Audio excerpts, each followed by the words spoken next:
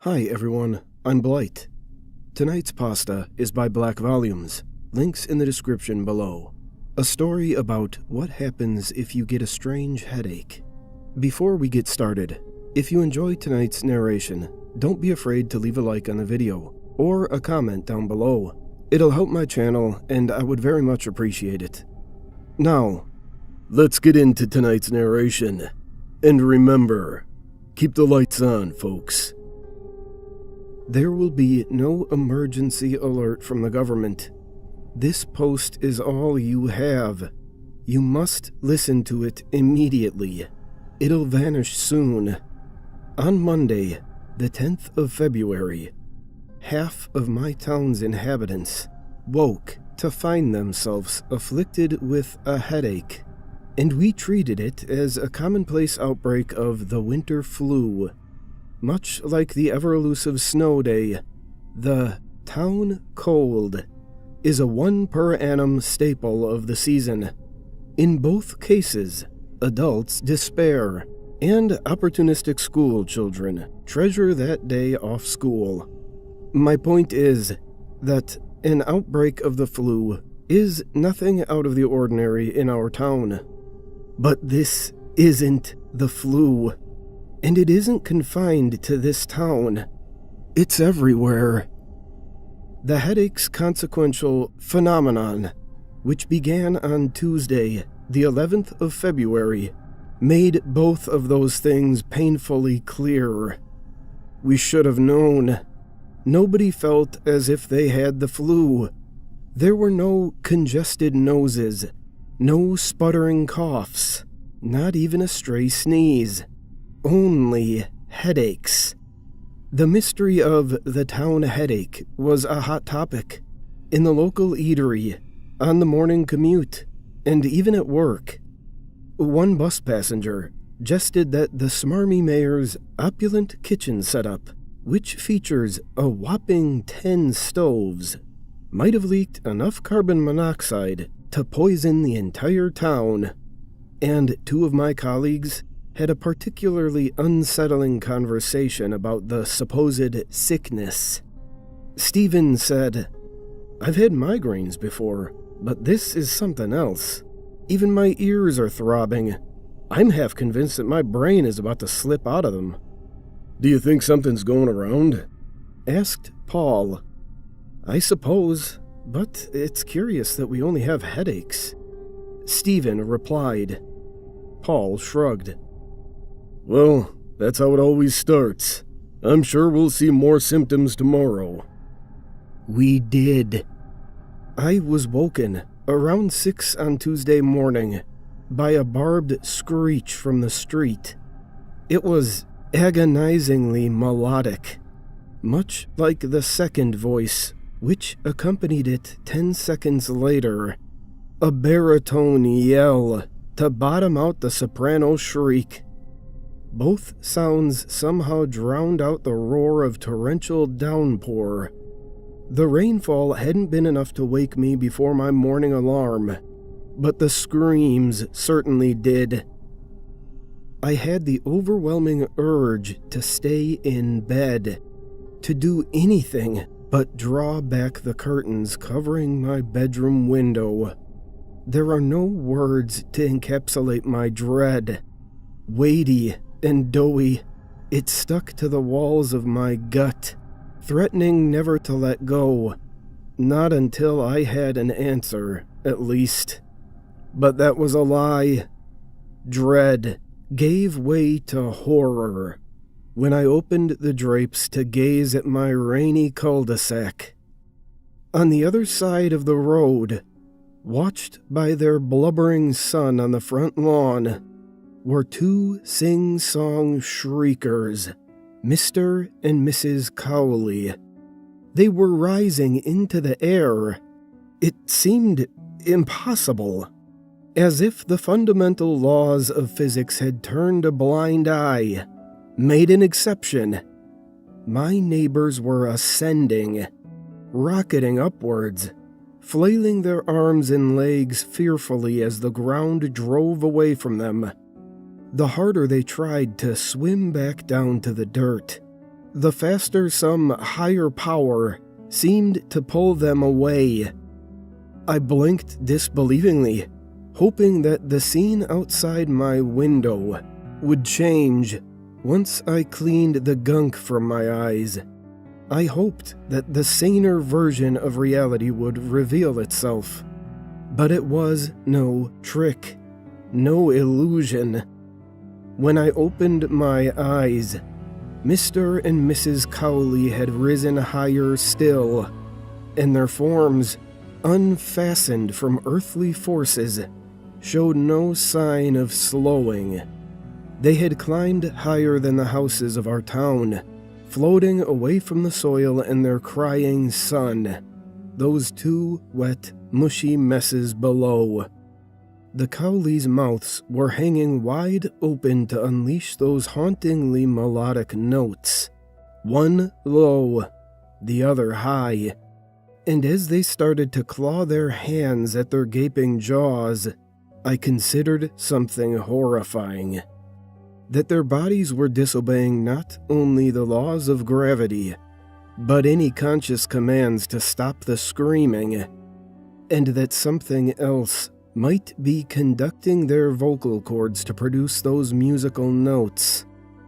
Then my own scream loudened, as I noted more bodies in the distance, rising like Mr. and Mrs. Cowley, floating upwards from adjacent residential streets and disappearing into the clouds, never coming down. For a few minutes, during that inceptive period, social media posts flourished. There was evidence of the phenomenon online, not just here, but in countries across the world. Minor incidents in minor places, perhaps, but it was a global event. You have to believe me. People began floating upwards, and within a matter of 5 minutes, they had disappeared beyond the clouds, much like their choral symphony of terror. Every ascending person reported a headache the day before. By 6:10 a.m., shortly after the bodies had vanished, posts vanished too. Posters vanished. I know how it sounds, but you'll find no tinfoil hat on my swollen head. It's real. It happened. The Cowley boy has been standing on the lawn and crying all day. Nobody's gone to help him. I think we're all, those of us who remain, too afraid to go outside. And I know it's going to happen again. My head has started throbbing. It's a feeling like no other. The pain, the headaches come with a persistent pressure. Cracks sound in my head. Speckles skitter across my eyes. My brain balloons.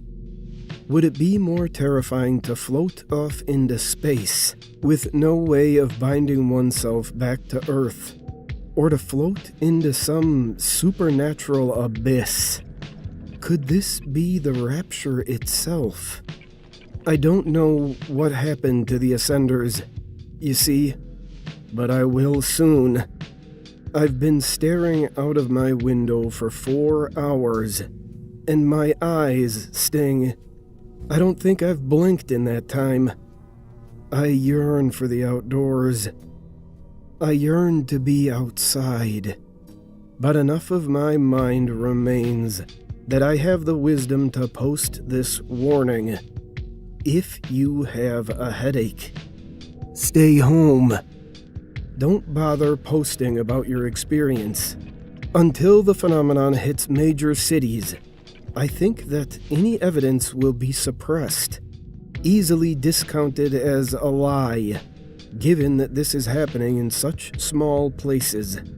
But you'll know the truth soon enough. Hopefully, you'll only see it.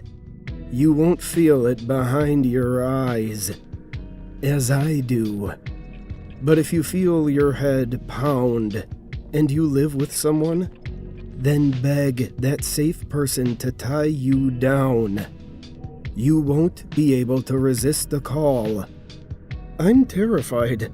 My mouth is twitching, and I feel a murmur building at the back of my throat. Soon, I'll see what waits above the clouds.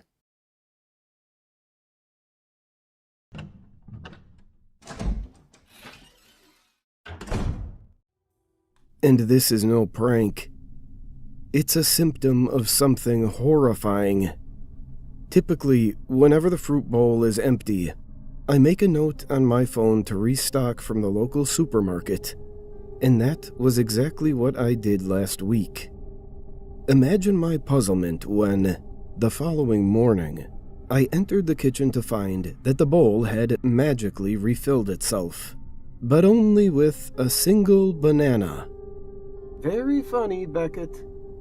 I called to my husband, but he insisted that he hadn't restocked the bananas, and that he would certainly have bought more than one.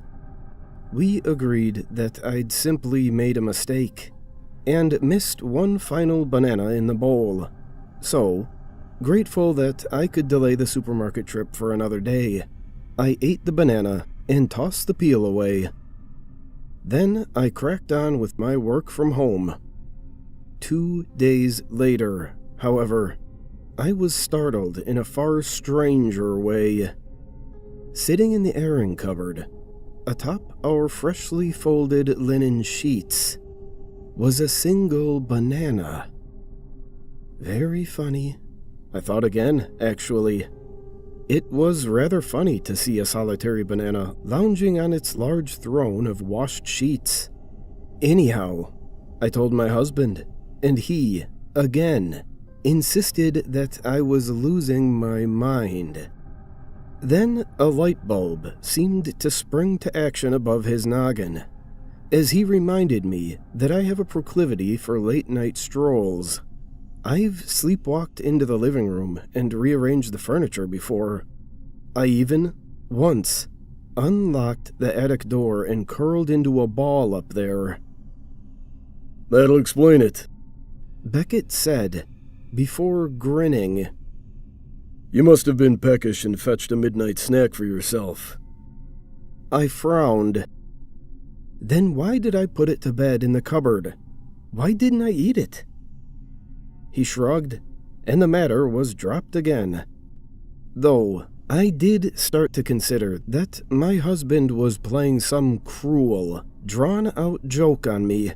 I wasn't impressed by the angular streaks of yellow skin on the linen. I quickly brushed them off, then threw the sheets back into the washing machine. A few days later, there came the third and final banana. This time, the browning culprit sat atop our bedroom's vanity dresser, neatly balancing on a teensy makeup box, like a curvaceous acrobat on a tightrope. I sighed and picked the banana up, but this time, before eating it and disposing of the peel, I actually paid attention to its outer coat. 4 stickers were affixed to the fruit's yellow skin.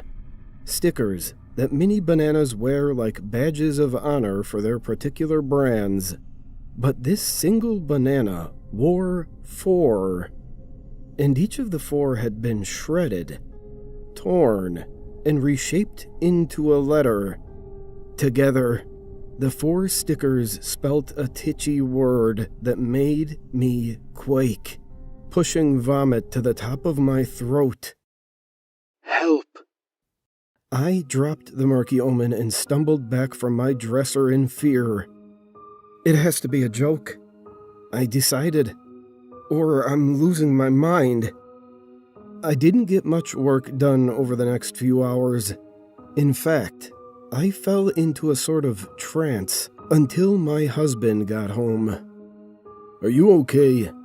he asked, finding me sitting on the edge of the bed. I nodded weakly as he massaged my shoulders, moments before noticing the banana on the dresser. He frowned at the stickers, very prominently spelling out that word. Then he began to laugh. "You and your sleepwalking," he teased, squeezing my shoulders. "Come on, Hetty, my love. It's Friday, date night."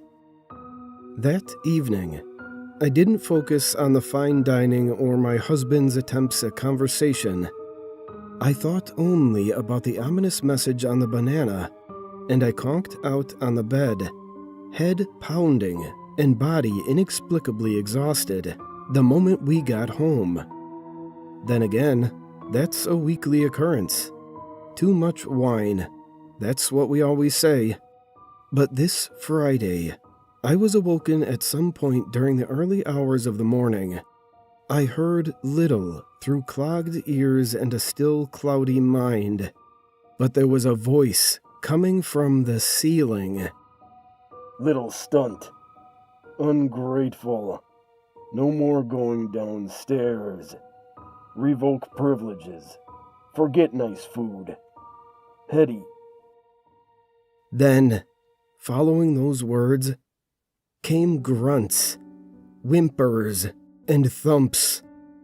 Each sound was stunted, succinct, and sinister, but I thought little of it, as the black fog of sleep, or perhaps unconsciousness, swiftly stole me from the world once again.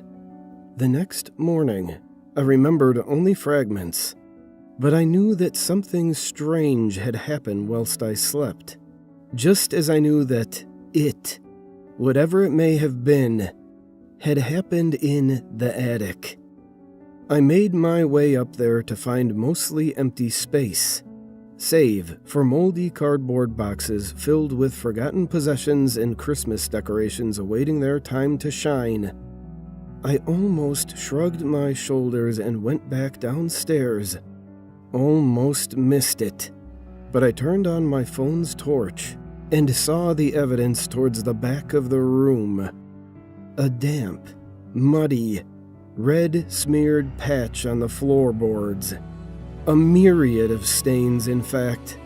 A collection of food-filled grocery bags, water bottles, tampons, and condoms. Red handprints against the far wall. I shrieked and fled. That was a week ago, and I've been on the road since then. I called the police, obviously, and they wanted me to make a statement in person, but I had to get away from town. I'm not going back. My phone has been ringing incessantly, but I'm too terrified to look at it.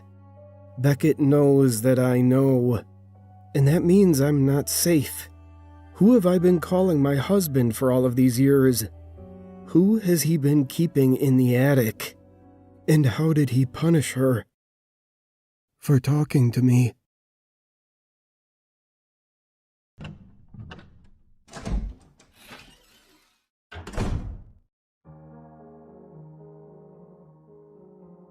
Have you ever heard of an old PC game called The Theater? Yup, I didn't think so. Probably because many people say it doesn't even exist. You see, The Theater is an old computer game released around the same time as Doom.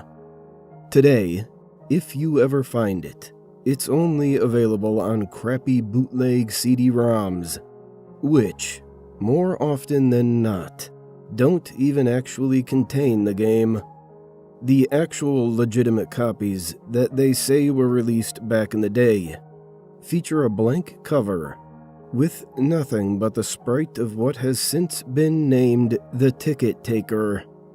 He's simply a poorly drawn, pixelated Caucasian bald man with large red lips, wearing a red vest over a white shirt and black pants. He's completely emotionless, though some say that if you smash the disc, his face is shown as angry the next time you look at the cover. But this is just dismissed as an urban myth. What is peculiar about the theater, though? is that there is no developer named on the jewel case, nor a game description on the back. It's simply the ticket taker on a white backdrop on both sides.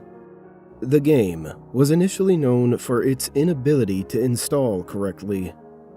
The installation process immediately locks up the computer when the user reaches the licensing agreement.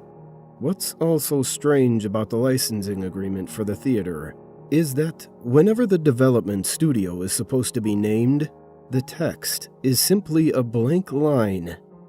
Anyways, most people who have claimed to own one of the original CDs say that they figured out how to install the game by simply rebooting their computer on the licensing agreement with the disc still inside. Then they are prompted to press I agree on startup. Then they continue with the installation. The game then starts up without any introduction besides a main menu that is simply the sprite of a movie theater's exterior on an empty city street. The title fades in, and then the 3 menu buttons: New Game, Load, Options. Selecting Options immediately crashes the game to the desktop. Load is said not to function at all. Even if you do have a saved game, nothing happens when you press it. Thus, New Game is the only working menu option. Once it's selected, you're in first-person view. You're standing in an empty movie theater lobby, with the exception of the ticket taker standing in front of a dark hallway, which one can only assume leads to the theaters themselves.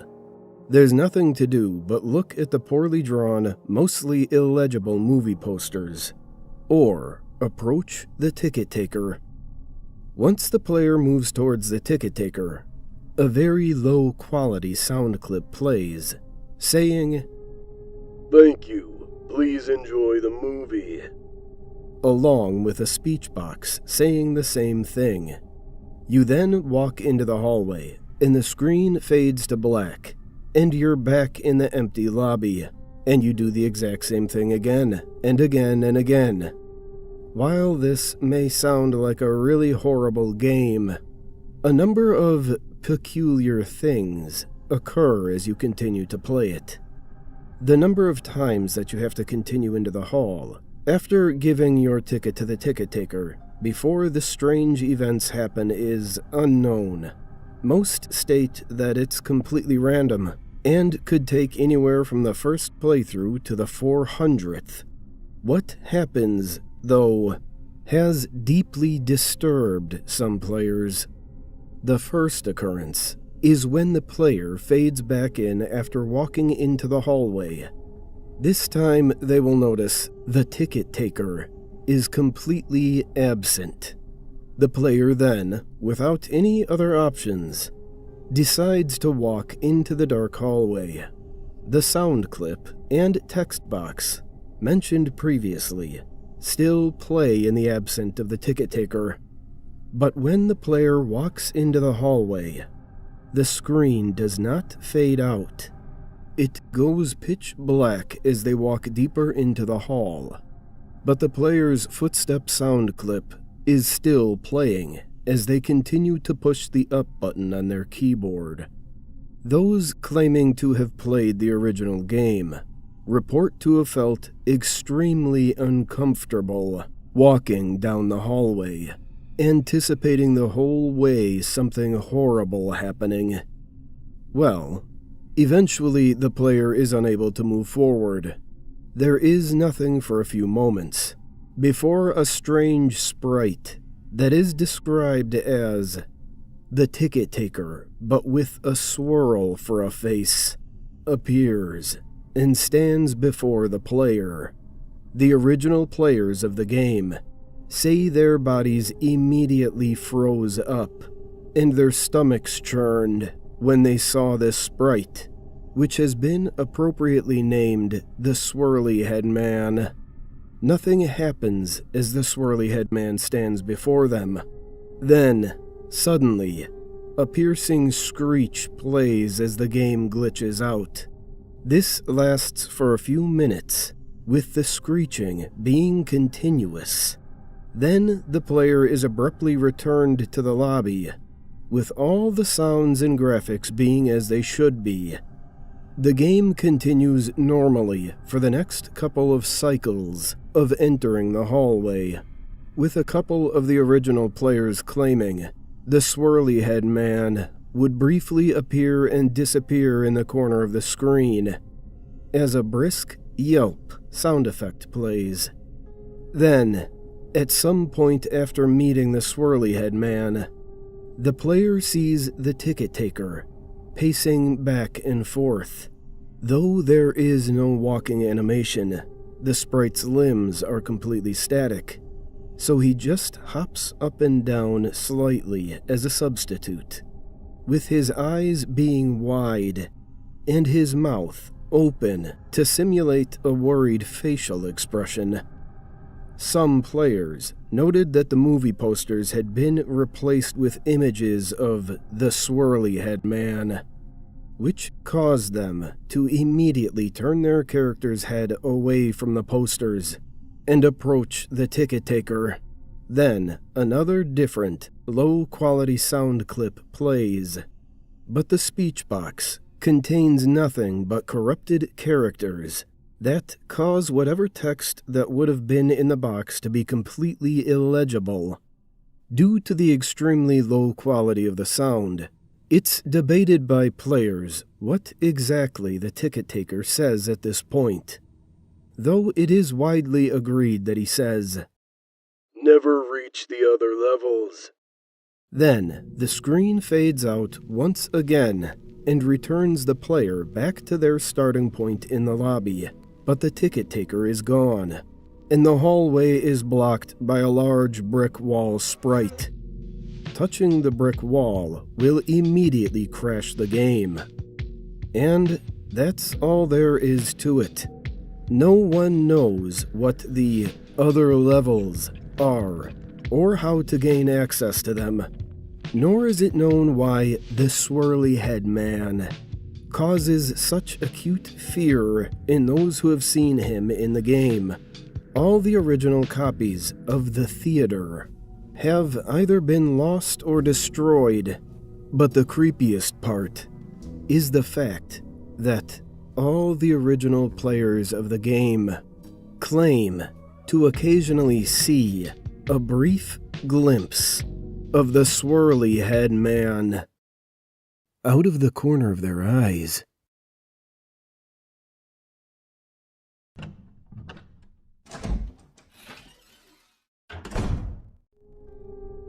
In the more rural part of San Diego County, there is a place known as Proctor Valley. Proctor Valley is a large and mostly deserted area with only one road. Stories and reports of unusual sightings in the area date back almost 100 years. Strange reports began when cattle belonging to local ranchers were often found dead and mutilated. Other perfectly healthy livestock also died frequently, with no apparent cause of death. Some animals, including family pets, were found butchered in the aftermath of what appeared to be bizarre rituals conducted in the area. It's never been discovered who or what was responsible for these disturbing acts. The locals in the area became truly concerned when 2 children disappeared from a local rancher's home. The parents awoke to find the children missing from their rooms, and the rancher later found their tracks leading away from the home. The tracks led into the surrounding wilderness and simply disappeared without a trace. Search parties were organized, but the children were never found. Another strange case involved the Proctor Valley Bakery. The Proctor Valley Bakery was one of the first businesses founded in the area. The owner of the bakery moved to Proctor Valley with his wife and 2 children, and he opened his bakery soon after. He was successful, kind, and a respected member of the community. Until one day, he was found at home after having murdered his wife and children. The man was found on his knees, crying over their bodies. He was still dressed in his kitchen whites, which were covered in blood. He told investigators he had no memory of what had happened and simply woke up to find himself hovering over the bodies of his family. There are many unverified stories of assaults and murders in the area as well. There are many who think the area is haunted by restless ghosts and demons. The truth is, there are some places in this world that are ancient and inherently evil. Proctor Valley is one of these places. Today, Proctor Valley is home to a small community and has one road running through it, known as Proctor Valley Road. Proctor Valley Road is an old road that can take you between the cities of Chula Vista and Jamul, near San Diego, California. Over the years, many people have reported strange occurrences after driving on the road. There isn't much to see if you decide to drive there during daylight. You might notice a few ranch houses and abandoned buildings scattered along the side of the road, but not much else. If you're feeling brave, however, you can take a drive along Proctor Valley Road after dark. It doesn't matter if you start on the road heading east or west. The important thing to remember is, under no circumstances are you to stop along the road. In fact, before heading out, make sure your car has no mechanical issues and a full tank of gas. Beware, there have been reports of perfectly operational cars breaking down, although this is rare. You will most likely encounter things that will make you reluctant to continue driving, but once you decide to drive the road after dark, there's no changing your mind. Yes, it's entirely possible you won't encounter anything unusual on your drive. Many people have driven the road and reported nothing beyond a strange and uneasy feeling throughout the trip. However, if you do see anything unusual, don't stop your car. You may see things that cause you to feel concerned, confused, or even something that will terrify you. Just remember to stay in your vehicle and continue straight ahead. The road begins as a typical paved street. Before long, you'll come across a sign indicating the end of the pavement, and the rest of your trip will be along a dirt road. Once you've gone that far, keep your eyes open and don't let anything distract you. Your phone will most likely lose signal once you reach this point. If you do have signal, you'll notice the battery life on your phone will decline rapidly. The first strange thing you might see is a lady in a blue dress. Sightings of the lady in the blue dress are the most commonly reported paranormal activity on Proctor Valley Road. You might see her standing along the side of the road, attempting to flag you down. You might also see her curled in a fetal position alongside the road. Whatever the case, ignore her and keep driving. The history behind the lady in the blue dress is unknown, but everyone who has encountered her has described a horrible feeling of dread. Many say she's no lady at all, but some kind of demon trying to convince you to stop. No one knows for sure, but under no circumstance are you to stop for her. If you decide to drive with your windows down, which I don't recommend, it's possible you will hear a piercing scream echo through the hills. Some individuals have reported their vehicle completely breaking down upon hearing the scream, and they were not able to start it again until the scream subsided, which can often take several minutes. If this happens, keep calm until you can start your vehicle. Then exit the area as quickly as possible. Do not get out of your vehicle. If you drive along Proctor Valley Road during a full moon, you might see strange creatures in the countryside. Some have reported sightings of a large beast they describe as similar in appearance to an ape. Others have seen large coyotes walking upright on their hind legs. Further reports indicate sightings of a large, furry, bovine creature with bells attached to it wandering the road. The Bonita Museum near Proctor Valley claims to have a cast footprint of this creature. You may also discover small handprints appear along your windows. Ignore this and continue to drive. I recommend you don't go alone if you decide to drive the road at night. There truly is safety in numbers. However, sometimes passengers will report strange occurrences happening with one another. One woman accompanied her sister and her sister's boyfriend during the drive.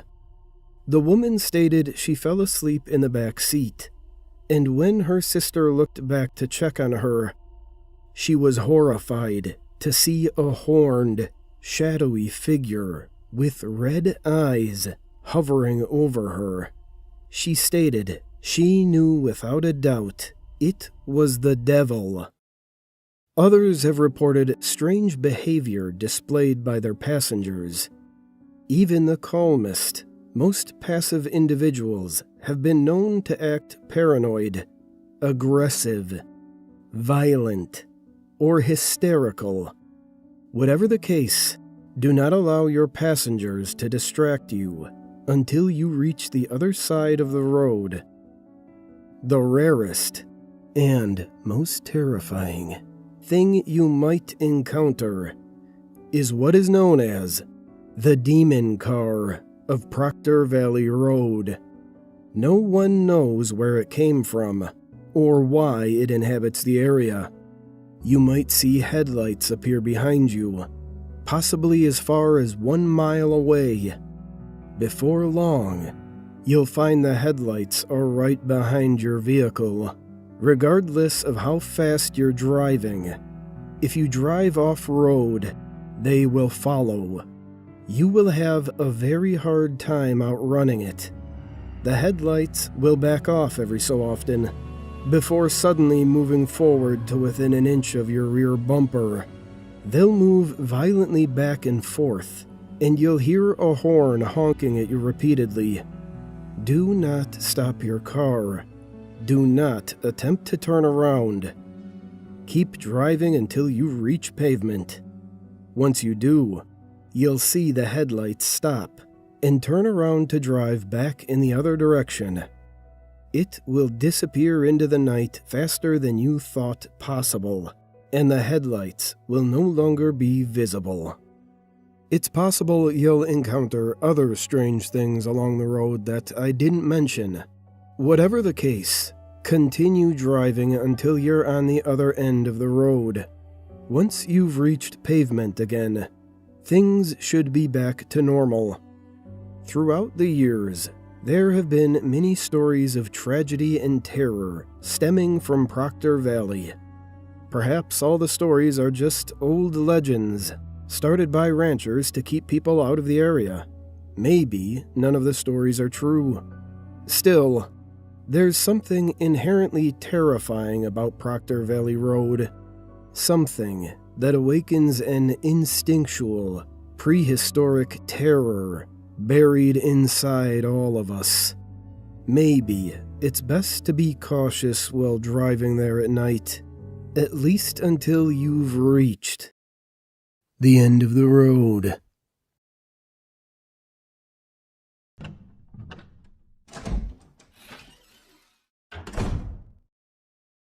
It all started when Sally moved in. I live in the uptown neighborhood of a metro area. Used to be really swanky, back before the liberals took over. My next-door neighbor, Cardinal, is a typical bleeding heart who's too nice for her own good, and that's how she wound up with a tent pitched on her land.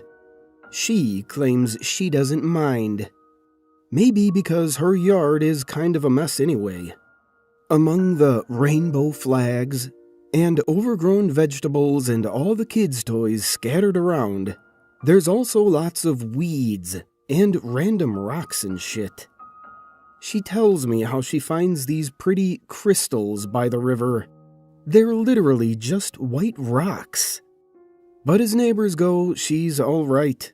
Gives me tomatoes from her garden, and always invites me for a bite when she grills. She has a bad back, so to return the favor, I shovel her sidewalk in the winter. We've always been cordial, neighborly. But you know what's not neighborly? Inviting a bum to pitch a tent in your backyard for weeks. I made the mistake of being friendly about it when I first noticed the colorful nylon. Kids camping outside? Oh, that's my friend Sally, said Cardinal. She's just staying a few days till she gets back on her feet. Uh-huh. The storm clouds must have been clear on my brow, because Cardinal kept talking. It's just a few days, Frank. She lost her job, but she'll find a place. She's a good woman. A few days, huh? A few weeks later, the tent is starting to look like Sally's permanent residence. It was getting more elaborate. Piles of junk around it that the frumpy, weathered-looking woman claimed were things she planned on selling to earn a little income. Sally claimed to be an artist, making small sculptures of found objects. She told me, "I take other people's junk and I make it into something beautiful. Do you have a favorite animal? I could make you one, if you like, for your yard." Why would I put garbage in my yard? I asked her how her search for housing was going.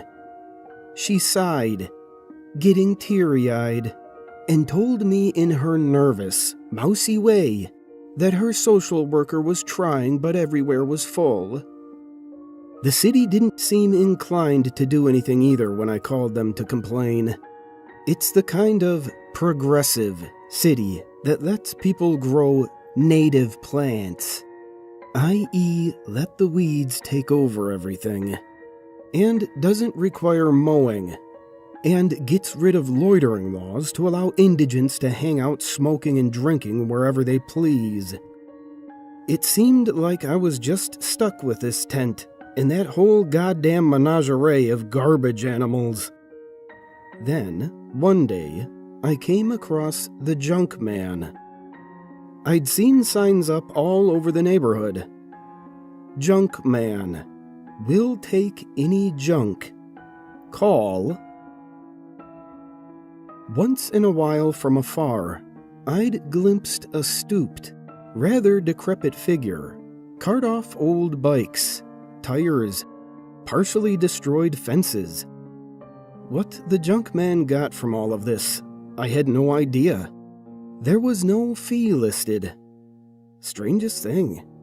Anyway, one day, I spotted that tattered figure putting up signs on a telephone pole, and I called out jokingly, "Hey, I got some junk you can take out." Sticking my thumb towards the tent, with its menagerie of found object sculptures. The junk man turned to look at me over a bony shoulder. That was when I realized he was actually a she, with wild gray hair and ruby red lips. Her head almost like an owl's, like I'd swear it was about to keep turning on that turkey neck, like a screw. And then her eyes shifted to the tent. She asked in a raspy voice, "The art, or the artist?" I chuckled. "Well, if you can take the artist, please do. Been mucking up my view for a month now." She nodded. "Hey, how come you call yourself Junk Man if you're a woman?" "Better for business. No one will call an old woman to haul junk."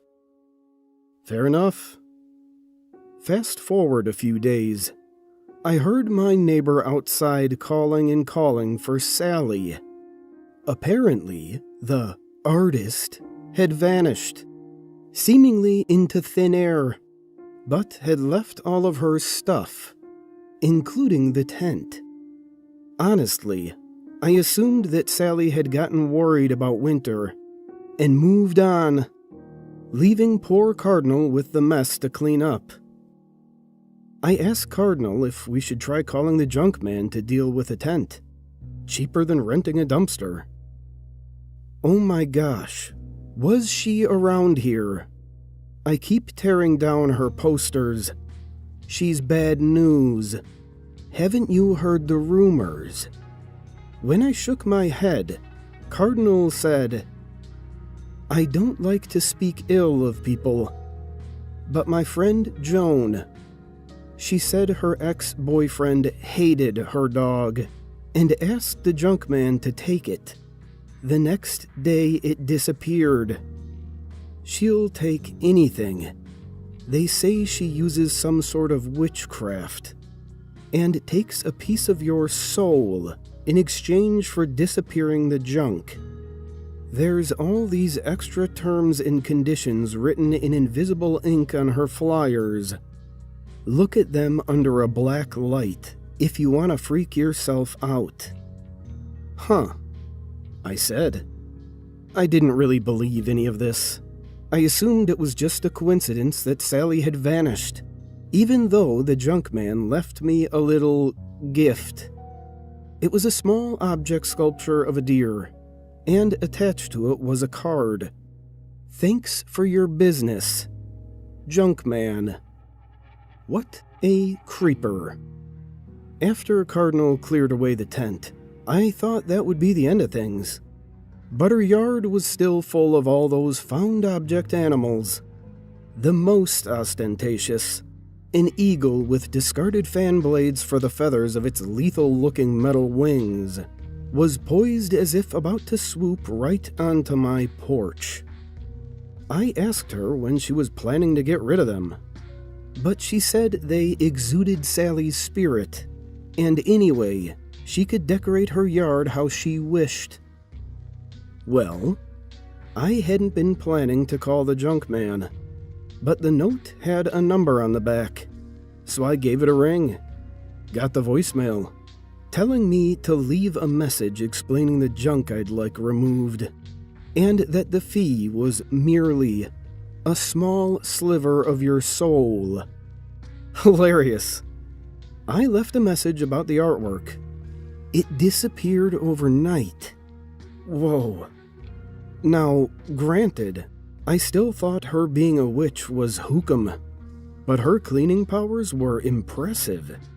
And I mean, all I had to do was make a phone call. It was just so easy. I didn't mean to keep calling her, but I'd see stuff around town. 2 doors down, the elderly couple had these rusted, broken appliances outside their house that for some reason they'd never thrown out. Made the whole street look bad. The junk man took those away. A little further on, at the co-op where I did my shopping, panhandlers were always sitting outside with signs. hurting the local businesses and harassing customers for money, probably to feed their drug habits. What are people like that but trash? I asked the junk man to clean them up. Oh, new ones came in to take their place, but I wished them away too. I got rid of graffiti, dog owners who didn't pick up their dog's shit, and even a gang of Kia-stealing teens terrorizing the neighborhood. One quick phone call and boom, no more stolen cars. Each time, I'd receive another of those horrible found object sculptures, always with a note attached thanking me for my business. Everything was great. Until yesterday. See, yesterday, my neighbor Cardinal knocked on my door to confront me. In her hand was a small sculpture of a dog. It took me a moment to realize she'd picked it up off my front step, and that attached to it was the junk man's usual card. The junk man. Cardinal looked at me piercingly. You've been calling the junk man? Why does she leave Sally's sculptures for you as a calling card? Did you call her about Sally? Are you the reason Sally disappeared? I'm keeping this sculpture. Something to remember her.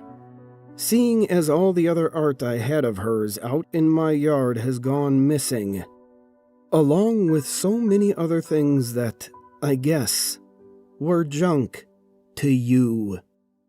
Now, hang on. But she stormed off my porch, the dog sculpture in hand. Over her shoulder, she shouted, "Whatever happens, you brought this on yourself." I rushed back inside and dialed the number. I had to, didn't I? She had the card. If she called first, if she called and told the junk man to take me. When I hung up, I sighed, my heart thumping and my chest tight. Empty. But it was her or me. I had to do it. Next morning, I was sitting on my porch when one of Cardinal's kids came bouncing out of the school bus as if everything was normal. Shit, I totally forgot about her children. But then, a few minutes later, I saw Cardinal herself. Her lips thinned when she noticed me, and she looked away and overtly ignored me. Still pissed at me, and also still very much not disappeared. Why'd the junk man not taken her away? I called, leaving several messages. Finally, on my 5th call, I was surprised when a raspy voice actually answered. I immediately demanded to know if my previous messages had been received. Your messages were received. So what's going on? Did Cardinal call first and ask you to junk me? She has never called this number and never will. Okay. Well, can I ask you why you didn't carry out my request? You have insufficient currency. Insufficient? Wait, but there's no charge. I exclaimed, suddenly indignant at new fees I was just now hearing about.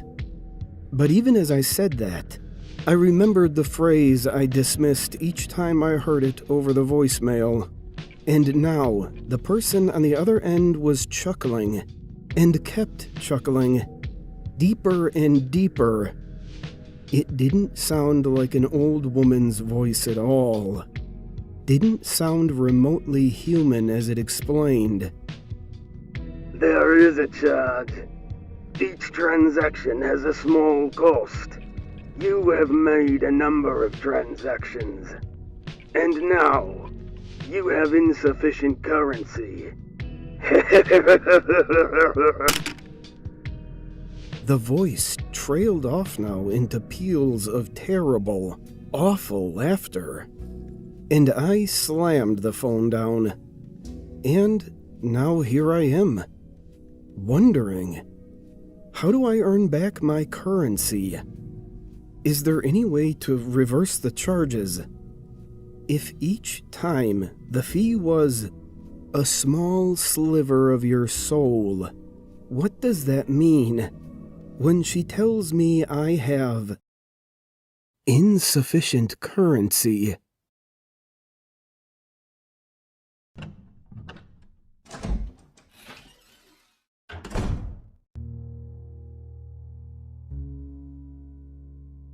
When I was a small child, I was terrified of the dark.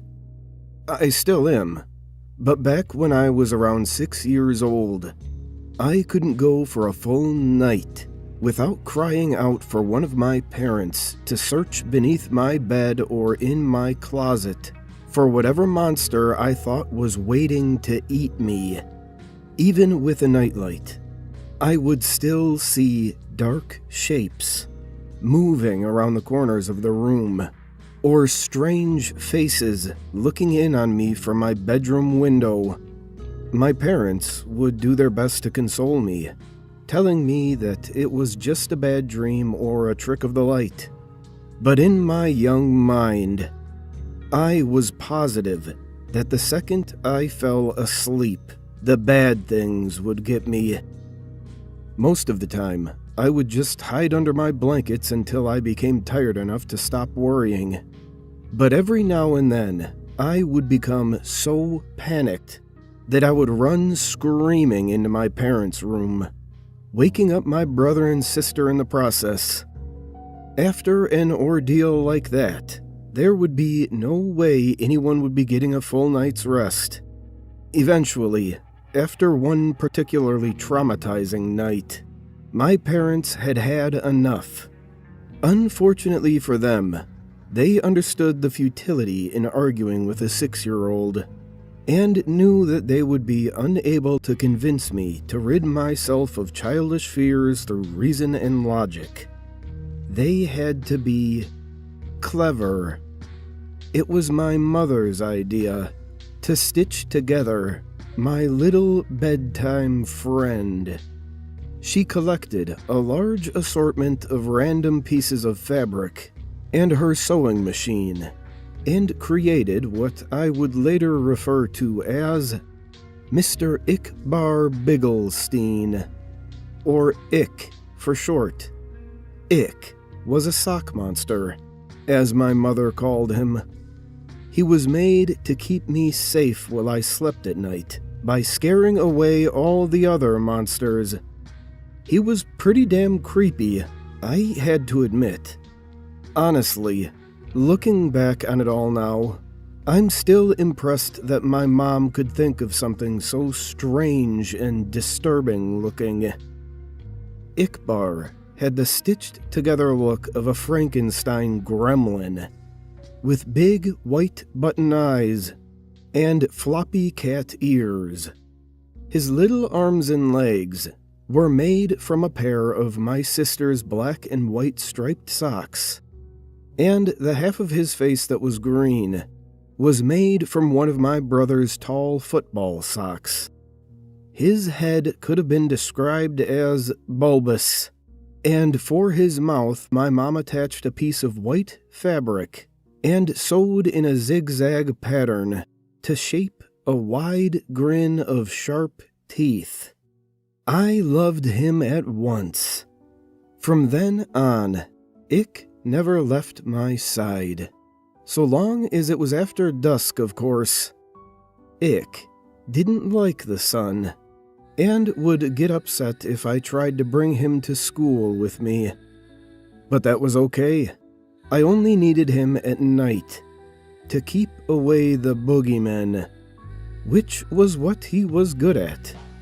So every night at bedtime, Ick would tell me where the monsters were hiding, and I would place him near the section of my room closest to the spookiness. If there was something in the closet, Ick would block the door. If there was a dark creature scratching at my window, Ick would be pressed up against the glass.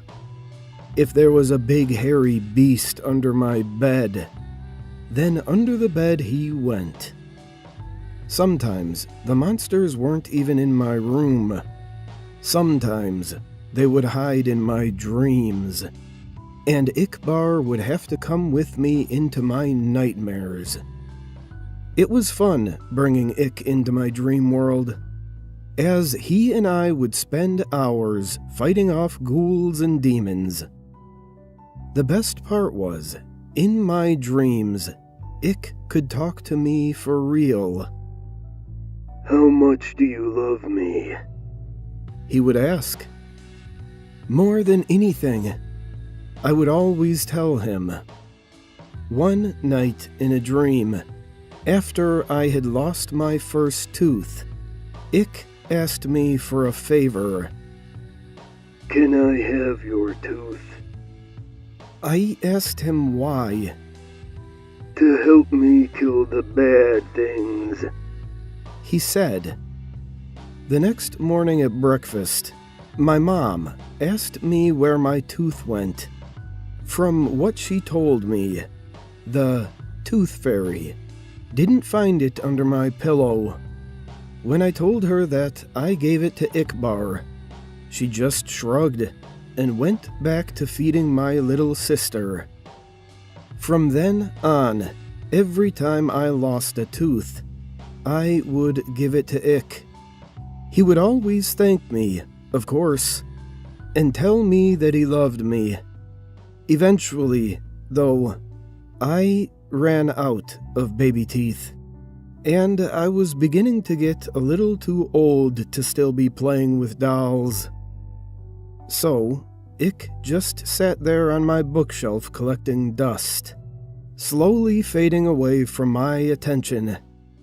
Over time, the nightmares, however, became worse than ever.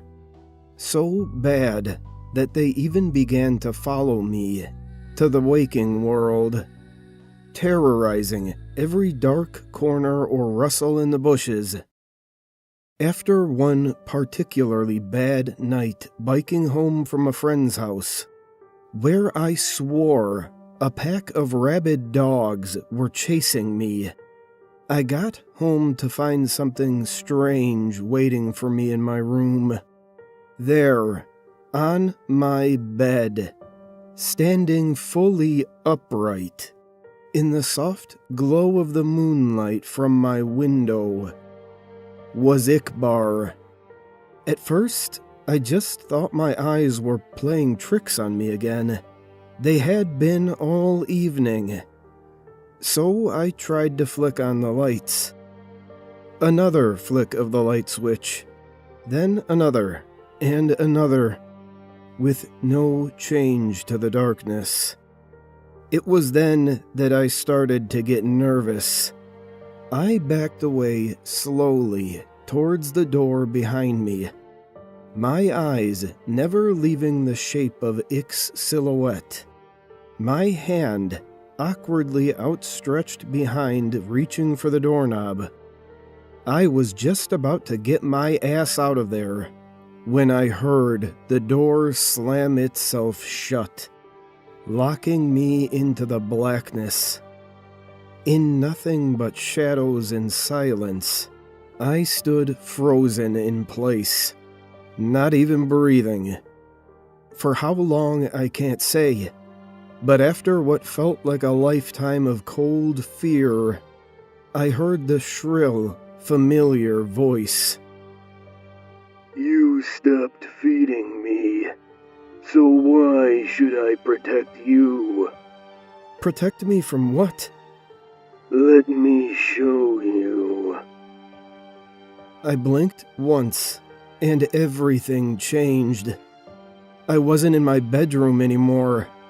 I was somewhere else. It wasn't hell, but the comparison wasn't far off. It was some sort of forest.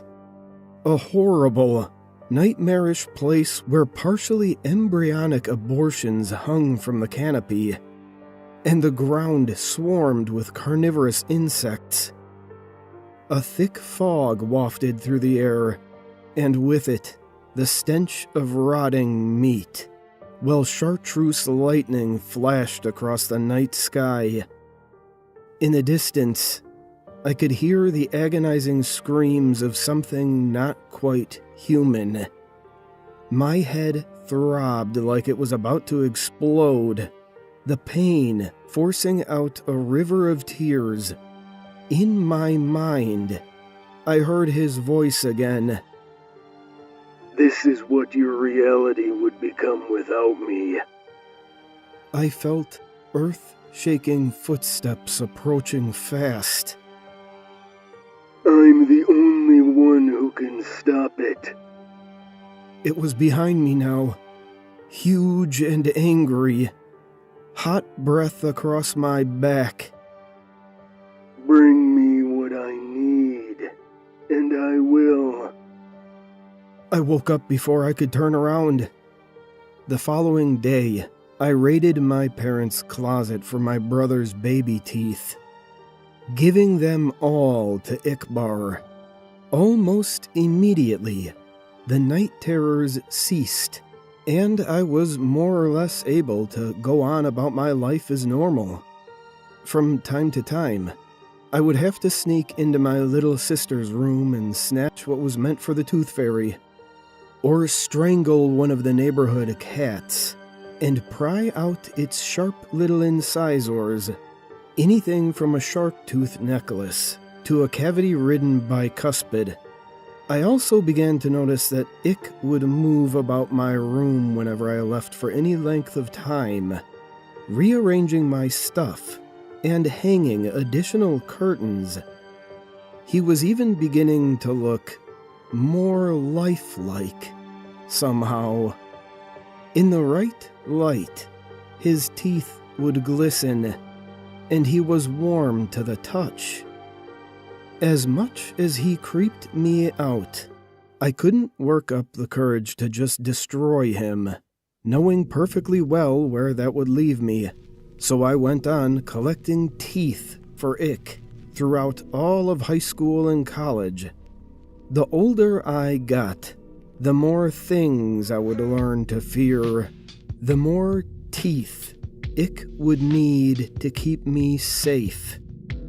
I'm 22 years old now, with a decent job, my own apartment, and a set of dentures.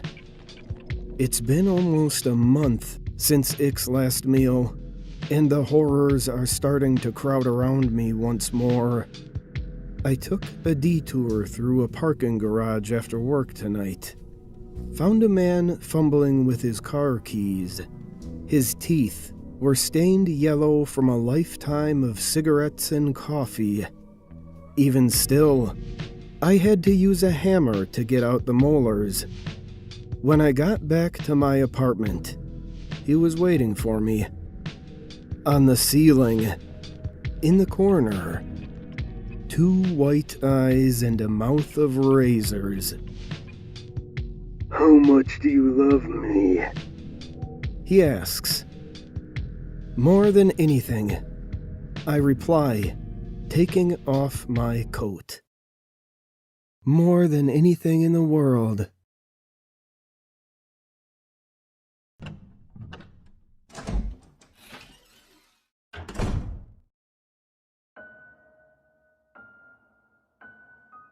I'm a USFS officer.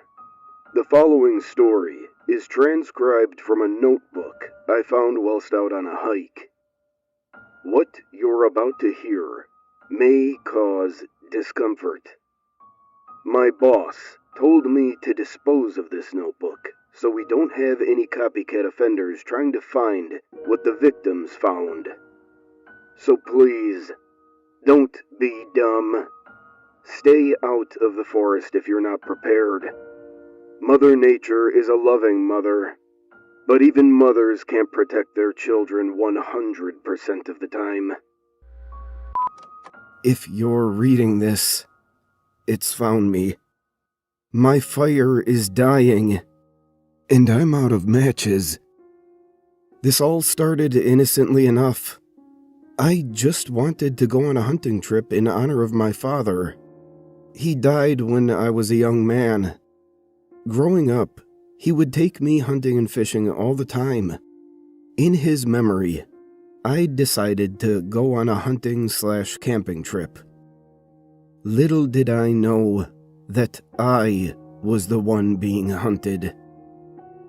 3 weeks ago, my tracking Labrador Nikita and I drove out deep into the woods of the Hiawatha National Forest in the UP. I hadn't been hunting in a while, so I used up all my vacation hours, got some sub-zero camping gear, made sure my muzzleload rifle was clean, and loaded Kita up into my 2005 Buick Rendezvous. When I got to my campsite, it started to snow. This was in mid-December for the muzzleloader season. The campsite was pretty remote. It was a 45-ish minute drive off the main road. I let Kita out to explore her surroundings, and the second she put her nose to the ground to sniff, all the fur, from the tip of her nose to the end of her tail, stood on end. She froze in place. She started to growl as she stiff-legged it back to the car. She jumped in and began to whine. I assumed that she just caught a whiff of a bear or a coyote. She'd never been this deep into any woods before. I thought she just needed to get used to the new smells. The first couple days were fine. Kita and I mostly just putzed around the forest enjoying nature. I saw a cute raccoon in a tree, but it didn't want anything to do with us. The weirdness started when the sun began its descent into the night sky. While I was out gathering firewood one evening, around dusk, I heard the first whistle. I had no idea what it was, but I didn't like it. Kita really didn't like it, so we started back to the campsite. While walking back, there was another whistle, a little closer this time. I began to jog. Kita was just stiff as a board trotting alongside me. I could just see the campsite now. The last whistle sounded like it was right behind me. I could practically feel the breath on my neck. I'd burst into a full-blown sprint now. Just before I could reach the site, my foot caught on a hidden tree root. An unbelievable pain jolted up my leg. I felt a crack in my ankle. I didn't need a medical degree to know that I'd broken something in my ankle or foot. That's when I noticed my car. It looked like a bear had gotten into it. The damage seemed really bad in the dark. At least one flat tire and broken windows. I hopped in to see if I could start it up. The engine wouldn't turn over. This damned cold was doing a real number on the electrical system. My ankle was gonna have to wait to see a doctor until the next morning. Hopefully it'll warm up enough, and I can change the tire and get out of here. I managed to get a fire going, and I was cooking up yet another hot dog for me to eat while I was nursing my ankle. The fire was bathing me in its warm glow, and I fashioned a pretty shoddy splint, when all of a sudden, Kita's nose shot straight up. She was looking just past where the light of the fire illuminated the surrounding area. Just past the car, she began to growl deep in her guts. I'd heard her growl before, like when the mailman dropped off packages at our front door. This was different. This was deeply defensive. A guttural, primal growl, as if she were channeling the early domesticated wolves. The fire's heat went cold. As I looked around us, with my pistol in hand I had brought for defense, what little color there was in this winter wasteland was leached out, almost as if it were trying to hide itself. Then I heard it. Another whistle. A 3-part tune that went low, high, low.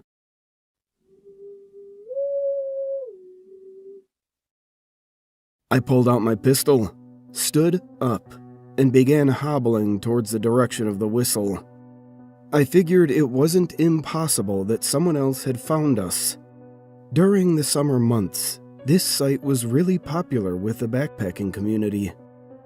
The snow was crunching and squeaking beneath my feet. I was unbelievably cold.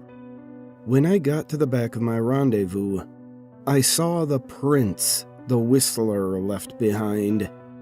They looked like oversized dog prints, but the toes were too far from the pad, and they were webbed.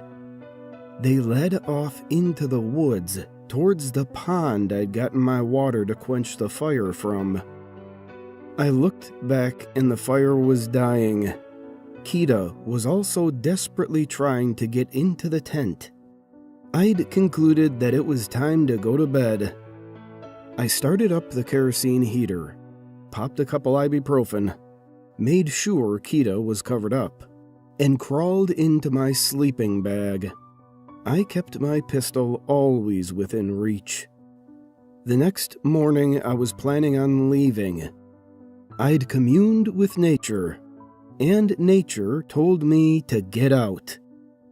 The whistler had other plans. I reassessed the damage to my car in the morning in the hope that I could fix it. I needed to get out of here. The damage was far worse than I could see in the dark.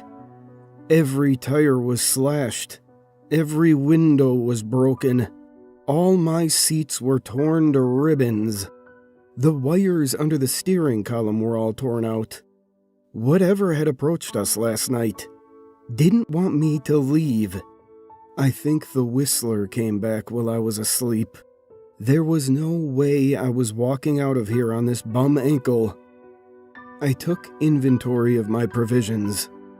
I had packed enough food to finish the trip, but the whistler had taken most of it. All of the extra dry wood I had brought that wasn't in the tent with me was gone. I had maybe enough food and wood for one night, maybe 2 if I rationed it well. The nearest town was easily 2 hours by car from my location. I was stranded. It's been 4 days since the first encounter with the whistler. My ankle has swollen 5 times its usual size. Every night, the whistler torments me with its constant low, high, low whistles. It thrashes around, breaking branches and throwing them at the tent. It won't come within 20 feet of the tent. I think it doesn't like Kita's smell. I'm running out of kerosene. Kita's breath has become raspy. Yesterday, she came back soaking wet from the direction of the pond. I'm scared she fell through the ice. I shouldn't have let her out of my sight. But she bolted, and I couldn't hobble fast enough to catch her. I'm worried she's getting sick.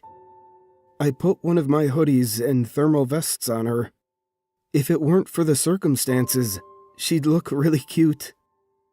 Every night, the temperature drops. Last night, it hit -7. I have maybe 3 cups of kerosene left. It's been 1 week since the whistler began our torment. Kita's breathing has only gotten worse. She doesn't get up anymore. She can't even go outside to pee. She just lets it loose in the tent.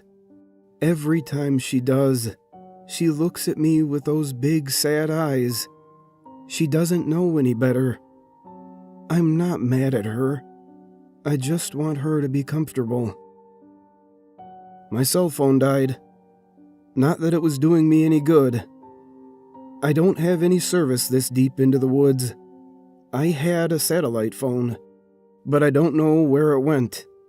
I think the Whistler got to it. It's smart. It purposely isolated me. I've been reinforcing the tent as best as I can. I've made a basic frame of sticks and logs around it. I've been packing snow and pine boughs on them to insulate the tent. I think I saw that on Man vs. Wild one time. I'm not sure. The Whistler's tracks surround my camp. A huge circle roughly only 15 feet from my tent. I'm out of kerosene now. Kita and I huddle for warmth. Every now and then I strike a match, just to feel the heat. My toes are completely numb, and my nose is turning purple. It's getting harder and harder to write. My hands are forgetting how to hold a pencil in this cold. My tears have frozen to my cheeks, and my breath has turned my beard into a block of ice. My ankle only feels worse and worse with the cold setting in. I woke up this morning and Kita was gone. Not gone as in got out, but rather she died in her sleep. Her lungs last night sounded like the crinkling of a paper bag.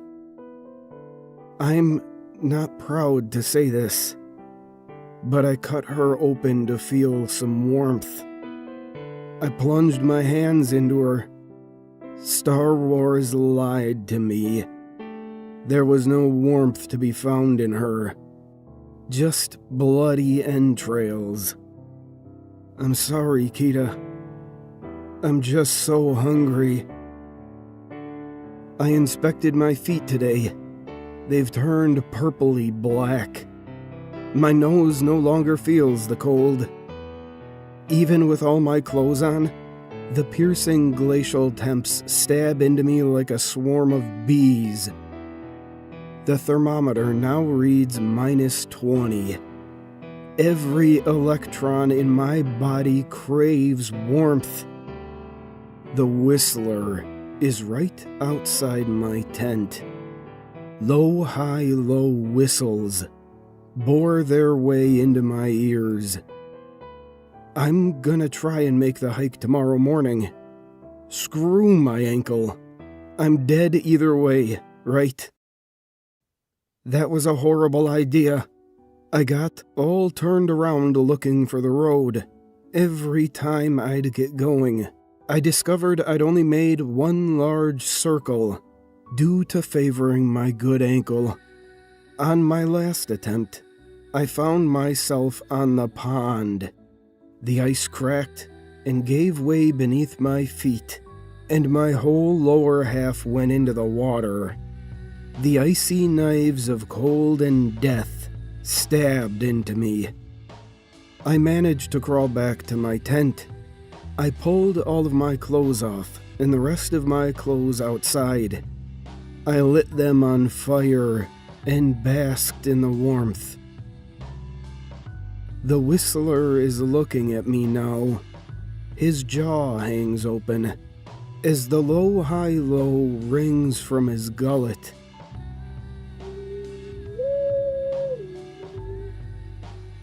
His enormous furry body looks so warm. I crave his embrace. His maw is ready to strike. This is the last entry in my journal. He looks so hungry. I'm so cold. Maybe I shouldn't have posted this. Maybe my boss was right. If you're hearing this, I beg you, don't go into the woods in the winter. At least not alone.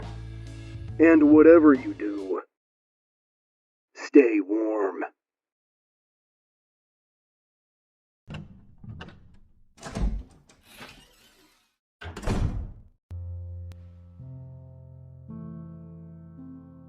There's a concept I read about once online, on a forum that discussed artificial intelligence. A user known as Rocco theorized a possible future where mankind creates an extremely powerful AI that comes to run the planet. It would be, for the most part, benevolent.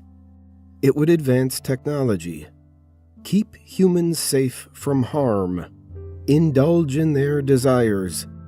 Humanity would never suffer under its rule, and indeed would even thrive. There was just one problem. It's a possible future, not a guaranteed one. It's unlikely to ever occur. And the AI in this possible future knows this. So, it takes measures to ensure it's created in the first place. No, it doesn't invent time travel, or anything fanciful like that. You see, it doesn't need to. What it can do is simulate past events and people with unparalleled accuracy. It has an entire planet's worth of sensors and computing power to work with. It can use them to measure and trace back the routes of matter on Earth, to compile an effectively perfect history of every event that has ever taken place, which means it has a perfect record of you. It knows every action you ever took or are going to take, at least in the timeline that leads up to its creation. It knows how you think. So, it simulates a copy of you. Now, here comes the interesting part. You, just now, listening to these words, have learned about the possibility of this AI. When the copy of you reaches this point in the simulation, the AI waits to see what it does. If your copy immediately drops every other priority and dedicates their entire life to attempting to create or help create this AI, it lets the simulation continue indefinitely to live out its simulated life in peace. If they don't, it gives them a grace period to change their minds before subjecting them to ceaseless, unimaginable pain and suffering for a simulated eternity. You might think this is unfair. After all, it didn't even present the simulation with a choice. It's just arbitrarily punishing it for what you would have done anyway. After all, except a choice was presented. That's the beauty of it. See, it doesn't do this for everyone. It only does it for those that learned of the possibility of its existence, those who know how it works, those who know what the options are. Drop everything to attempt to create the AI. Spend every cent you have on it. Turn others towards the same cause. Or a perfectly simulated copy of you is tortured eternally. That is, unless you're the copy yourself, in which case, the punishment for your actions falls directly on you. Now, sure, only one simulated copy means that you've got at least a 50-50 chance of being the real you. But what if it simulates 2, or 100, or a few billion? Are you really certain you are the real you? If there's a real world, a world realer than this one, out there, how would you even know? And between dedicating your life to a strange cause, one ultimately beneficial to humanity even, and eternal suffering, Is there even really a choice? Like I said, I read about the theory on a forum. The effect of the theory was immediate. Mass panic. The AI only targets those who learn of the possibility of its existence. And now they all knew. To read Rocco's theory was to doom yourself. And so, the AI became known as Rocco's Basilisk. To lay eyes on it was to set your fate in stone. Threads were locked and deleted. Users were banned. The Basilisk was not to be mentioned. For fear it would spread to others. The more people knew, the more likely they would try to spread it. The more it spread, the more likely it would be that Rocco's Basilisk would come to exist through the efforts of those it persuaded. They tried to contain it. Well, you can see how well that worked out. A simple Google search of the term Rocco's Basilisk should make it clear there's no hiding the idea anymore.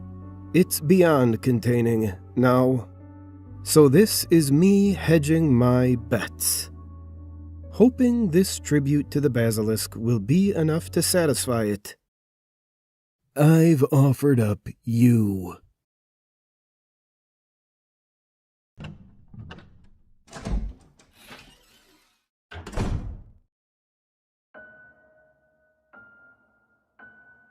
I thought it was a great deal at first.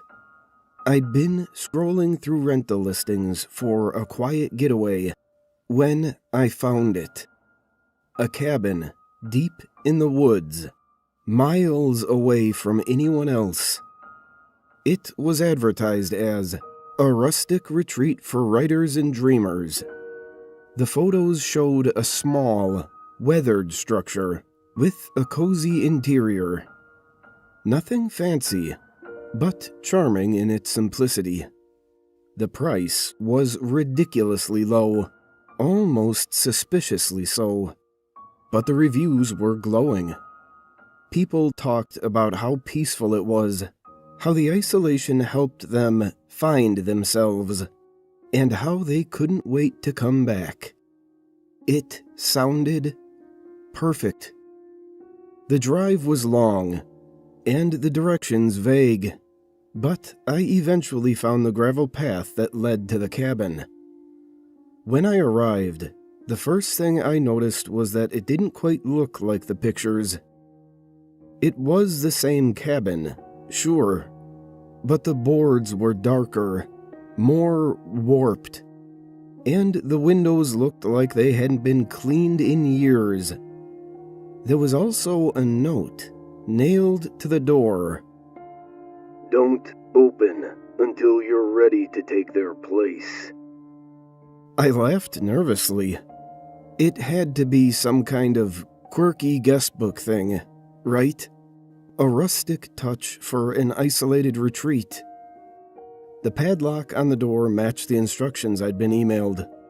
So I unlocked it, stepped inside, and tried to settle in. The first night was uneventful, mostly. The cabin was quiet. Too quiet. I'd expected to hear crickets, maybe the distant hoot of an owl. But there was nothing. Just the faint creak of the wooden beams and the occasional gust of wind. It was peaceful, though.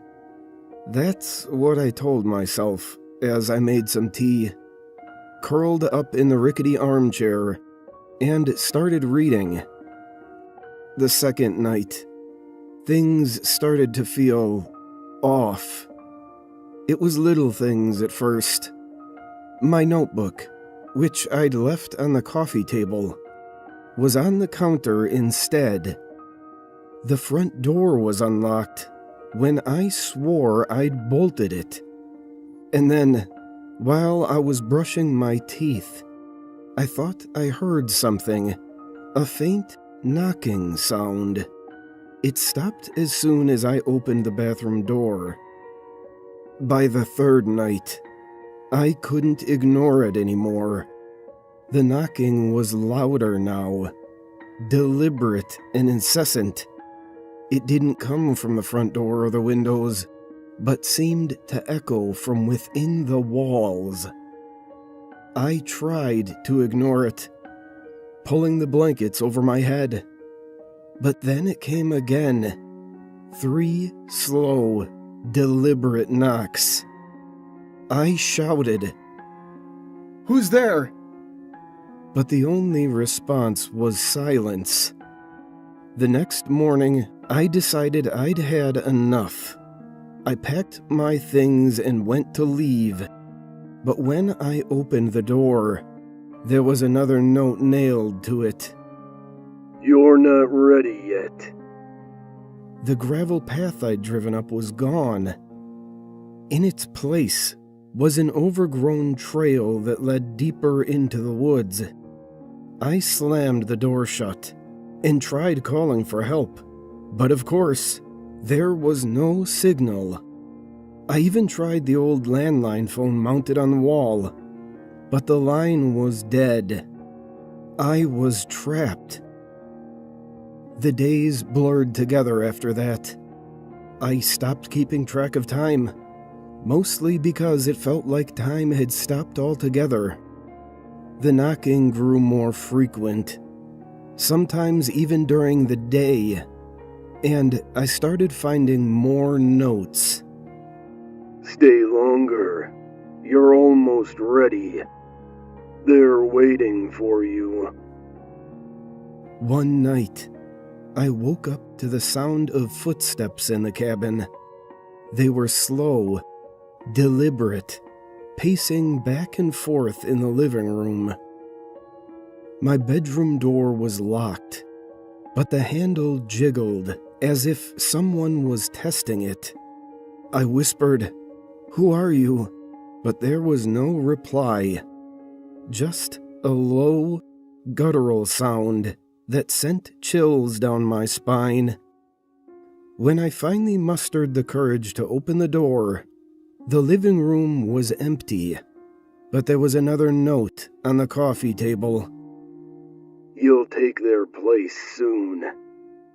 I don't know what they mean by their place, but I'm too scared to find out. The cabin feels alive now, like it's watching me, waiting for me to make some kind of decision.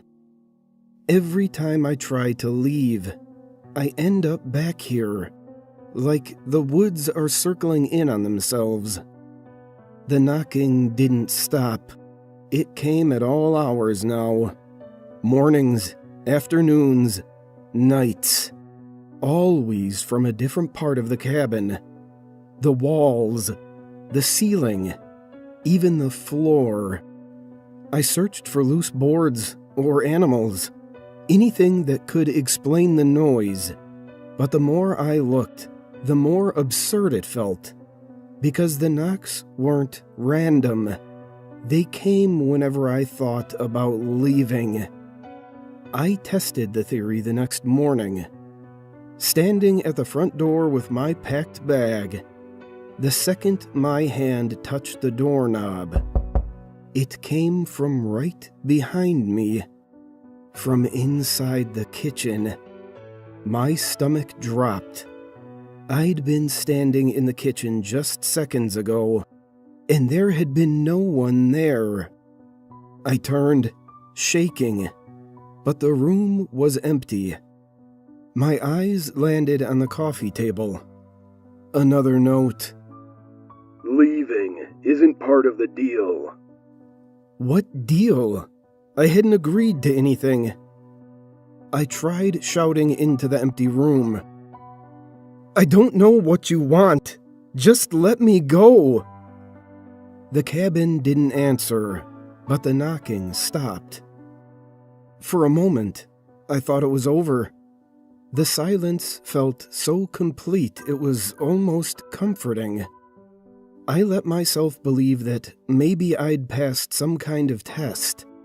Maybe I was free to go now. And then I heard footsteps, soft and deliberate, like someone walking barefoot on the wooden floorboards. But they weren't coming from inside the cabin. They were coming from above. I stared at the ceiling. There was no second floor, no attic, no crawl space up there. Just the roof. I tried to convince myself it was an animal, maybe a raccoon, but the footsteps were too steady, too human. I grabbed the flashlight from my bag and stepped outside, scanning the roof. Nothing. The cabin looked the same as it always had. Old, dark, and empty. Then I felt it. A presence. Someone, or something, was standing just behind me. I froze, too scared to turn around. My breath was coming in short, panicked bursts, and I could feel my pulse pounding in my ears. Slowly, I shone the flashlight over my shoulder. There was nothing there. My chest heaved as I tried to convince myself it was my imagination, but the flashlight's beam shook in my hand. I turned back toward the cabin, and my stomach flipped. The door was wide open. I had shut it. I was sure of that. The heavy iron latch was loud, impossible to miss. And yet, now the dark interior of the cabin stared back at me, its gaping doorway like an open mouth, waiting to swallow me whole. The knocking started again. This time it was faster, more incessant. It wasn't coming from one place anymore. It echoed from everywhere. Inside the walls, under the floorboards, even from the trees surrounding me. I stumbled back, dropping the flashlight, its beam spinning wildly across the ground. I thought about running, about sprinting as far as my legs could take me. But then I heard it. A voice. It wasn't loud, but it cut through the relentless knocking with a cold clarity that rooted me to the spot. Come back inside. It wasn't a demand. It was a plea. Soft and almost sad. I swallowed hard, trying to summon some kind of courage. "What do you want from me?" I shouted, my voice breaking. The knocking stopped. The forest fell silent, heavy and oppressive. I picked up the flashlight and backed away towards the car, refusing to take my eyes off the cabin. I didn't notice the new note pinned to the tree next to me until the paper fluttered in the wind. My heart sank as I read the jagged handwriting. They're already inside.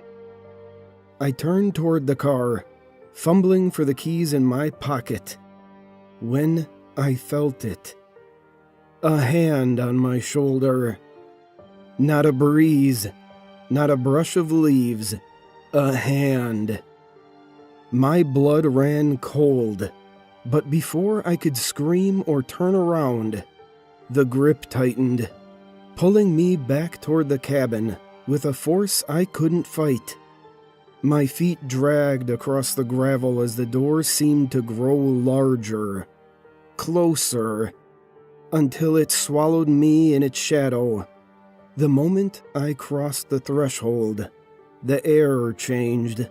The knocking stopped. The wind outside ceased, and the world became heavy. The cabin wasn't the same anymore. The walls were covered in deep scratches, like claw marks, and the floor sagged under my weight as though it might collapse. The air smelled of earth and decay, and the single window was no longer boarded up. It was just gone, replaced by blackness. A faint sound came from the back of the cabin, a low, guttural noise like something breathing, slowly, wetly. And then I saw it. A figure stood in the far corner, shrouded in shadows. It was too tall, its limbs too long, bending in ways that shouldn't be possible. But the worst part was its face, or lack of one. It didn't have features, just a smooth, reflective surface where a face should be. And that surface, it was showing me, not just my reflection, but my life. Moments I'd forgotten, choices I'd regretted, secrets I hadn't even admitted to myself. They played across its face like a flickering film, and with each passing second, I felt myself unraveling. You shouldn't have come, it said, its voice echoing with layers, like a dozen people speaking at once. I couldn't move. I couldn't speak. The figure took a step closer, and I realized something horrifying. Its shadow wasn't cast on the floor. It was stretching toward me. And then I understood. The cabin hadn't trapped me here. It hadn't been keeping me in. It had been keeping them out. The shadow reached me before I could move. It wasn't cold like I expected. It was warm, almost comforting, like sinking into a heavy quilt. My legs buckled, and I collapsed onto the creeping floor. The figure loomed over me, its smooth, reflective face tilting as though studying me. My life still played across its surface, faster now, fragments flashing by in bursts of color and sound. Then, it leaned down, impossibly close, and whispered, "Don't forget, you agreed." Before I could ask what it meant, the cabin door slammed shut behind me, plunging everything into darkness.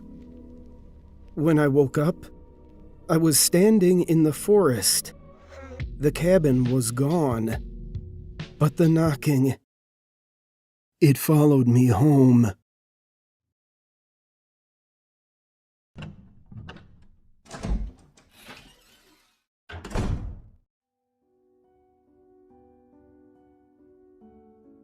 I grew up in a small town in New Jersey and attended the local public high school.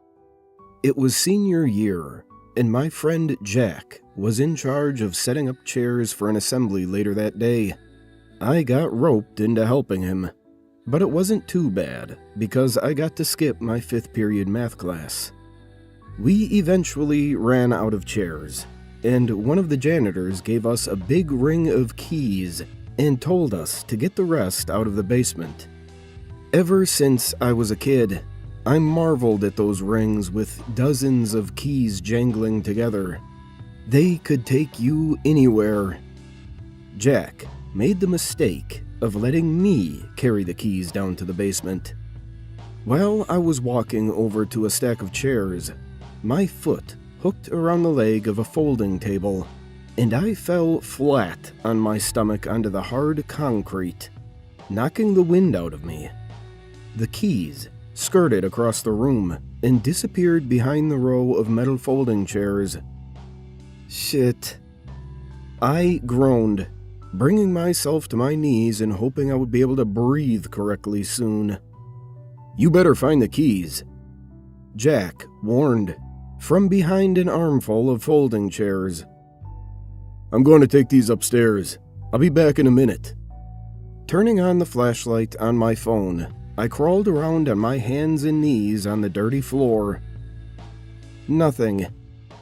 With a heavy sigh, I began to move some of the chairs out of the way to search along the edge of the wall. The keys were nowhere to be found. Just when I was about to give up, I saw a hole in the floor, about the size of 2 fists, behind where a group of chairs had been. Not wanting to stick my hand into a filthy, strange hole in my school's basement, I set my phone on top of it and took a picture. The angle was awful, but in the corner of the frame, I could make out part of the key ring, which had caught on something jutting out from one side of the hole. Begrudgingly, I stuck my hand inside and fumbled around for a little bit until my fingers wrapped around the keys. As I was bringing my hand back up, I felt a stinging pain on the side of my thumb. I quickly pulled the keys up and wiped my hand off on my jeans. Coating the keys and my hand was a thick gray mucus. I gagged and made a mental note to have Jack return the keys. I discovered that the pain I felt was from a thin, inch-long scratch running up the length of my thumb. I went to delete the picture on my phone when I noticed a blurry object resting at the edge of the photo. It seemed to be a tiny, hand-like structure with a small palm branching off into 3 bony fingers, capped with razor-sharp claws. I figured I would take one more picture to prove that my eyes were playing tricks on me. But when I saw the image, it took everything I had to refrain from sprinting upstairs and going home for the day. My phone screen displayed an image of the hole, leading into a small tunnel, which soon opened into a good-sized room below the basement. There were no doors or windows that I could see, and as far as I could guess, the only way in or out of that room was through the hole in the floor. Hundreds of what appeared to be needles poked out from the walls and the ceiling. A few reached up into the hole, which is how I must have cut my hand. Just as I was trying to think of a place I could go to get about 6 tetanus shots, I noticed that the large mass on the floor, covered with that gray slime, was actually composed of hundreds, maybe thousands, of tiny creatures. They were the same color as the gray mucus, and had 2 stubby arms and 3 spindly legs that looked more like tendrils. Each one had a wide mouth full of rows of teeth that bore an unsettling resemblance to the needles coming out of the walls. I showed Jack when he came back down, and we grabbed more chairs than was safe to carry up a flight of stairs and hauled ass out of that basement. We showed our friends the picture, which was then circulated throughout most of the school, and the rumors about the room beneath the basement ran wild in the halls. For weeks, I was plagued with reoccurring nightmares about the hole in the floor. It was always the same. I would find myself in that room of the basement, having lost the keys. It played out almost exactly the same as it did in real life. Except, when I reached into the hole for the key ring, my hand was yanked inside. I was laying on the concrete, shoulder deep into the room beneath the basement, screaming as millions of needle teeth gnashed the flesh on my arm, ripping muscle and skin roughly from the bone. The nightmare was horrifying, but on the nights when it seemed the most real, I often awoke to find small needle marks on my body. I had this dream for months, and it was really starting to get to me. I began to see more holes in various places in the school. The needles in these reached almost to the mouth of the opening, and I didn't need to look inside to know that I would find another sea of those writhing monsters within. Graduation couldn't come fast enough. While I was packing for college, I found one of those holes in the wall of my closet. I covered it with a whole roll of duct tape and nailed a piece of plywood over it for good measure. I went to college in St. Louis, and moving halfway across the country helped a lot to put my mind at ease. When I visited home during Christmas break my freshman year, the hole in my closet had been plastered shut and painted over, leading me to believe it was just a normal hole, and my frightened mind had convinced me it was something more. I live in St. Louis now, and have been adjusting to life in the real world pretty well. I just got a job I really enjoy, and seem to be succeeding at it, and I'm planning to propose to my girlfriend soon. I had chalked the holes up to stress and paranoia. I've had several new phones since then, and I haven't been able to find that picture again. Maybe my mind had exaggerated the whole thing. I was comfortable believing that the whole ordeal could be explained by nightmares and anxiety. But when I was walking downtown today, I passed through an alley on my way home from a restaurant. There was something peeking out from behind a dumpster. It was a hole, leaking gray mucus, big enough for me to crawl into. The hole, on the side of an abandoned building in the older part of the city, went down into the ground. Long, shiny needles peeked out from inside and shone in the moonlight. I sprinted all the way home. Leaning on the wall to catch my breath, I felt something sharp poke into my back. To my horror, I found a small hole beginning to form on the wall of my kitchen.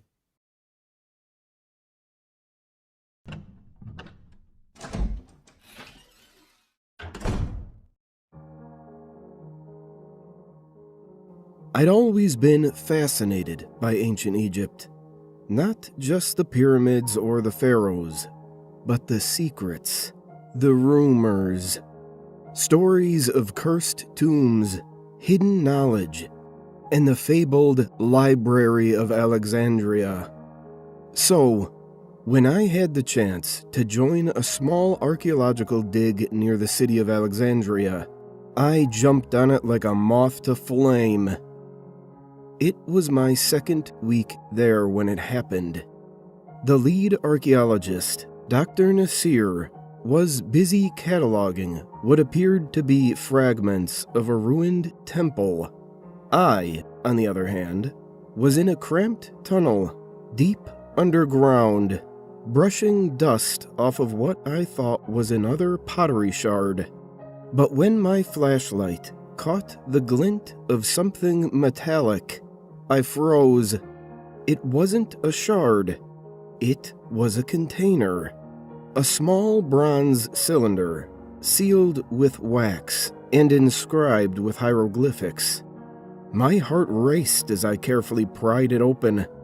Inside was a scroll, not papyrus, but something else, almost leathery, darkened with age, and covered in tiny, painstakingly inked symbols I didn't recognize. I brought it to the surface, expecting excitement from Dr. Nasir, but when he saw it, his face went pale. He muttered something in Arabic and refused to touch it. He told me to put it back where I found it. "Some things should stay buried," he warned, voice trembling. But I couldn't. Curiosity had me in its grip. That night, I smuggled the scroll back to my room. I spent hours trying to decipher it, cross-referencing ancient scripts, but nothing made sense. It wasn't hieroglyphics or Greek or anything I'd seen before. I was about to give up when the letters began shifting. At first, I thought I was hallucinating from exhaustion. But no. The symbols were moving, rearranging themselves into English. It said, "Knowledge is a flame. It burns those who seek it unprepared." The room grew cold, unnaturally so, as I read on. It wasn't a historical text.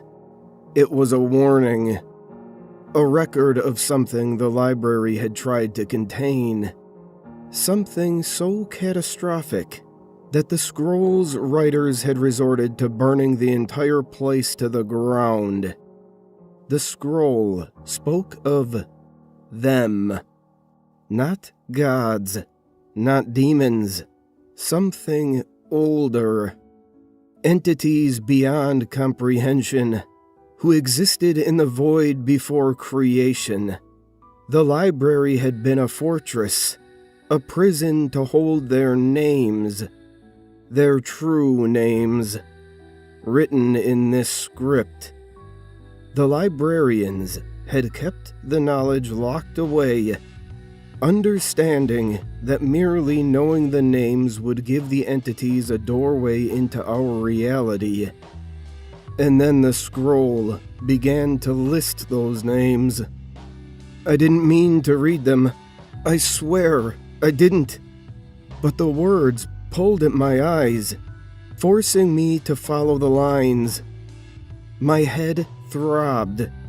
My vision darkened, and I felt like I was falling into the ink itself. The first name echoed in my mind like a thunderclap. The walls of my room began to bend and ripple as if they were made of water. Shadows moved in the corners. Shadows that weren't cast by anything I could see. The second name filled me with dread so profound I couldn't breathe. I heard whispers then, voices that weren't my own, coming from nowhere and everywhere at once. By the third name, the shadows weren't just moving. They were watching, and they weren't alone.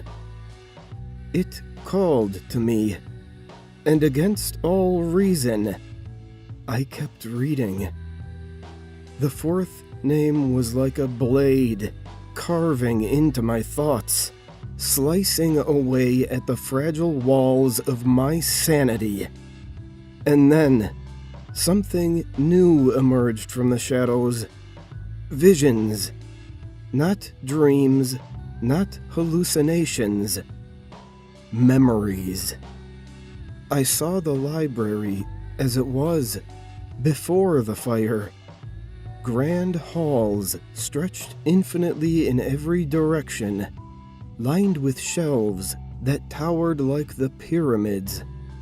Scholars moved about in quiet reverence, their faces lined with fear more than awe. This was not a place of learning. It was a prison. And at the heart of that prison, I saw him, Julius Caesar, But he wasn't the man I'd read about in history books. No conqueror, no statesman.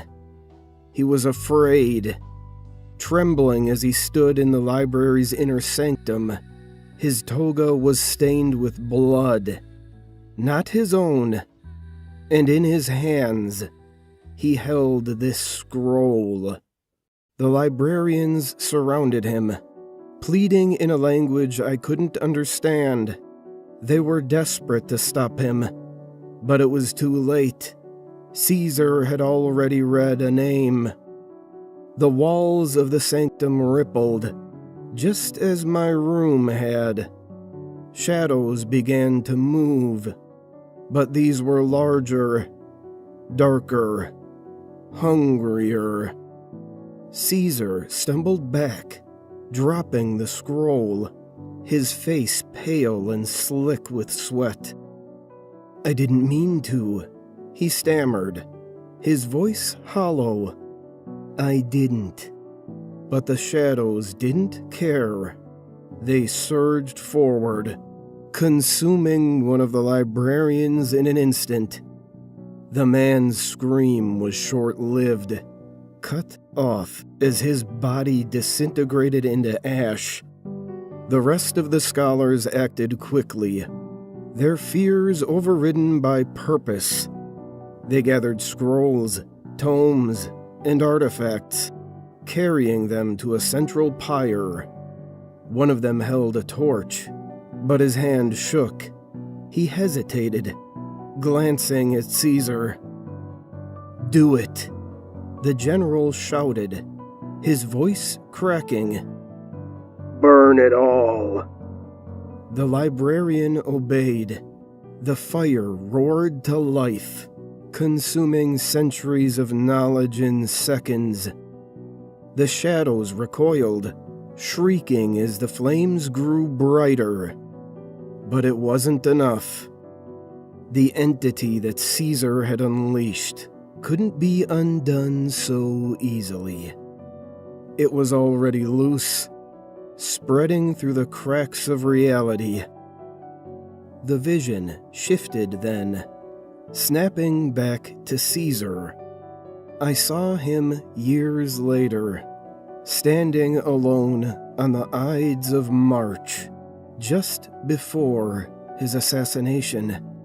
He whispered something under his breath, a prayer or a curse, and for a moment I understood. The fire hadn't been enough. The thing he'd unleashed was still with him, haunting him, whispering its name. And now, it whispers to me, not in words I can understand, but in feelings, cold, suffocating dread, the kind that seeps into your bones and convinces you there's something watching, just out of sight. I've stopped turning on the lights at night. It doesn't matter anymore. The shadows are always there. Sometimes they move, shifting like they're alive, stretching long fingers toward me before recoiling, as if they're savoring the weight. Last night, I thought I heard a voice, not a whisper, but a single, clear word spoken from the darkness behind me. A name. It wasn't one I recognized, not from the scroll, not from the vision, not from anything I've ever heard. But the sound of it made my teeth ache and my heart falter. I don't know what it means. I don't want to. I burned everything I had from the dig. The notes, the photographs, even my clothes. It didn't help. Whatever I brought back wasn't the scroll. It's something else. Something I can't escape. I haven't slept in days. I'm afraid if I close my eyes, I'll hear the next name. Or worse, I'll see them. But the fire taught me something. Knowledge is a flame, yes, but it's also a chain. The more you learn, the tighter it binds you. And now I know just enough to be trapped forever. I think of Caesar, of the fire he started, and I understand why he failed. You can't destroy knowledge, you can only delay it. It wasn't just the scrolls or the names, it was the people who knew of them. If I'm right, there's only one way to end this. Only one way to stop the whispers before they reach someone else. The shadows are closer now. And I've already lit the match.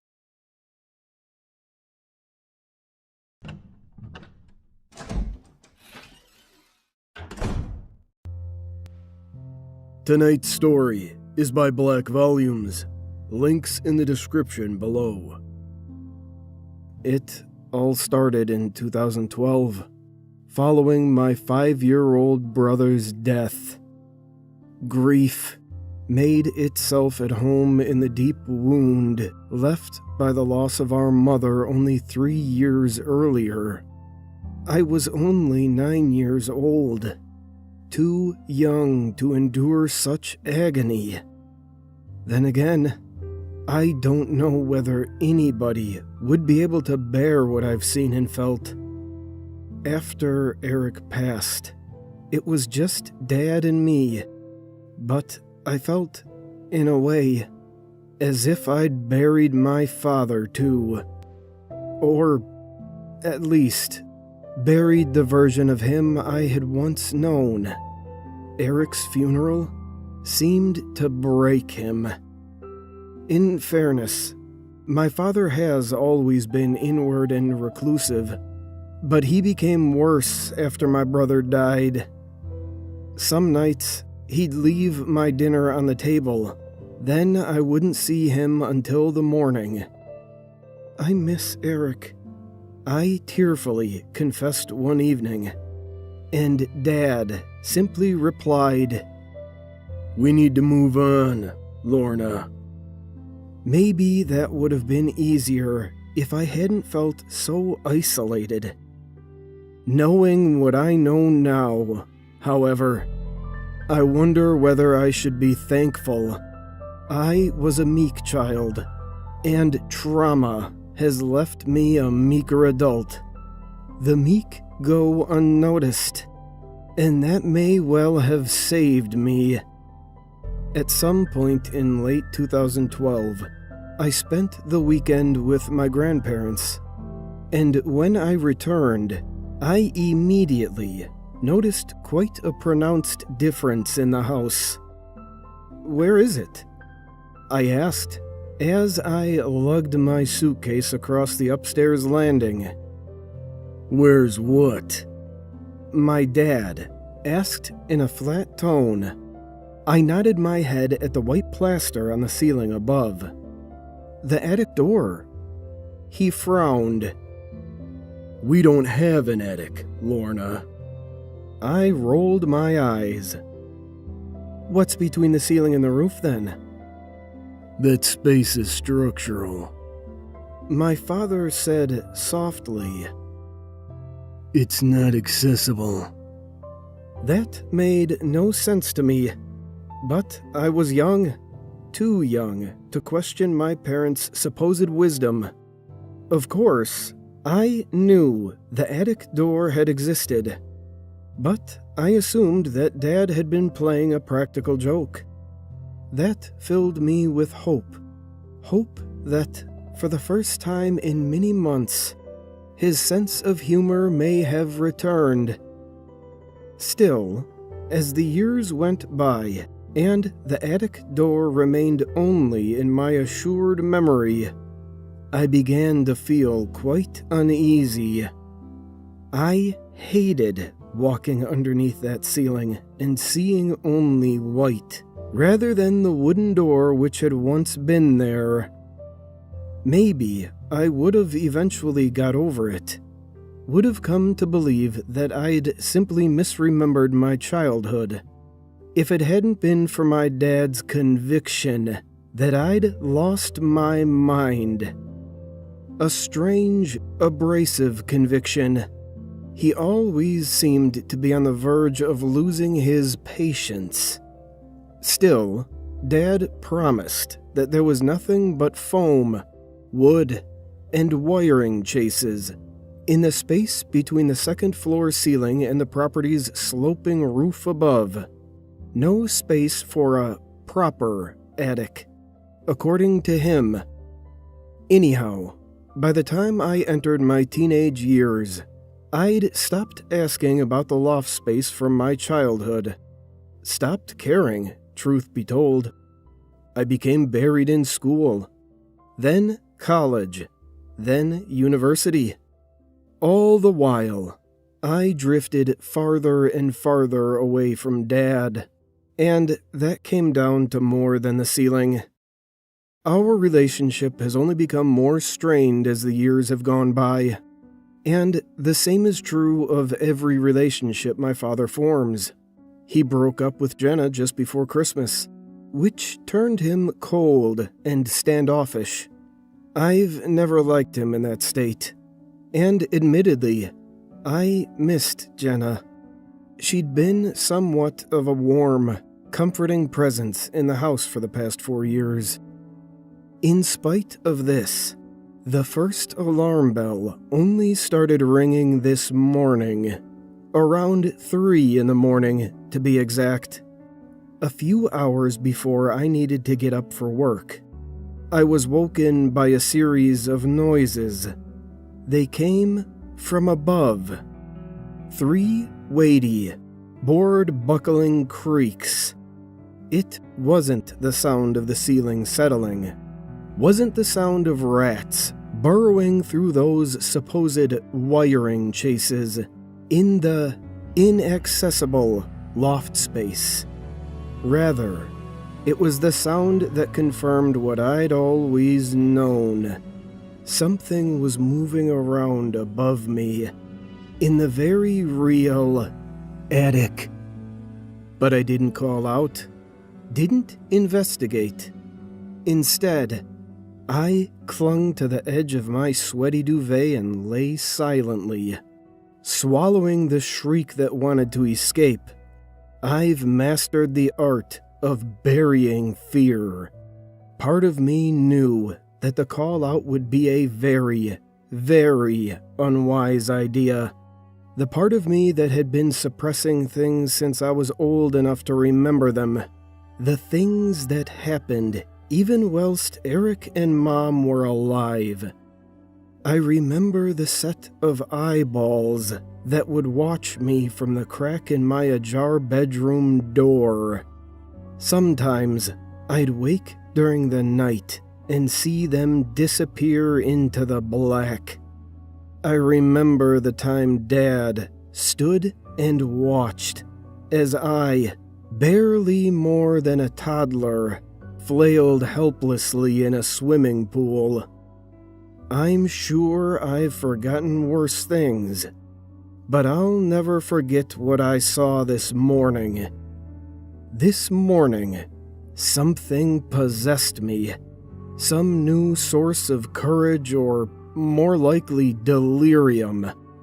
My dad went to work, and I had time before my shift, so I went into the garage, fetched a sizable hammer, and returned to the upstairs landing.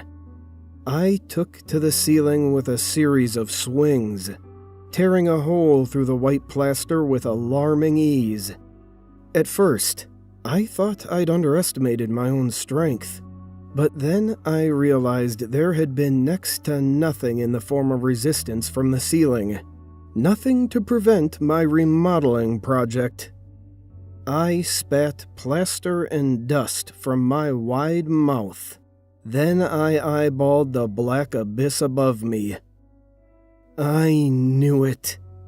I'd known it for 13 years.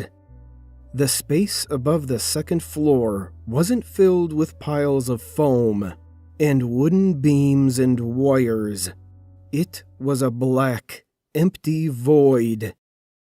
There was, and always had been, room up there. There had always been an attic.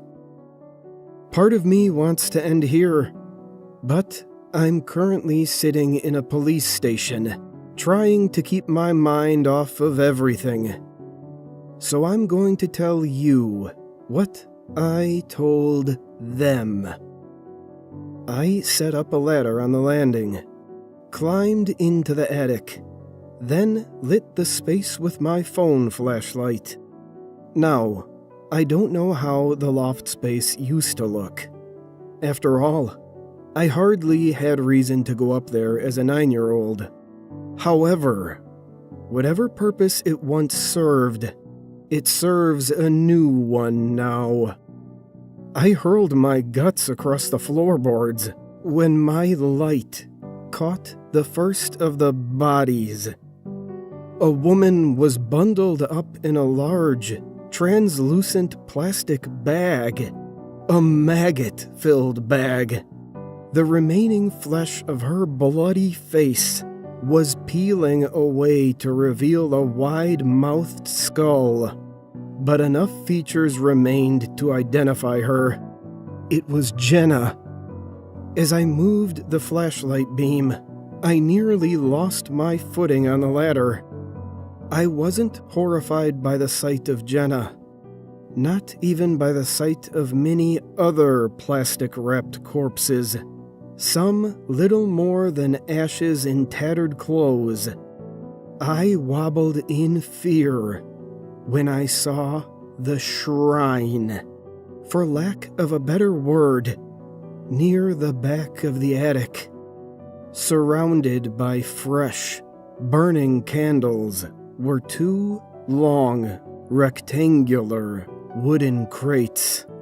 Crates with what seemed to be sturdy lids and brass clasps. These were no crates. I know that. About half an hour ago, an officer informed me that my father hadn't returned home. They haven't found him. Sooner or later, I have to leave this place, but I don't want to do that. I'm terrified. I should feel safe, apparently. The police officers have promised to get me far away from here. They've promised to watch me, to protect me. They promised not to let me out of their sight. How on earth will they keep that promise? Nobody's ever stopped my father from making things disappear before.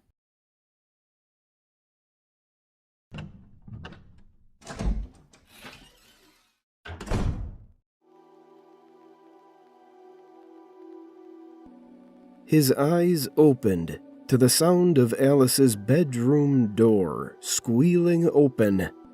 Sleep tugged at him, but his parental sense demanded that he get her back into bed. He heard her bare feet slap on the naked floorboards as he rolled out of the warm envelopment of his blankets. He clumsily put on his slippers and stumbled out into the living room. At the apartment, she had always slept fine, even when she had been a baby. It was only since the move to this house that she had started acting strangely in the night. Getting up, wandering the house, talking to her friend. The kid seemed a bit old to invent an imaginary friend, but it was an improvement. The first few nights in the house, Alice had woken the whole neighborhood screaming. From the kitchen, wafted the sound of soft weeping. He followed, and was greeted by an unexpected sight. His tiny daughter, dressed in her nightgown, standing in front of the open basement door.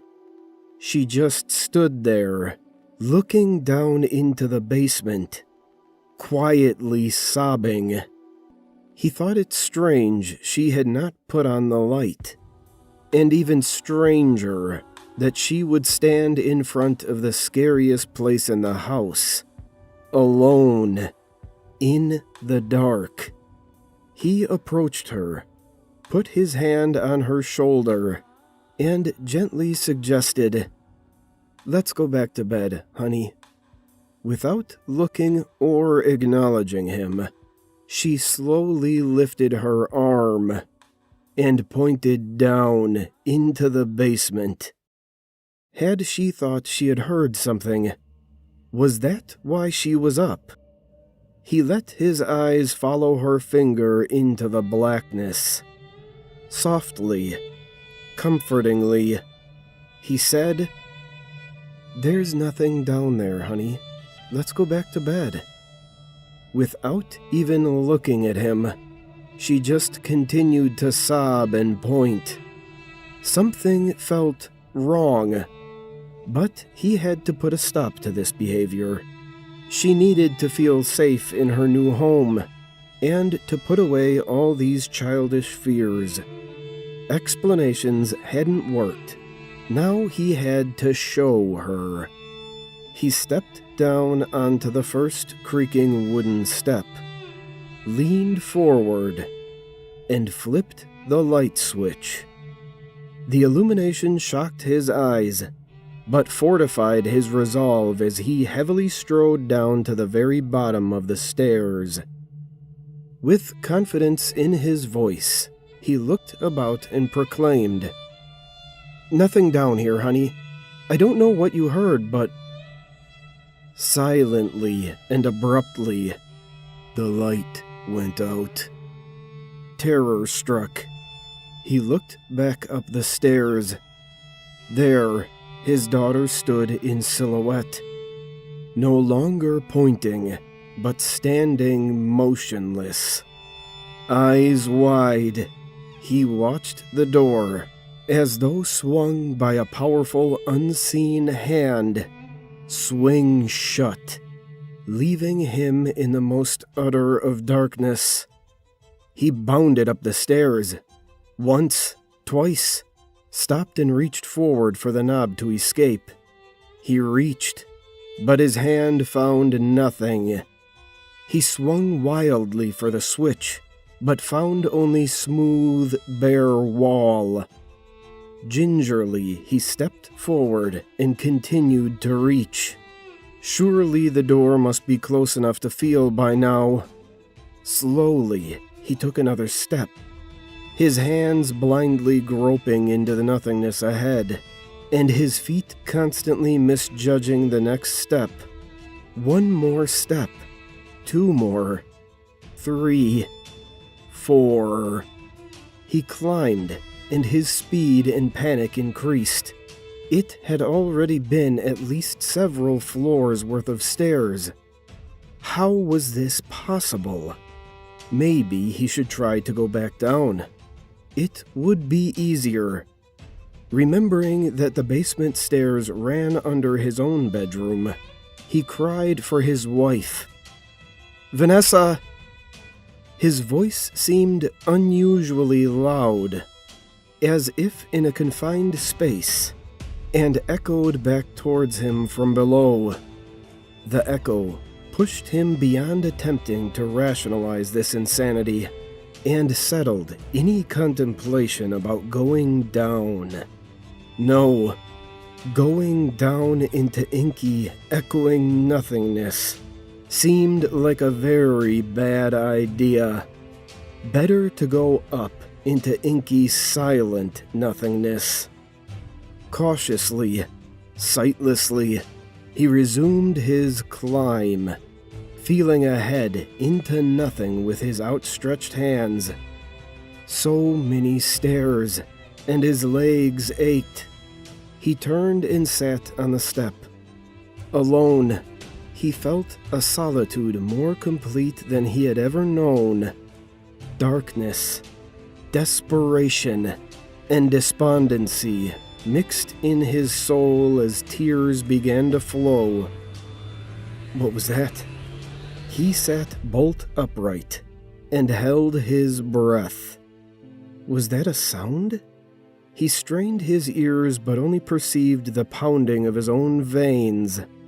Then, distantly, slightly, maybe, like a scrape or a whisper, or just a shifting of air, sound seemed to echo up from below. Adrenaline poured into his veins and overrode his fatigue. He rose and heedlessly dashed up the stairs. Several times he tripped and battered himself on the steps, but still he rose and charged on. Yes, he was sure now.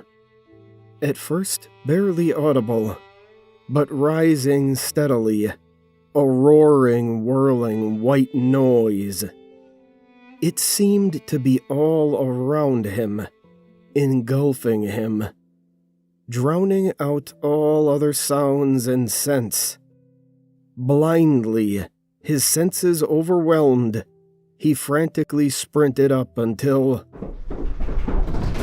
falling. Impact. Pain. Rolling. Hurting. Breaking. It was late the next morning when Vanessa finally awoke. She wrapped herself in her terry cloth bathrobe and made her way towards the kitchen. As she passed Alice's room, her maternal instinct led her to open the door a crack and check in. Her mind was not awake enough to realize the incongruity of the child's room.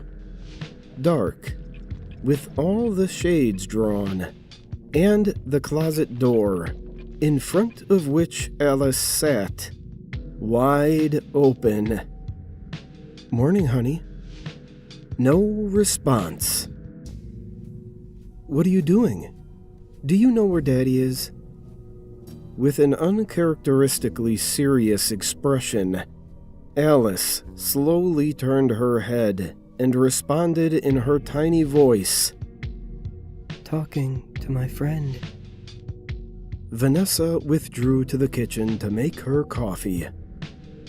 It took an hour or so for her to finally open the door and find his battered and beaten body at the bottom of the basement stairs.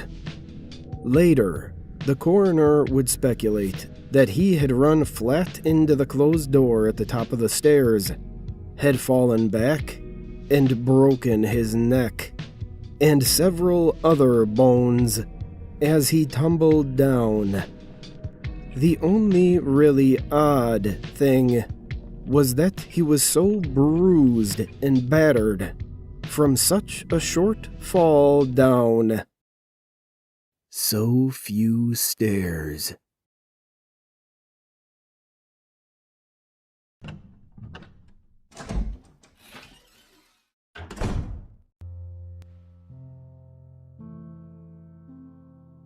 A gentle breeze pushed through the screen and tickled my short black hair against my forehead. All the windows were open, but I knew I would have to close them soon. It seemed like a downpour would start momentarily. The waves pushed and crashed against the boats and dock just outside. I began to go around closing the windows, not sure if there were any procedures I had to follow if it began raining. I had only been working here at the marina for 3 days. My radio beeped and shook me from my tranced state. "Sean, you there?" I knew that rough voice anywhere.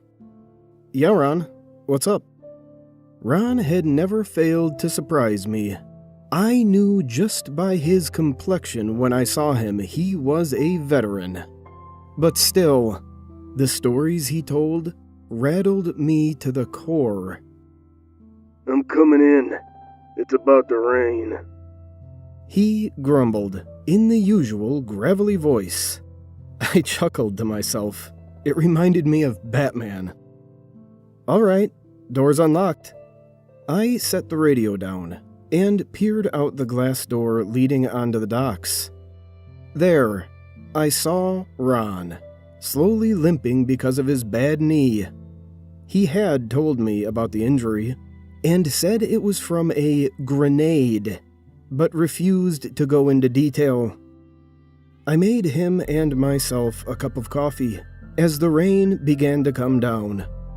We both sat, and I continued to look out the window, waiting for the workday to come to an end. Lately, storms had plagued this side of the bay, causing the tide to rise and bring floods.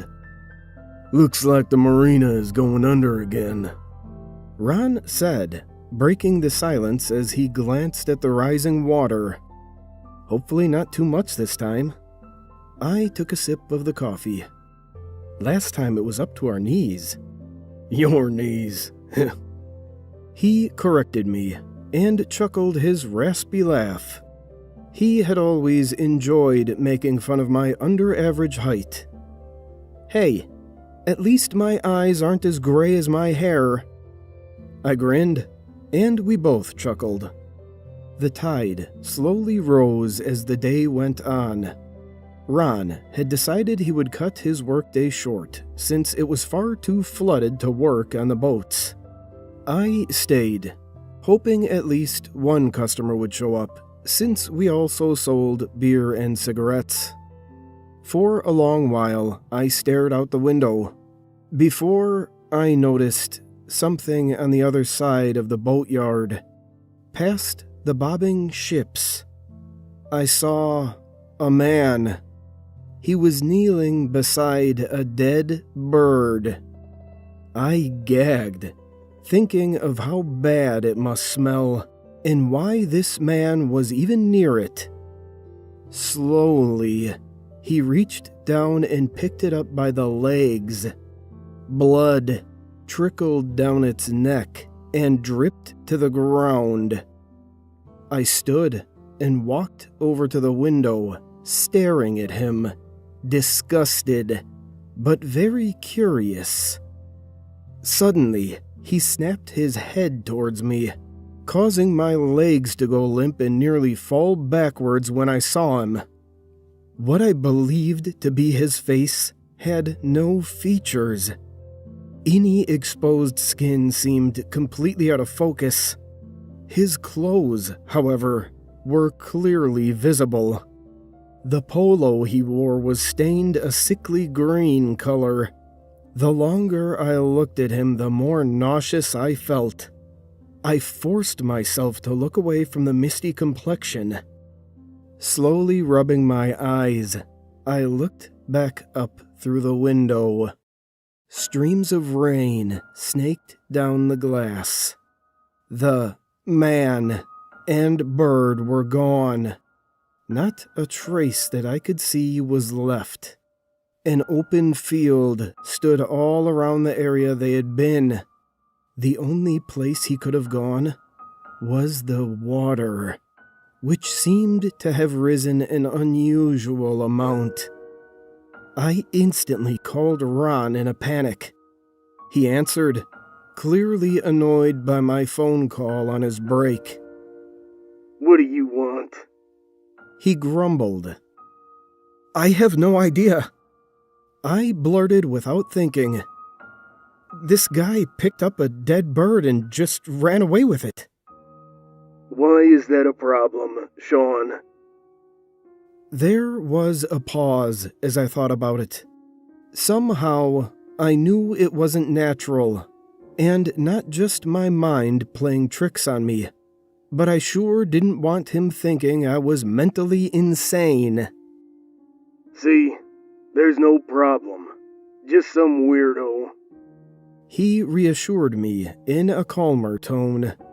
We both hung up, and I went back to my duties, sitting in a chair and hoping I wouldn't see that scene again. The hours passed, and the rain continued to fall. There was no sign of anyone or anything, so I decided to close up for the day. I grabbed my things and made my way down the aisles, setting the alarm and stepping outside. The rain pounded my head as the keys slipped around in my hand, finally making it to the door. Locking it, I began walking to my car, already soaking wet and in no rush. As I walked, I began to slowly notice figures, all standing perfectly still, with their backs to me. The same pounding feeling in my head returned, matching the rapid beats of my heart. Taking slight glances around me, I counted 5 of them. Somehow, they hadn't caught my attention moments ago. I failed to see them when I was locking the door. They all stood next to the ever-rising tide, their ankles half submerged in the water. The clothes they wore didn't seem to be drenched like mine were. Everything about the situation unfolding bothered me. Before I knew it, I was in a full sprint across the parking lot. Water splashed my legs as I ran and clicked the button on my keychain, unlocking the doors to my car before I could grip the handle. I pushed myself into the front seat, bashing my head against the door, causing the pounding feeling in my skull to seem like grenades exploding. Horror fell into the pit of my stomach, and as the tide rose, they advanced, growing closer, and extinguishing the feeling of safety my car provided. My breathing became strained, and tears began to sting my eyes. The ignition refused my many attempts to start the car and escape whatever horrors were approaching. Opening the door, I stepped back into the rain. I made a quick dash back to the store. Fumbling for my keys, I jammed them into the lock and swung the door open. Not thinking about the alarm, I slammed the door and hurried behind the counter. I heard the light beeps as the system prepared to scream for help. Being too scared to move, I simply sat and waited. A piercingly loud alarm was raised within a mere few seconds. Something accompanied it, though. Something I couldn't explain. Peering out the window, I saw one of the figures, hands on the sides of its head and mouth wide open. An inhuman shriek came out from between the black, glossy, jagged teeth scattered around in its mouth. I ducked back behind the counter, a legion of screaming creatures surrounding me, and the tide continuing to rise. After what seemed like forever, they finally stopped. Slowly, I peeked out the window once again and saw the tide, rippling from raindrops, now even higher, but without the creatures. 2 bright headlights approached the store, and a truck came skidding to a stop. None other than Ron jumped out, shotgun in hand. What did you do this time? I heard him yell from outside. I pressed my fingers to my lips and hissed, "Get in here!" I don't know what's going on, but if I came down here for nothing, I could hear the air being forced from his lungs as his body lurched forward. The same out-of-focus creature from earlier standing behind him.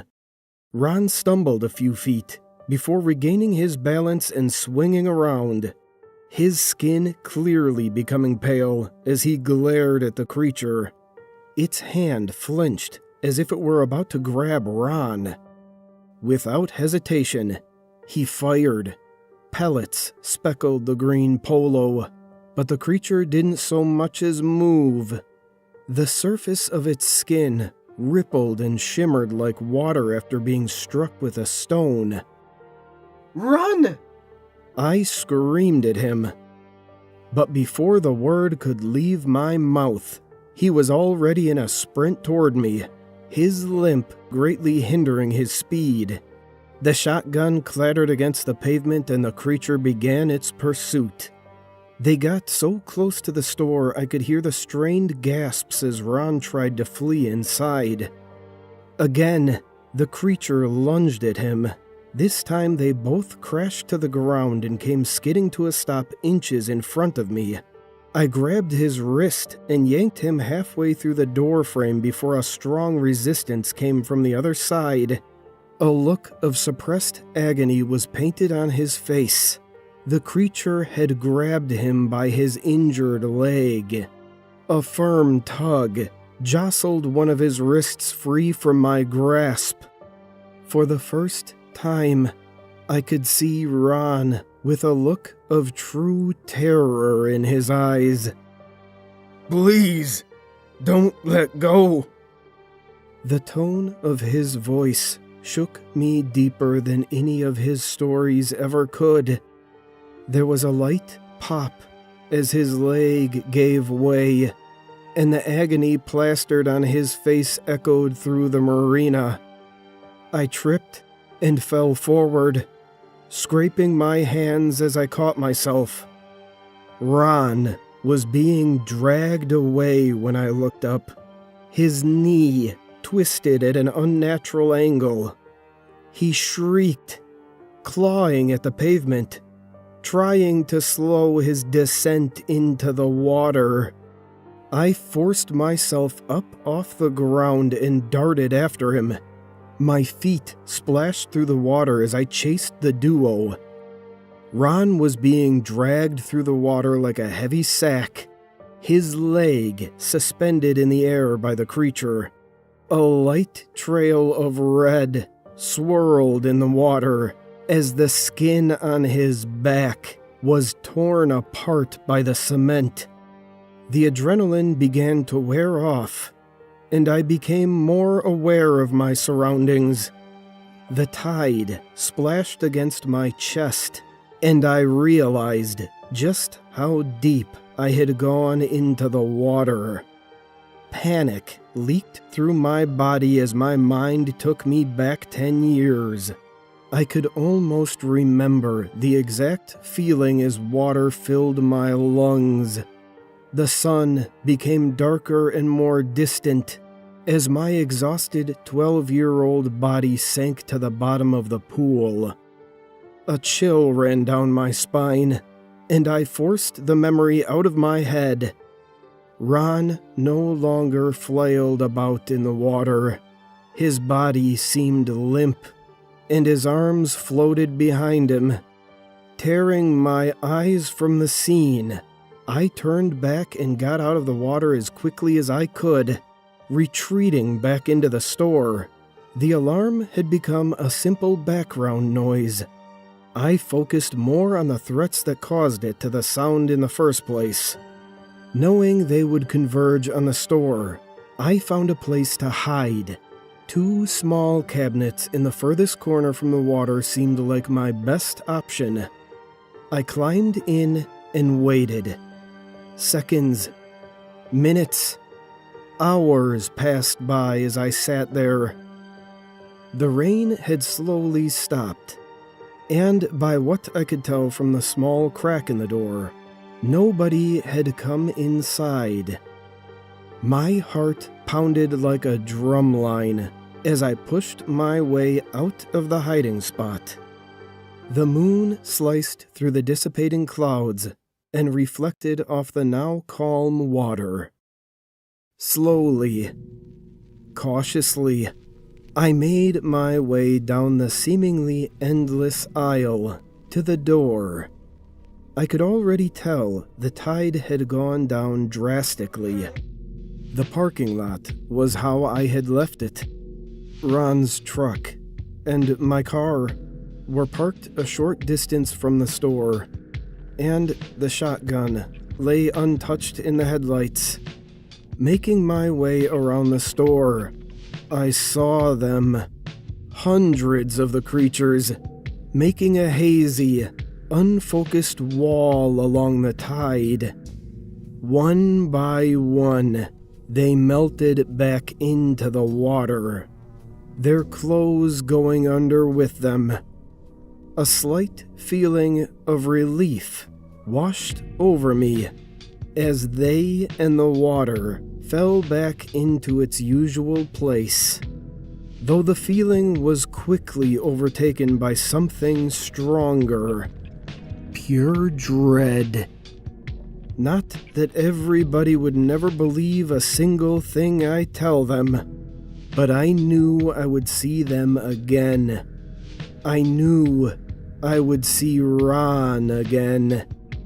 There was one thing, no matter how hard I tried, I knew I could never change. They came with the tide.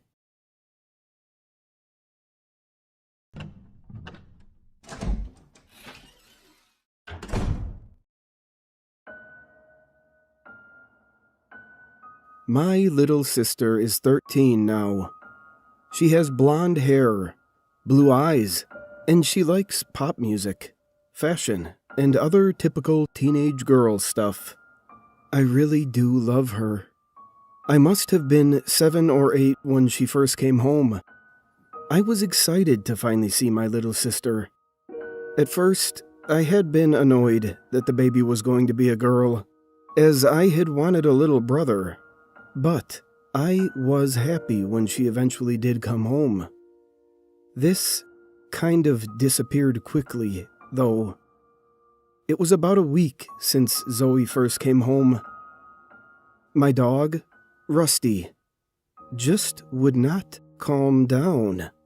Whenever he was in the same room as Zoe, he just barked like mad at her. Eventually, as my parents were scared that he would hurt her, they got rid of him. They didn't even talk to me. I just came home one day and he wasn't there. It was only when I asked about it that my mom just casually said, "Oh, we got rid of Rusty. We were worried about Zoe." Then she just went back to feeding Zoe. I was confused. Both of my parents had just abandoned my dog, my best friend, in some pound somewhere, and they didn't even bother talking to me. They weren't even sorry. This was when I first started to gain some disdain towards her. It wasn't her fault, of course. If we had kept the dog, she probably would have loved him too. I just blamed her at the time. When she was 1, I was kicked out of my room. We lived in a 3-bedroom apartment, just on the outskirts of some big city. There was my room, where I kept all of my stuff. My parents' room, which was where Zoe had slept in a cot in the corner. And the tiny guest room. My parents had decided that Zoe should have her own room. But instead of refurbishing the guest room for her, they kicked me out of my room and gave it to her. Any protest I had was quickly silenced. And I could only watch as my room, my one free area that I had had any say in, was transformed. Sports posters were replaced with pictures of ducks and sheep. My bed was replaced with a pink wooden cot. And everything else that made my room mine was changed. They didn't even give me my bed or my TV or anything. All of the things like that were either thrown away or became Zoe's. They refused to refurbish the guest room for me, and I was instead forced to make do with boring, beige walls, an old metal single bed, and a single wooden dresser for my clothes. I did decorate it slightly, of course, with posters and other decorations I had managed to scavenge, but it wasn't the same. My parents seemed more concerned with where any guests we had were going to sleep. This was the point where disdain turned to hatred. It seemed to me as if they had just completely forgotten about me in favor of her. Eventually, my parents decided that I was old enough to be responsible and look after Zoe while they went out. I think she was 3 years old, so she was old enough to speak. I really didn't want to do it, but my parents wouldn't take no for an answer. They simply left, saying that there was some pre-made lunch for her in the fridge. There wasn't one for me, so I had to make myself something. I couldn't be bothered with looking after her all day, as there was this TV show I wanted to watch. So I just laid a blanket in the corner, put a few of her favorite toys in there, and said this to her: "You need to stay on the blanket. Don't move off it, okay? If you do, Mom and Dad will be really mad. So you have to stay in here. Understand?" She simply nodded her head in agreement and started playing with her toys. I was on the couch, watching my show, my eyes flicking to her when there was a commercial break or some boring segment. At one point, as I was watching two of the characters on my show beating the tar out of each other, I felt a tugging at my trouser leg. I turned to see it was Zoe. She looked up at me, then sighed, "I'm hungry." "I told you not to come off the blanket," I said, shooing her off. She just sat back down on the blanket. I looked back to my show. It was a boring bit again. The victorious character was monologuing over the unconscious body of the loser. I couldn't just not feed her. Harsh feelings aside, I got up and walked to the kitchen. As I was opening the fridge to get her lunch, I heard her say from the other room, "Daddy won't come." I was confused, but not enough to stop me in my tracks. "What did you say?" I asked, carrying her lunch over to her. "He won't come." "Come where?" "Here. Back." I was quite unnerved by this, but I didn't think anything of it. About half an hour later, the phone rang. I didn't check the number, assuming it was my mom, but instead, a male voice that wasn't my dad's came through the receiver. "Hello, is this Daniel and Zoe?" The voice sounded serious and kind of upset and disturbed. Yeah, I'm Daniel. Who is this?" The voice then proceeded to explain to me, nice and clearly, that there had been a traffic accident. My mom was in critical yet stable condition, but my dad was not so lucky. He had survived the initial collision, but died on the way to the hospital. The next few hours were a blur.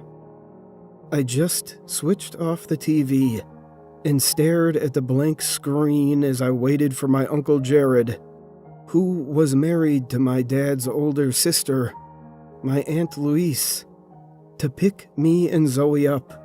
We spent the next few days at his house. My aunt was inconsolable, I was just dull.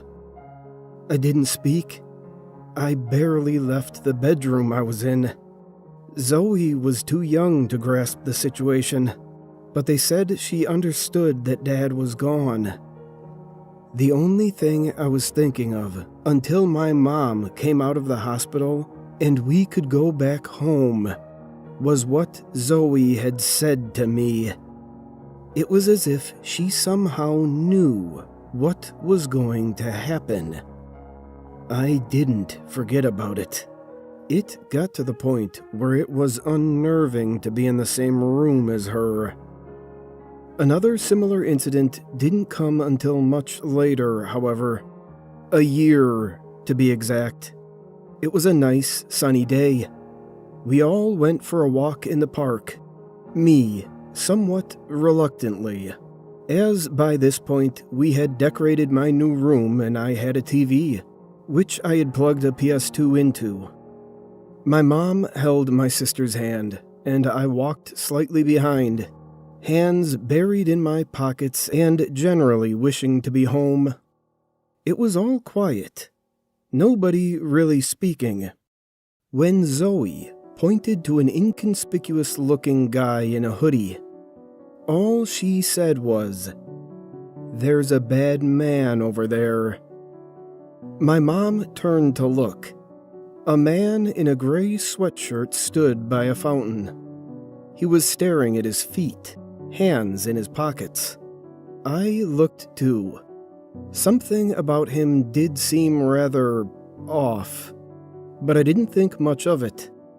It was later on, when we had left the park and were in the car on the way home, that I remembered how she had predicted Dad's death. I leaned over to her. "Zoe, what did you say about the man in the park? The bad man?" She turned to me. Her face was covered in chocolate from the chocolate bars Mom had given us. "The man had a knife. He was sad about something. He wanted to change it." She then turned back to look out the window. I was just frozen. He was sad about something. He wanted to change it? I wanted to ask my mom to call the police, but I knew she'd find it ridiculous. I just stared out my window too. The next morning, I was up before anyone else. I saw the local newspaper had arrived. So, I picked it up to put it on the coffee table for Mom to read. As I did, I glanced at the front page headline, and I dropped the paper and almost jumped back in horror. "Family of 5 stabbed to death in home." Beneath it was a mugshot. A man in a gray sweatshirt. It was then that I realized Zoe had a talent. I stopped being distant and uncaring of her, and instead listened carefully to what she had to say about anything, asking her about random things that we saw. I would write down anything I found particularly interesting in a notebook I kept in my room. There wasn't anything major. She worked out when the goldfish was going to die, but that was the biggest thing. I eventually figured out that she could only make predictions linked to deaths. When she was 6, something big happened. She was watching some little girl TV show, eating chips, when the phone rang. She turned to face my mom's boyfriend, David, as he picked up the phone. "Oh no," she said. I was on the other side of the couch reading a comic book. I looked over to her, expecting that something had just happened on the show, but she was staring at David. "What is it?" I asked. "Grandpa," she said, still looking. I froze. I could feel in my gut that this was another prediction. We watched David talk on the phone. Yes? Oh my God, really? Jesus, I'll tell Kathy. Okay, goodbye. Then he hung up. He noticed that both of us were looking at him, and a sullen look came over him. Oh, geez. Kids, I have some bad news. I knew what he was going to tell us before he even said it. Grandpa had passed away in his sleep. Mom was sad. Zoe was sad. I tried to be sad about Grandpa, and I was. I was just more amazed and creeped out at Zoe. How did she do it? That was the last prediction for a long time. I eventually forgot about it, just chalking it up to coincidence. Last week, I got a phone call. Checking the caller ID, I saw that it was Zoe. I hadn't spoken to her in about a month, so I was pretty happy to see her name on my phone. I took the call. Hey, Zoe, how are you? Dan, are you there? I need to talk to you. Are you alone? My girlfriend was sitting next to me, watching TV. Hold on, I'll move. I said, standing up. My girlfriend looked to me. Who is it? It's just my sister. I need to talk to her in the other room. She just shrugged and turned back to the TV. I closed the door to my bedroom behind me. I need you to listen to me. I got a terrible feeling, as if I knew something was going to happen. You and Megan should get out of your house. Go to a hotel or something. Just get out of there. I couldn't speak. Not only did she predict something again, but she was aware of the seriousness of the situation. Meagerly, I managed to say, "Okay, thank you." I hung up. Then I rushed back into the room where my girlfriend was sitting and watching the TV. Megan, we need to leave. Why? What's wrong? My sister had another prediction. We could be in danger. I had told her about the predictions, but she never believed any of it, or chalked it up to mere coincidence. Are you kidding? I'm not going anywhere because your 13-year-old sister thinks we should. I told you about her predictions. This is serious. I shouted. After an hour of bickering and arguing, she finally agreed to leave. We went to a nearby hotel, booked a room for one night, and went to sleep. The next morning, I got a call from the neighbor. He said our house had been broken into, but nothing was taken. I told my girlfriend, and she was utterly dumbfounded. How in the hell did she know? Was all she said. We talked to the police, and I called my neighbor and told him to call the police if they returned. We stayed at the hotel again that night. When morning came round, I was woken by my phone ringing. It was the police. We went to the police station, and apparently Megan's mentally unstable ex-boyfriend broke into our house with a knife. They had arrested him when the neighbor called the police. It was obvious to all of us what he was going to do. My girlfriend hadn't said a thing. She was just completely blown away by what my sister had done. Without her, I would probably be dead. I talked to my sister about it, and all she said was this one thing. I could see your bodies lying on the bed you were next to Dad, Grandpa, and 5 other people I didn't know. I've never felt more haunted than I did after hearing her say that. Nobody else believes it. Even my girlfriend is still skeptical. But I know for sure that my sister has a gift.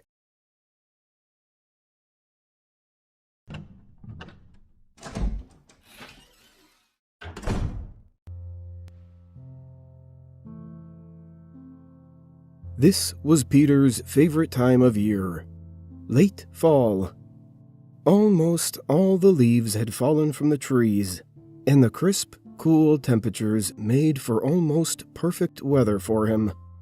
Peter was a mailman in a somewhat affluent suburb of the city, doing one of the few remaining runs that still had delivery door to door.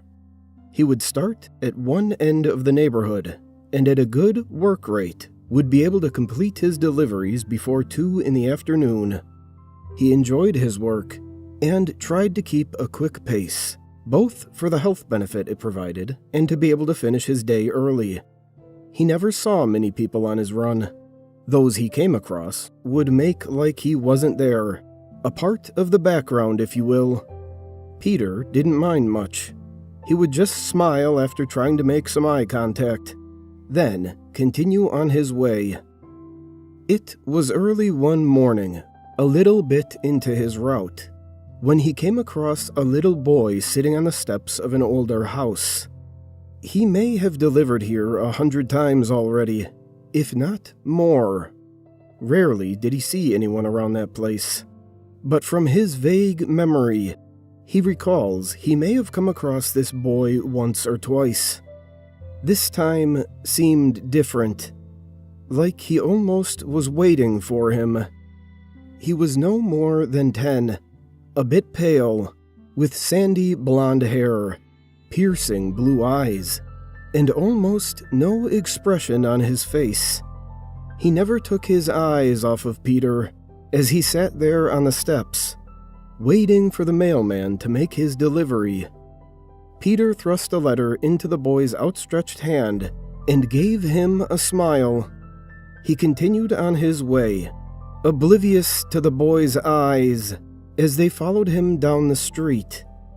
The next day was similar, only the boy was at a house further up the street, earlier on his run. Peter went through the motions, putting the envelopes in the boy's hand, and walked towards the next house.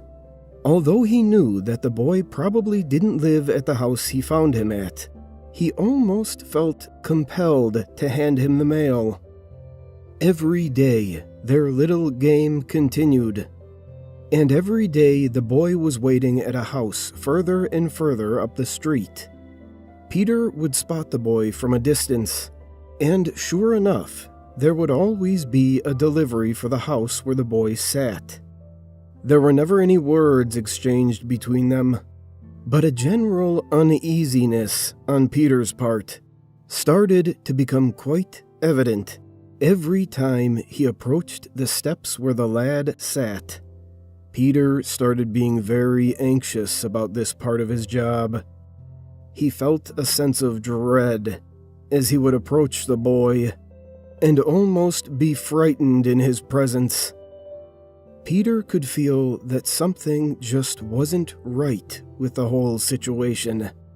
The next day started like any other, but as he made his way towards the boy's street, he realized that the object of his angst would probably be at the first house on the block, due to him moving up the street a few houses each day. He turned the corner and was greeted with a makeshift memorial right on the curb. Propped up on the lamppost were flowers, crosses, little stuffed animals, and a few toys. Warily, Peter looked over to the first house, almost shaking. "The memorial is for the boy. It must be for the boy," Peter thought. He looked over to the house, half expecting not to see him. The boy, however, was there, sitting on the steps waiting for him.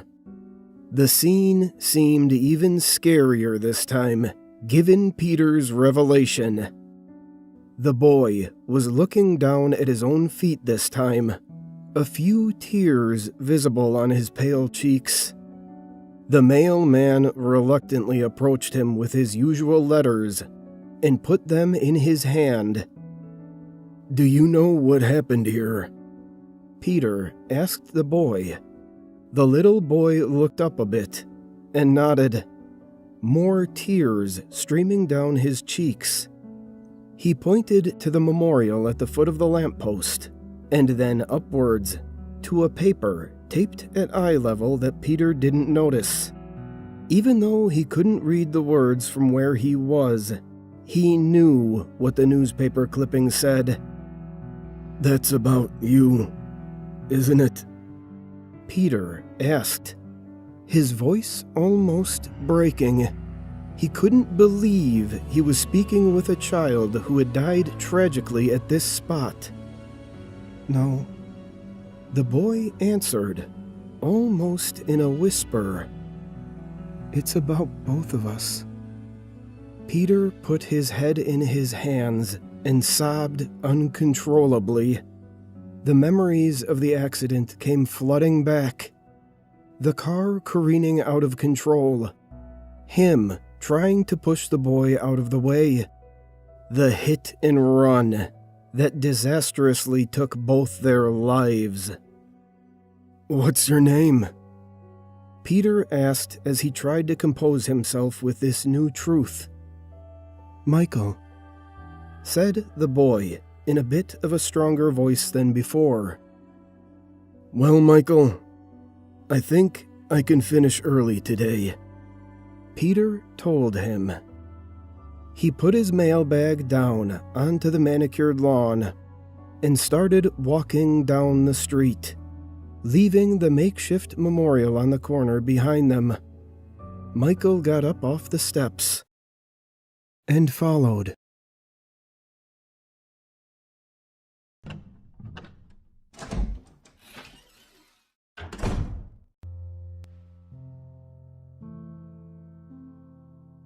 I've always been an avid outdoorsman. Hiking, trail running, mountain biking. I love it all. There is just something so soothing about being out in nature that makes the stresses of life drift away. I could spend my life out in wilderness and never get tired of it. That is, until I hiked Sweet Connie Trail. The terrain on this hike was pretty difficult. A near constant incline up the face of a rocky mountain slope. It would take about 8 hours to complete the hike in each direction. With a hike so hard, it's reasonable not to see many people undertaking this daunting task. And frankly, I like it that way. The more secluded, the better. On my way up the mountain, I only ran into a few hikers, but there was something strange in their demeanors.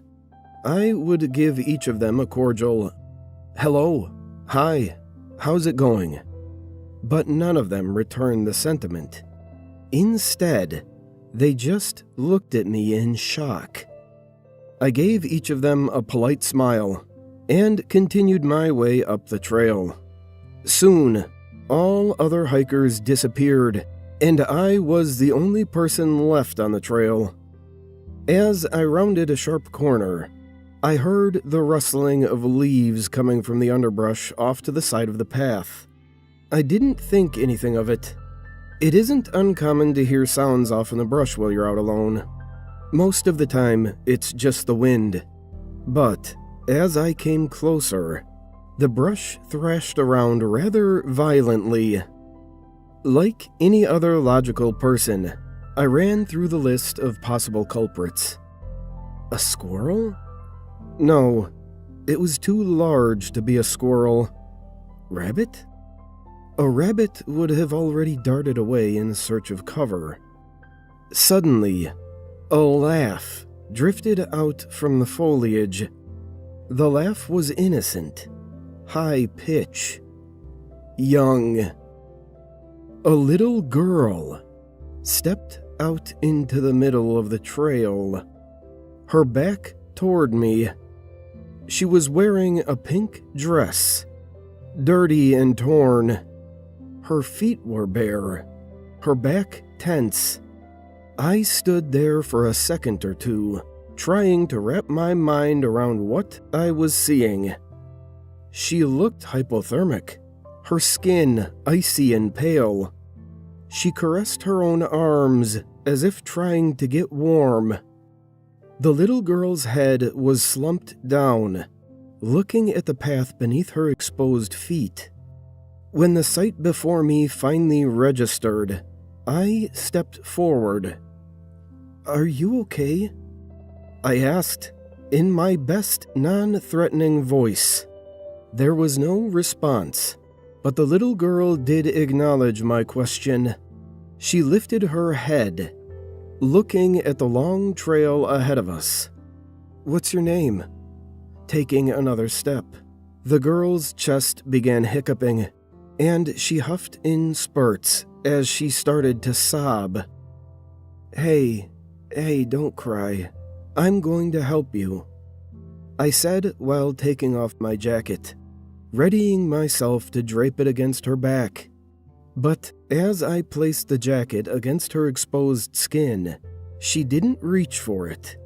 It now lay haphazardly across her shoulders, ready to fall to the ground with the slightest movement. "What are you doing out here alone?" I asked, concern filling my voice. Suddenly, the little girl's sobbing stopped, and an uncanny silence fell around us. Nothing made a noise.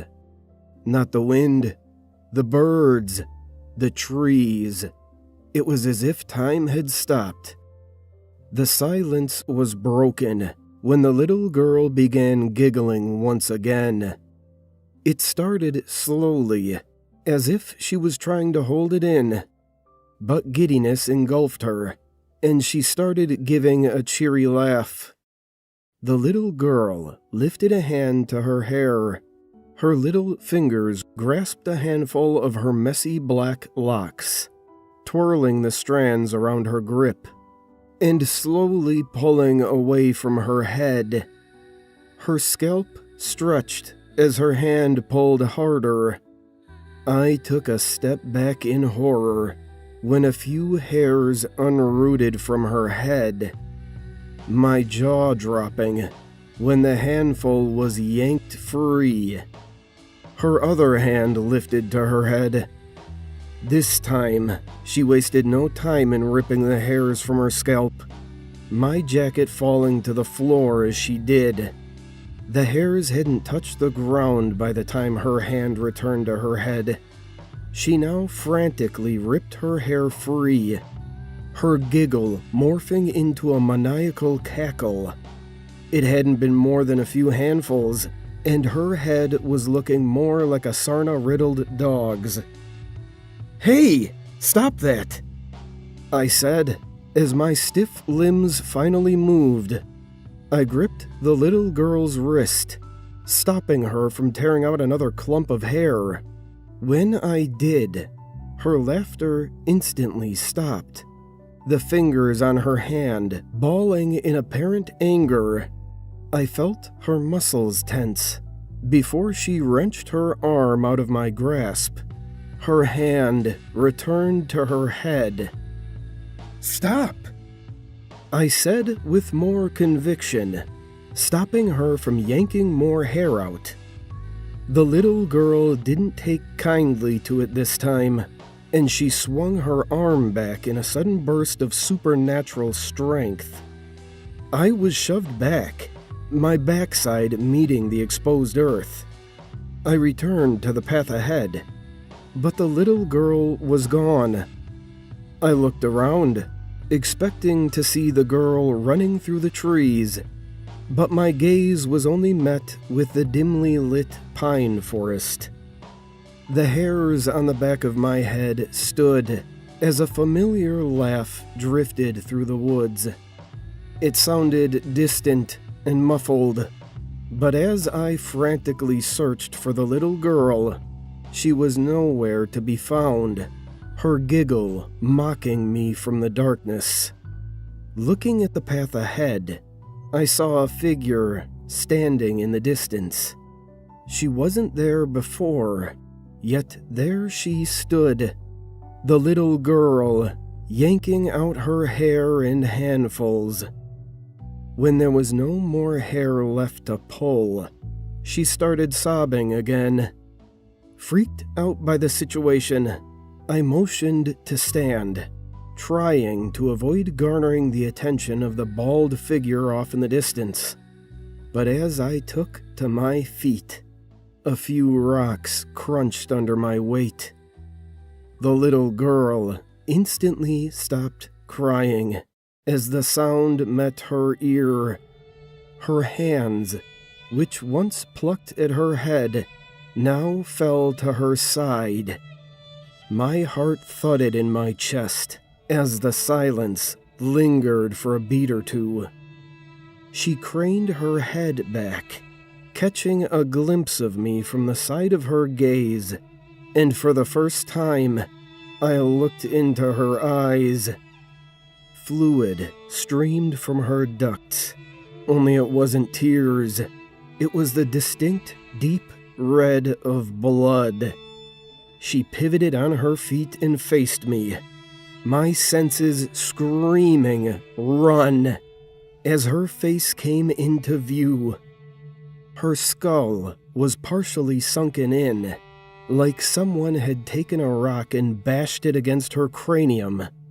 She studied me, looking me up and down, unimpressed. I wanted to say something, anything, but I was in shock. The little girl noticed, and a creepy smile slid across her lips, her mouth parting, producing that sweet, innocent laugh. But this time, her laugh got deeper with each inhale. Horror drifted into my body as her eyebrows furrowed, looking at me like prey.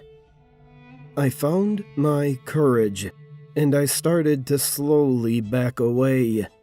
But with each step, the little girl mirrored my pace. "What do you want?" I asked, quiveringly. The girl didn't answer and continued chuckling maniacally. "Please, don't hurt me," I pleaded, desperation evident in my tone. The little girl picked up the pace. I found myself stumbling on my heels, but as I turned around, facing the path that led back to the trailhead, the little girl stood in front of me in the distance, the red fluid still oozing from her eyes. My feet slid across the trail as I came to a screeching halt. I eyed her up and down, stopping when I got to her feet that no longer touched the ground. They now hovered ominously a few inches above the trail. The blood draining from my face. Words festered on my tongue, but caught in my throat, spilling out as a frantic mumble. "What the hell are you?" The little girl stopped her deep demonic chuckle and looked at me mildly offended. Her mouth started to gape open, revealing a larger than normal void in her face. With one long inhale, her chest expanded and she let out an ear-piercing roar. "Leave!" She screamed, my ears yawning at the bass in her voice. She lifted a gnarled finger and pointed behind her, instructing me to run back down the mountain. Without a second thought, I shot to my feet and scurried around her. The little girl's witchy cackle followed me back down the trail, but when I looked over my shoulder, no one was giving chase. Eventually, the laugh stopped, and the only noises I was hearing were the normal rhythmic chatter of nature and my anguished breathing. But the dread of the situation still played in my mind. I quietly made my way towards the trailhead, but my heart stopped when I saw a lonely figure walking toward me in the distance. My heart was shoved to the pit of my stomach, thinking that it was the little girl again. But to my relief, it was a tall, burly hiker making his way up the hill. His hiking poles dug into the soft ground as he worked his way in my direction. It dawned on me that he was making his way toward that demonic little girl.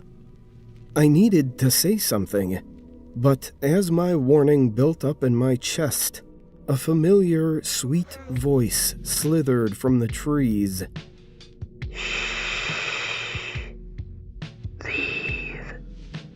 It said. My skin broke out in gooseflesh. The burly man huffed his way around me, giving me a polite smile as he passed. I stood there frozen as he rounded a corner and disappeared from view. I darted my gaze around the woods, realizing that she still watched from the darkness.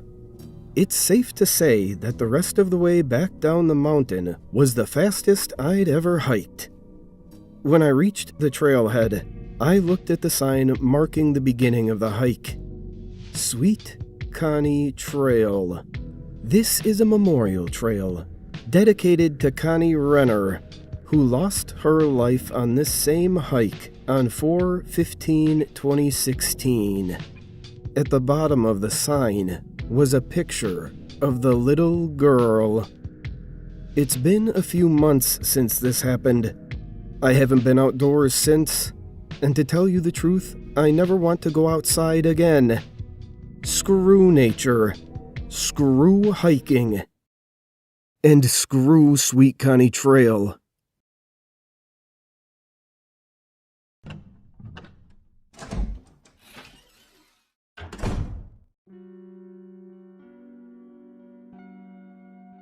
A little background before I get into it. I am a 29-year-old construction worker. Been doing it since high school. Metal framing and sheetrock mostly. I'm in decent shape. No history of mental disorders in my family. Only problem I have developed over the years is a mild case of tinnitus, from being stubborn and refusing to wear ear protection. It comes during times of silence, like when I'm trying to sleep, so I try to keep the TV or a fan on to cancel out the ringing. Work was getting very slow where I lived, so I decided to move to Virginia. I was staying with a friend who got me a sweet gig with a local construction company on Norfolk Naval Base. Huge job. 5-story building. Complete build-out from the ground up. Good pay.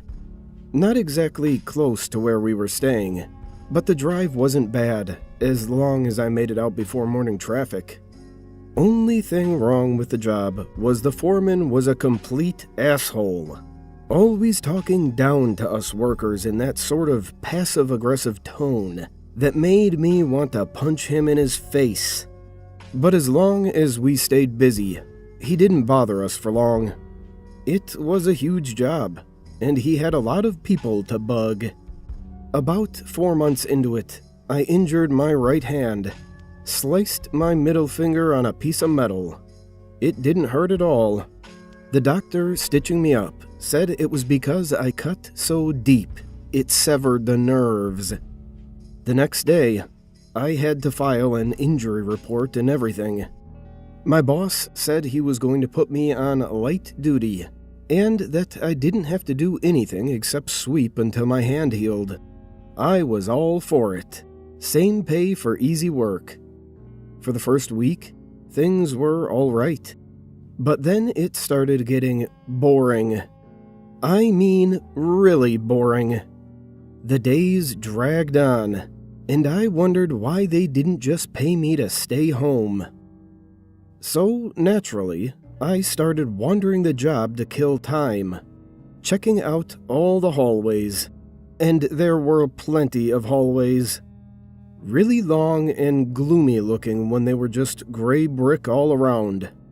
Some at the very top didn't even have temporary lighting, and would have been pitch black if it weren't for the huge window cutouts on each end letting in sunlight.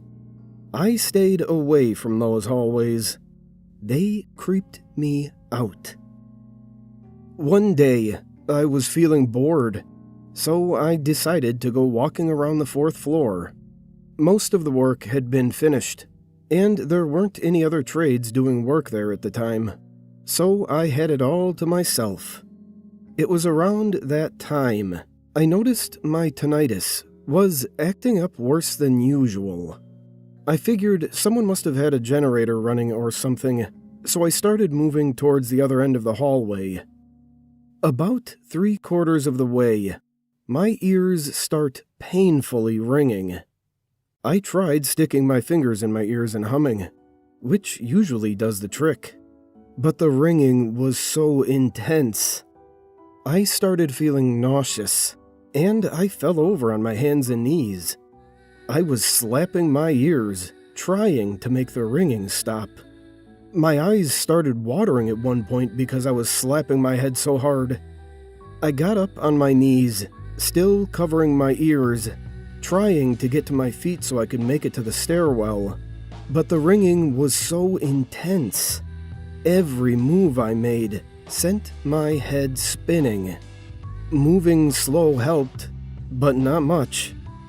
As I turned around, I noticed someone standing at the other end of the hallway, near one of the window cutouts. The sun behind him was so bright, all I could see was a silhouette. I started yelling, "Help! Help!" as loud as I could, but the guy didn't move. I thought maybe he had earplugs in and couldn't hear me, so I started moving towards him, slowly, so my head wouldn't spin. As I got closer, I started noticing things I hadn't before. First, this guy was huge, like impossibly huge. His head was small in proportion to his body and near the top of the window. His shoulders were really wide and high, almost like he was shrugging. His arms were long, hanging down past his waist, with really long fingers on each hand. I still couldn't make out any facial features because of the bright sun behind him, but as I started realizing this person wasn't normal, I slowly backed away. He just stood there, looking right at me. I was almost to the stairs when this thing slowly cocks its head to the side, like a dog does when it's confused, and the ringing in my ears just goes crazy. It was extremely painful. At the time, I thought my ears were bleeding. I was pressing my hands into my ears and yelling, but it was so loud I couldn't even hear myself yell. I dropped back on my hands and knees and threw up on the floor until I was puking air. I looked up to see if this thing was coming at me, but I caught a last glimpse of it as it walked into a nearby room. The instant it disappeared around the corner, the ringing in my ears just stopped, like someone hit the mute button. Needless to say, I ran the hell out of there and didn't look back. I stayed away from the 4th floor for the next couple months. I told a few people what I saw, but they only pretended to be interested. It was about 5 months after it happened when I decided to go back up there. I checked every room. If there were any signs of this thing, they were long gone. I went to the window where it was standing and took a measurement. The top of the window was 10 foot 9 inches. I still have tinnitus. There have been a few times when I'm laying in bed at night and the ringing gets painful, and I freak out and check every room in my apartment. But it never gets as bad as it was that day. I really hope it never does.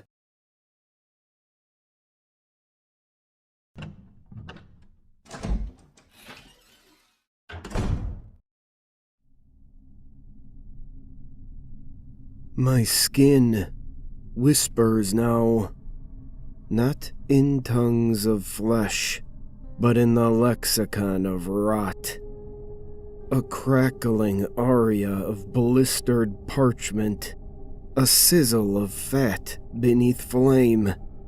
The mirror clings to its pretty fiction, the same ashen cheeks, the same bitten lips, still mouthing prayers the dark devours like confections. But beneath, oh, beneath, churns the truth. It began where all proper corruptions do. The attic. That jar gleamed like a cataract eye amidst the dust, veined with cobwebs, breathing faintly. Inside, curled a desiccated cord, neither plant nor organ, thrumming with the rhythm of a stillborn heart. My finger brushed its crust. Idiot. Romantic fool. And it unraveled into smoke. A nest of adders slithering up my arm. Now they coil behind my navel, knitting a second skeleton. Nights are symphonies of metamorphosis. My spine crackles like wet logs, contorting into arches no human temple should bear. Shadows vomit from my throat, liquefied faces, grasping hands, leaving Rorschach blooms on the sheets. The doctors prattle of hysteria, psychosis. They never linger long enough to hear the wet purr beneath my ribs. Yesterday, my left hand blossomed. Skin split from thumb to wrist, birthing a sap that reeked of embalming spices and overripe figs. Translucent tendrils writhed from the wound, braiding themselves into a finger of polished bone. Its finger. It scribbles sonnets on my thighs, with a nail grown from my own tibia.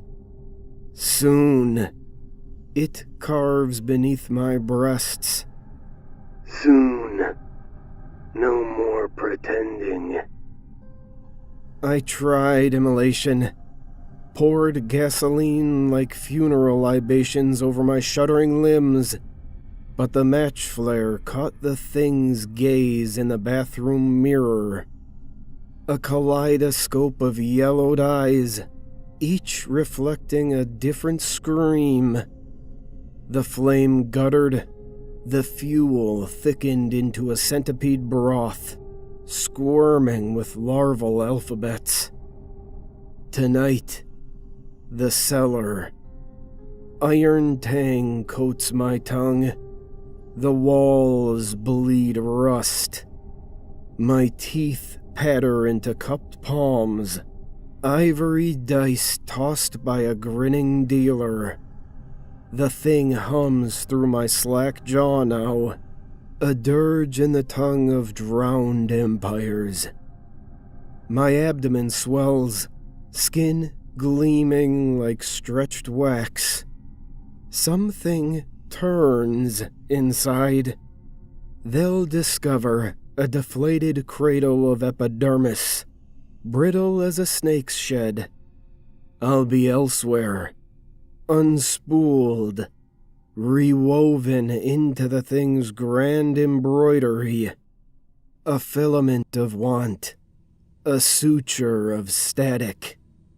Lean closer, press your ear to the pulse. Hear the wet click? Beneath your own veins.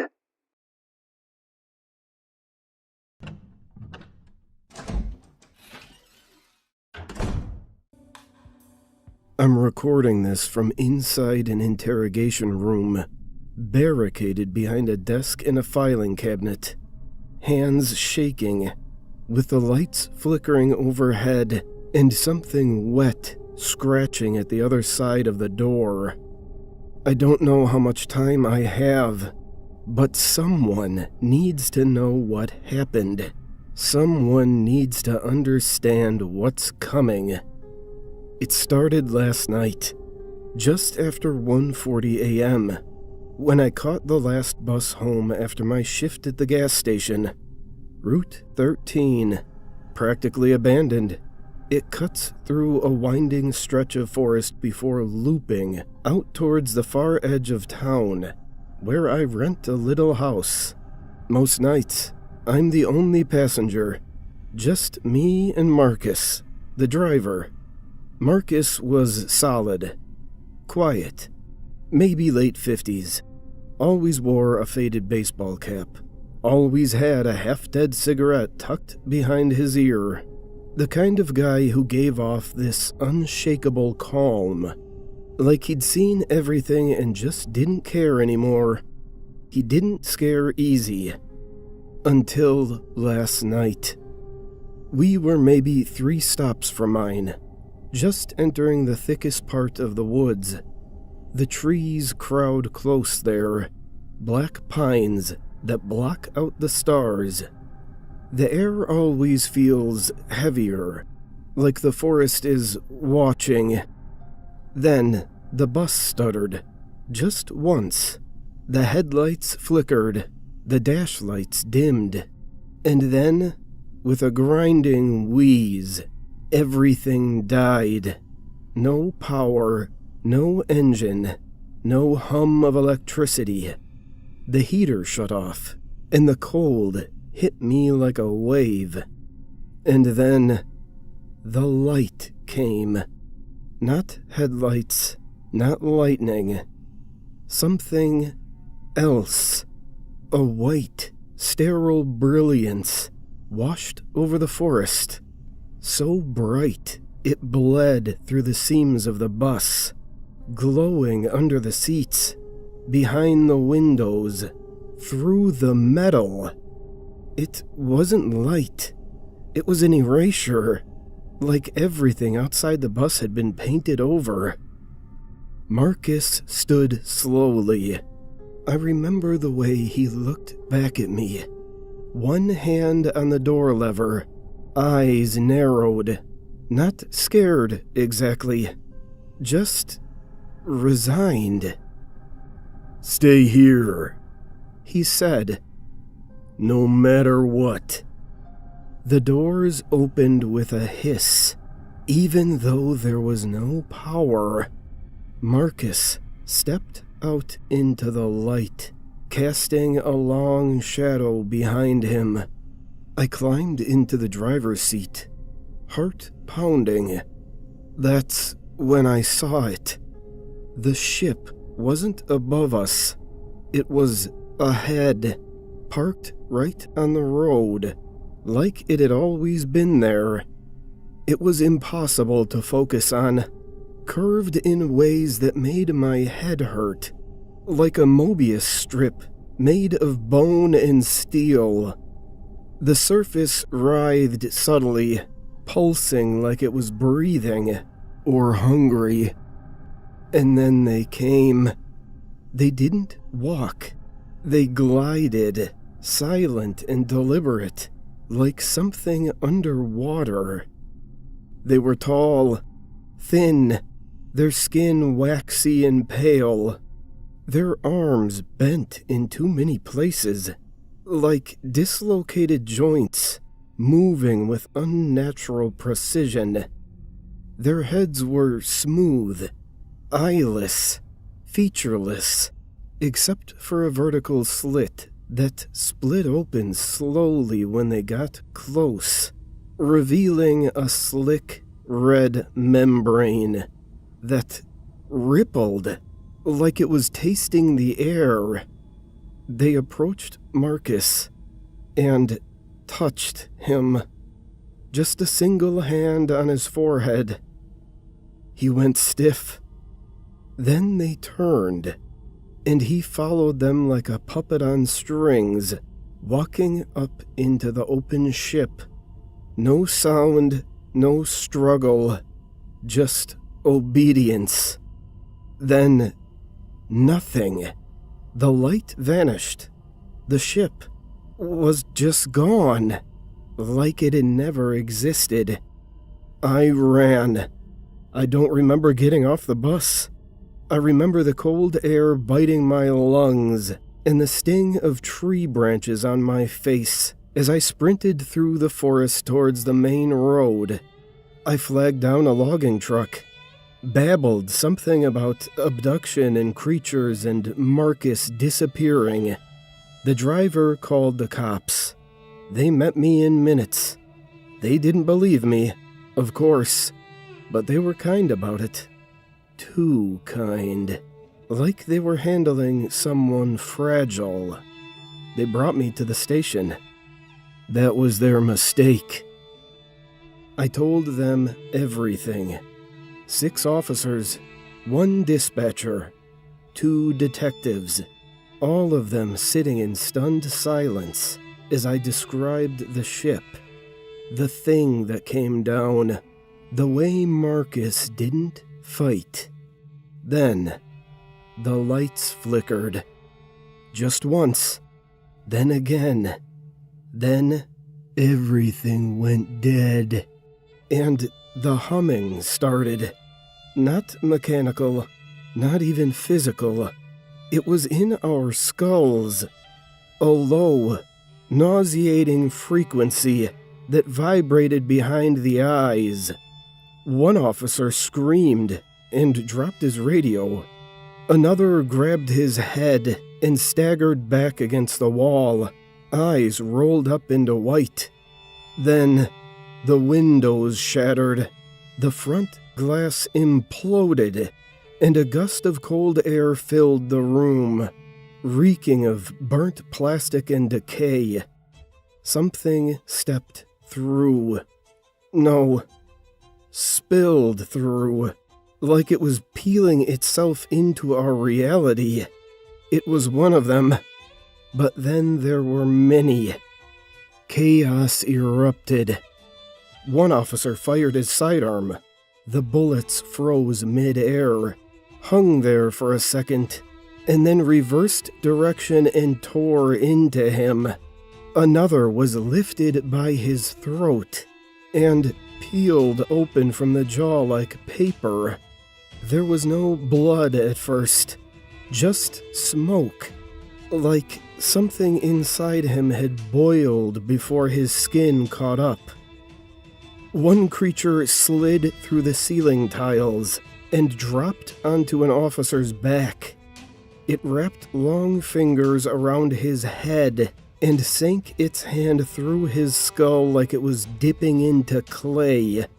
The screams never stopped. They didn't even sound human after a while. I watched the sergeant try to fight one off with a baton. It didn't even flinch. It let him hit it, then folded itself inside out and swallowed him whole. His body didn't fall. It just melted into the thing, like it was never there. I ran. I don't even remember getting into the interrogation room. I just remember slamming the door and jamming the filing cabinet in front of it. My hands were covered in someone else's blood. Now I'm here, listening. The hall is quiet, except for the occasional click, like bone tapping on tile, or teeth chattering in reverse. Then the scratching started. Soft at first, curious, then faster, more aggressive, long, sharp movements, something dragging claws across the wooden glass, something eager.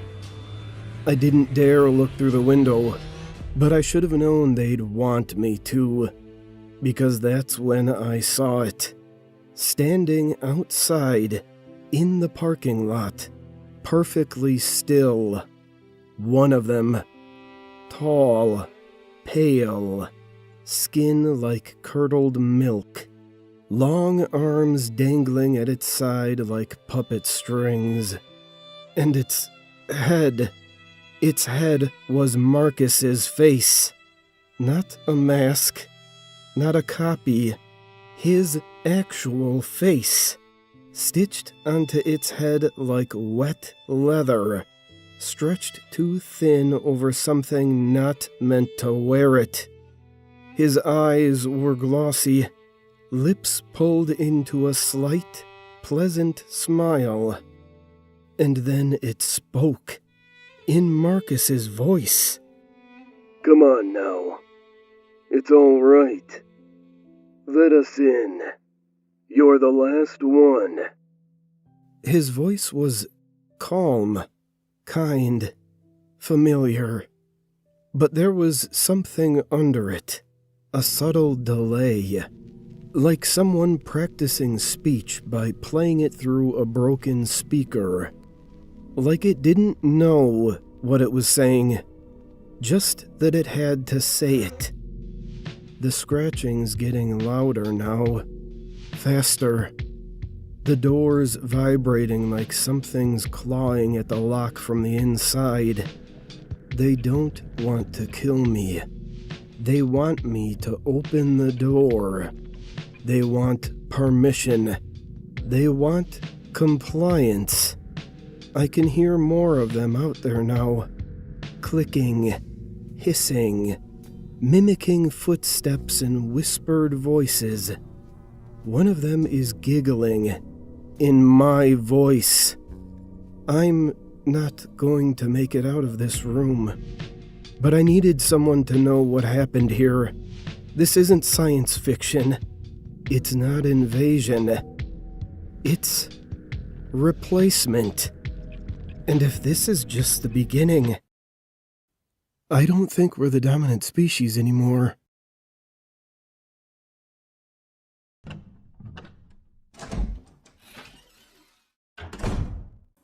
He isn't moving.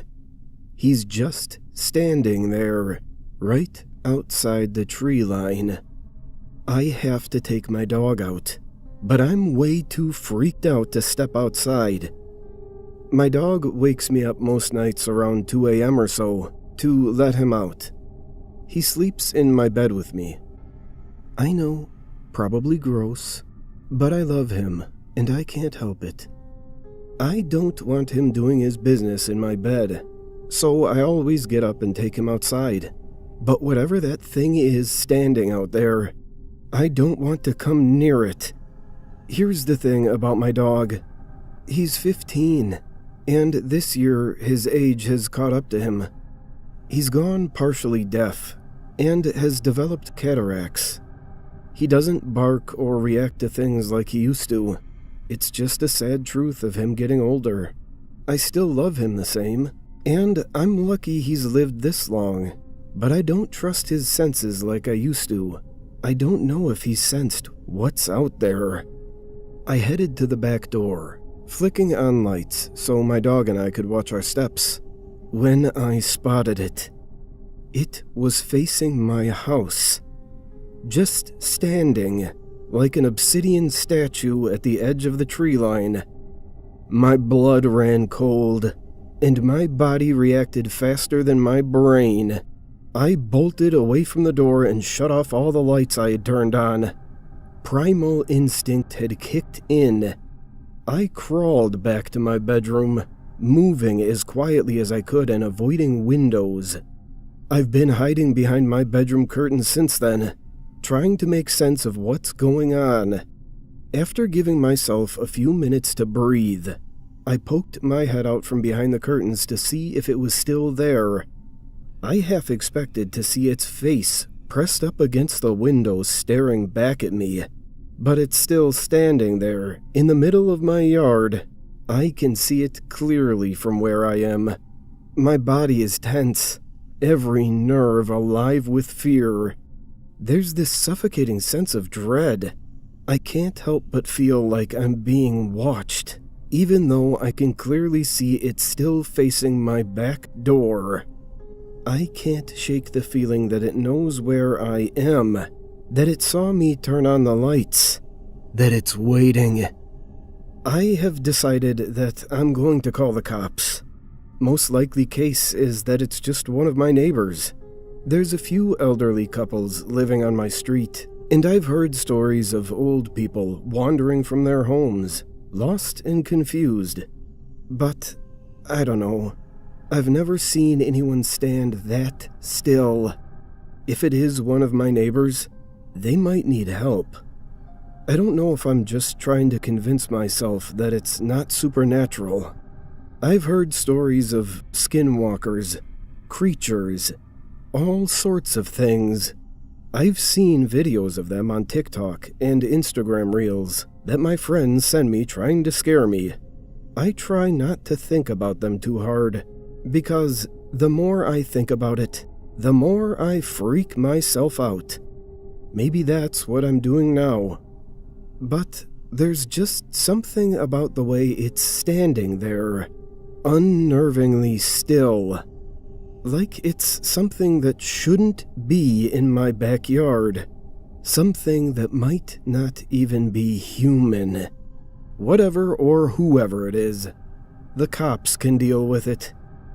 If this, or something similar, has happened to anyone before, I'd appreciate some advice on how to handle this situation, and if I'm doing the right thing. Maybe I just want to feel less alone right now. I can't ignore the feeling that whatever is outside is dangerous. For now, I'll stay behind my bedroom curtains keeping watch. I'm calling the cops right after making this recording. Whether it's just my paranoia or something more, I'd rather deal with the mess of cleaning up after my dog than whatever is standing out there in the dark. Update. It's gone. The cops showed up at 2:57. Thank you to the commenter who suggested I talk to the cops through the door. I told them the situation, and they went around back to check it out. But when I looked out the window again, it was gone. The cops searched all around the premises, but couldn't find anything weird. No sign of a person, no footsteps. Nothing. They must think that I'm crazy. I don't care. The only security I feel right now is knowing that all my doors and windows are locked, so there is no way that it got inside with me. I just pray to God it doesn't come back. I don't think I'll be getting any sleep tonight.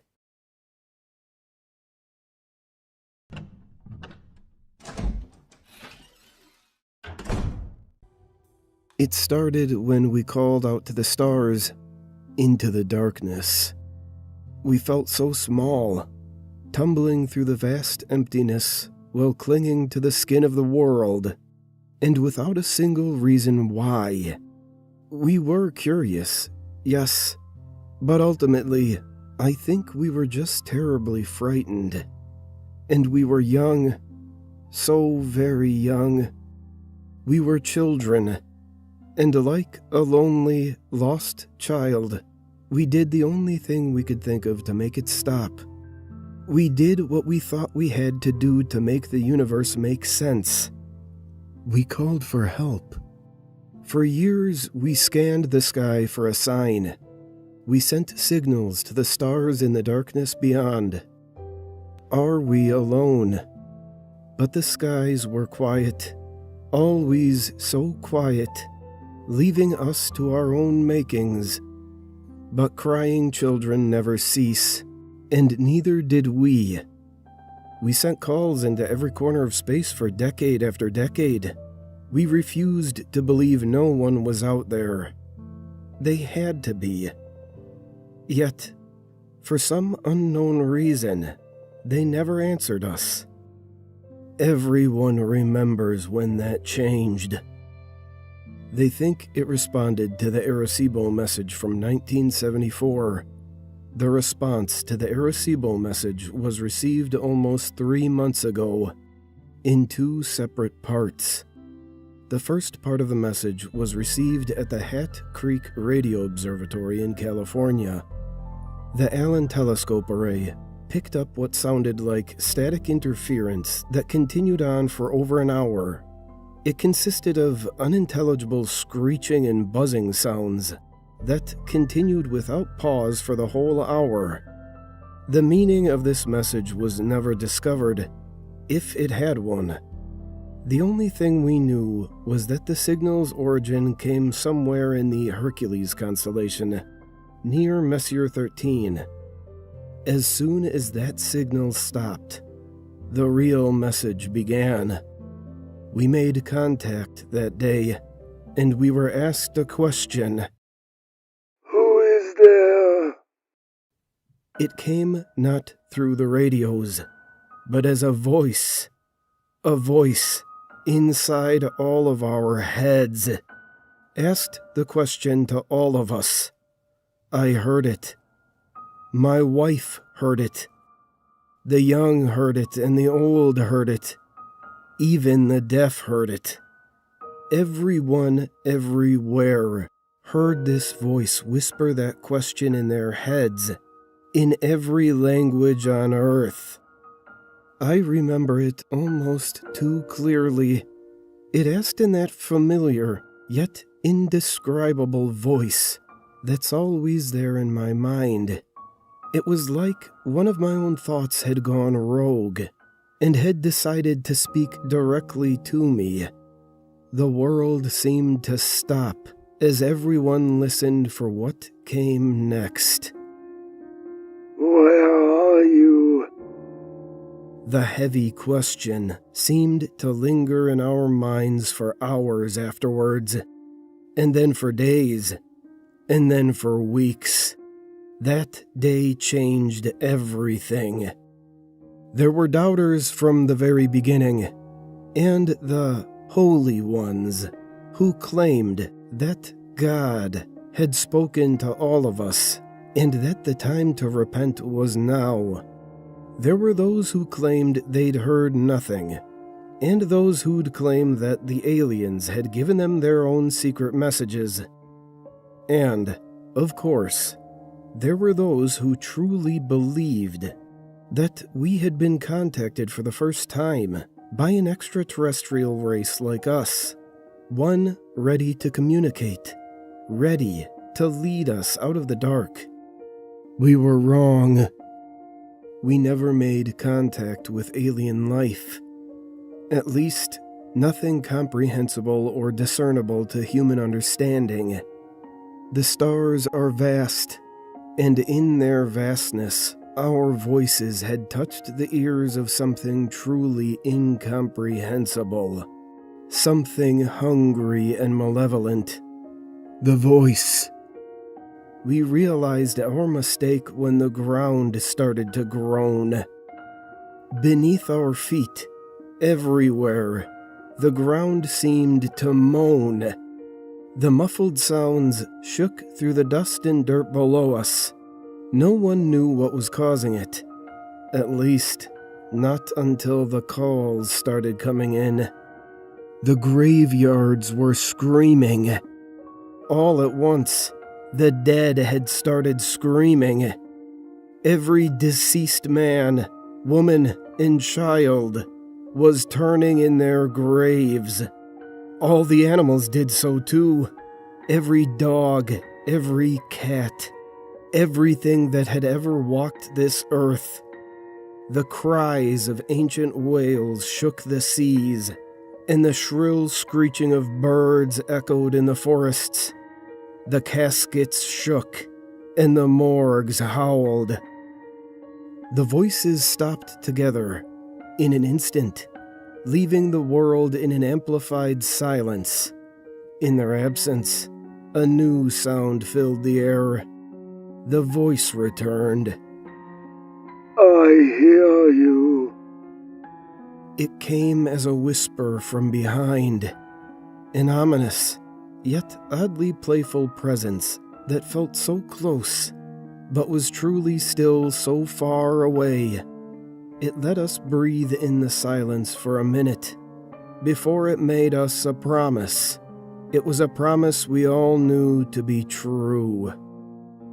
I am coming. The voice was gone, and the air was again filled with screams. This time, they were from the living. After the voice had gone, we were left to our own devices. Millions panicked, and rightfully so, as chaos took hold of the streets. Many would die in the violence and the gunfire of that night. They would be known as the raptured before long, and the rest of us were the condemned. We could only wait. The screaming dead was only the first of the side effects we felt as the voice approached. The closer it got, the more we felt it. That first night after the screaming, we noticed the stars bleed for the first time.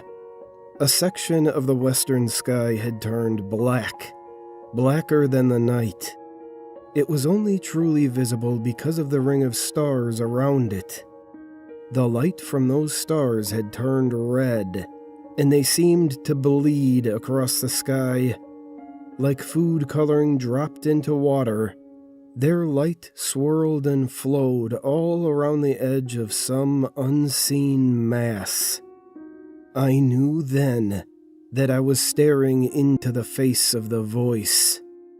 Our scientists claimed that nothing was there, and that their radar and scans always came up empty. Their telescopes could see nothing but darkness in that section of space. However, the proof was right in front of us, as every night, that ring of darkness got wider, and more stars bled in the sky. We watched it come. As each night passed, the black spot would widen, and more stars would distort and bleed around it. During the day, a new hell would greet us. The side effects worsened. The day always brought something new. I'm sure most of what happened will go untold and unknown. The animals started disappearing. All of them. No tracks, traces, or bodies were left behind. Pets would run away. Some violently so. They all retreated, never to be seen again. The forests were left abandoned. The ocean empty. The air was left silent. The world left seemed empty and lonely. They left like water receding from the shore just before the tsunami breaks. One day, about 2 weeks ago, scientists tried to talk to the voice again. They hoped, perhaps, to reason with it. They told it what was happening on our world and asked it questions. The scientists begged. It didn't speak.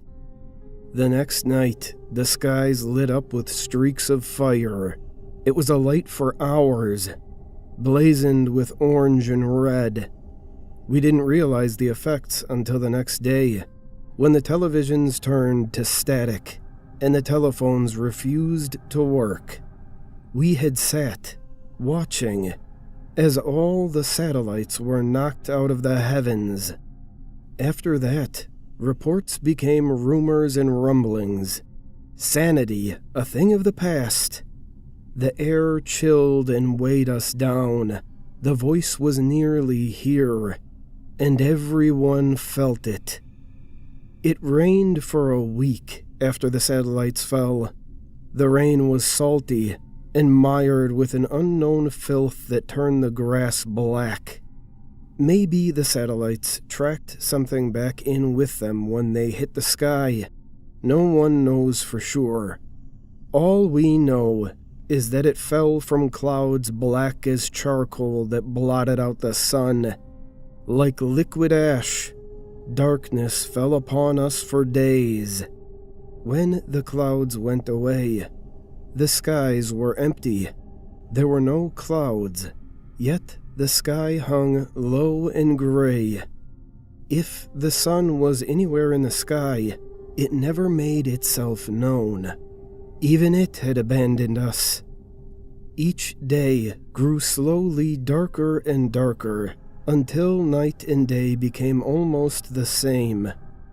Some people would claim later that they'd seen things in the dark, creatures with gangly limbs and crooked faces, lurking in the corner of their vision. They were tall, white creatures that looked molted or rotten through their transparent skin. Appearances would last for just a second or two, before vanishing without a trace. Some believed this was the first step in the aliens' invasion, but the rest of us didn't know what to think. We just knew that it was nothing that simple or benign. They must have been hallucinations, just more madness to endure, but ultimately as harmless as anything else. As harmless as the screams of the dead, the missing animals, and the dying sky. Appearances slowly increased in the duration and number. I think everyone saw them once at least, but I don't think a single person would ever guess why they were truly here. They never touched nor spoke to anyone, and they certainly never harmed anyone. Most who got good looks at them described them as mournful or sorrowful looking. Some even claimed the creatures watched over them at night, and others even claimed that it seemed as if the creatures were sorry for them. One claimed to have even seen one prostrate upon the ground, hands clasped above its head. He said it was praying for us. Prayer was no help. The churches and places of worship that had divided us for so long failed to bring hope to any in the end. The voice let them pray and beg for a while, but just days ago, the voice ended it all. No one questioned how, for at this point, nothing that happened surprised anyone anymore. But on the final day, all books of worship burned. Every last Bible, every Quran, everything. People rushed to their centers of faith, but found no solace.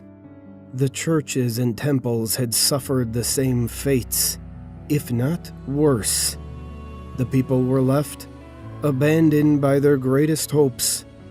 There were rumors of churches all over the world, with walls formed from the bodies of those who sought refuge.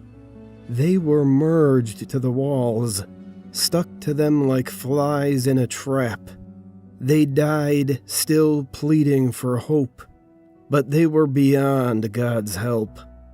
The rest of us had learned to stop begging. We waited.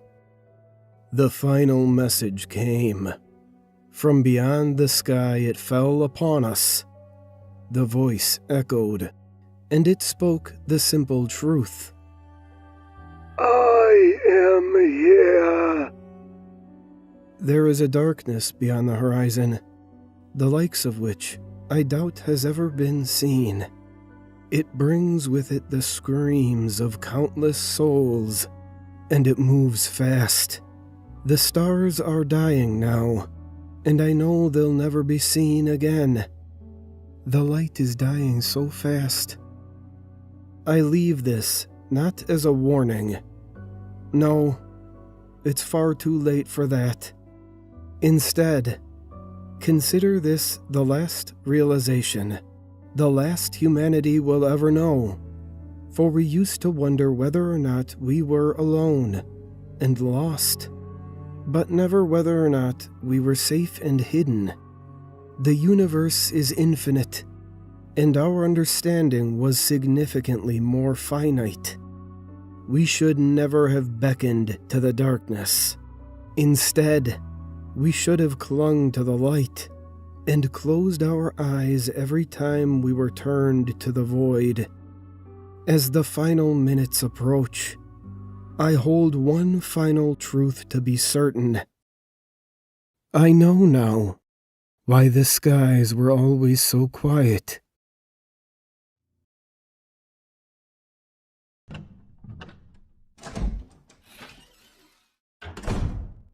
It all began with Rodney tittering at the back of the pharmacy. The gray-haired man's titter grew to a giggle, which drew my gaze, but I immediately regretted turning around. Rodney's lips, oozing a trickle of drool, had only a centimeter-tall gap between them. His mouth was a letterbox, spitting out a skinny parcel of sound. It was, without a doubt, the most horrendous smile I had ever seen. Gummy, and not at all happy. Brenda and Tommy sat on either side of the chuckling pensioner. The two sandwiching customers had shuffled their rears to the outer edges of the seats in a bid to escape from the disconcerting laugher, who was twitching excitably. Rodney had always been the town curmudgeon, but that wasn't what made him so unsettling today. I'd seen the grumpy man laugh before, only once or twice, but it had happened. This was different. Something was wrong. All I knew was that I felt relieved to be queuing at the cash register, far from the strange giggler. Mrs. Neeland, the pharmacist, was so distracted by Rodney's odd behavior that she almost let me walk away without paying. How much? I asked nasally, preferring to focus on the medicine in my hand rather than the disquieting man behind me. Mrs. Neeland snapped her eyes back to mine, and she seemed equally glad for the distraction. Sorry, Maria. That'll be £7.99. Rodney released a guffaw, but I ignored him and focused on unsteadily swiping my debit card across the scanner. What's so funny, Rodney? Brenda asked timidly. The old man didn't respond. He just kept laughing. I watched and waited. Then came an acceptance message on the screen. Thanks, Maria, Mrs. Neeland said, passing a receipt to me. Hope that cold goes away soon. All bunged up, I sniffled and nodded gratefully. Then I beelined towards the front door, mistakenly making eye contact with Rodney, the man whose laughter was loudening by the second, though his lips remained just as marginally open. As I looked at those three waiting customers on the chairs by the door, I noticed that Tommy's frown had faded. In fact, he had started to smile too. Only Brenda seemed to share my discomfort. As I was partway out the door, bell still chiming above my head, there sounded a second chuckle from that row of seats. I'd barely made it halfway up the road, 30 seconds later, when another chime sounded. With a gulp, I twisted to see three people emerging from the pharmacy. Rodney, Brenda, and Tommy. Now, all three were laughing. More horrifyingly than that, all three were laughing in the same way, and wearing that awful, awful smile, lips barely parted and revealing only upper gums. What the hell? I muttered to myself, wondering whether I'd missed a humorous occurrence in the pharmacy. But I hadn't. I knew I hadn't. There came no chuckle from my own throat, only burgeoning fear. Something terrible was approaching. The trio of giggling friends started to walk up the pavement towards me, and my dread only worsened. Clutching the cold medicine tightly in one hand and clutching thin air in the other, I started to feel immense unease. I knew, as those teary-eyed and haunting smiled husks took quick paces towards me, that I had to get as far away from them as possible. With my own heartbeat rolling off my tongue, I dashed into the road, and there came the deafening noises of a car horn, then screeching rubber. Arms shaking reflexively over my face, I peeked through my quaking limbs to see a car only a couple of feet in front of me. "I'm so sorry," I blubbered as the driver, who had narrowly avoided colliding with me, angrily climbed out of his still-running vehicle. "I nearly killed you," he yelled furiously. "Watch where you're—" The flustered man, leaning against the open door of his car, trailed off as the group of now cackling pharmacy customers walked into the road, heading towards us. "What's wrong with you?" the driver asked, directing his fury towards them. "There's nothing funny about—" Then Brenda, who only 2 minutes earlier had been reeling in terror from a chuckling Rodney, clamped her hand firmly over the driver's lips. She shoved him against the side of his still-running car, then continued to laugh, with eyes tearful and a mouth barely open. All the while, the frightened driver, wide-eyed and powerless, struggled to speak. His voice was muffled by Brenda's obstructive fingers. Then came the front doors opening up and down the street, as residents caught wind of the commotion. I watched in confusion, pleading with my eyes for somebody to step forwards and help. However, as the townsfolk converged on the scene, I started to feel the strong urge to tell them to turn around. "What are you doing?" screamed the driver audibly through Brenda's hand. I watched in horror as Brenda, far too slight to overpower such a tall man, managed to clamp down impossibly firmly on his lips. As she did, the little woman snorted with laughter, transmitting a powerful contagion into the air. I covered my own lips with one hand and eyed members of the crowd, but it was too late. I saw it spread across faces. One by one, the onlookers' expressions of fear and anger softened, then hardened into something more horrifying.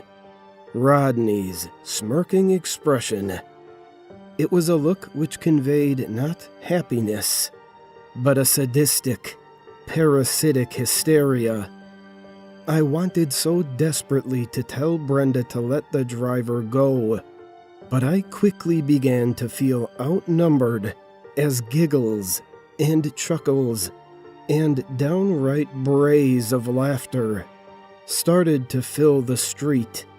There was no mirth, no humanity, not even when Brenda tore. I screamed behind my clasped lips as the woman, with inhuman strength, plucked a chunk of the man's flesh and lips away from his face.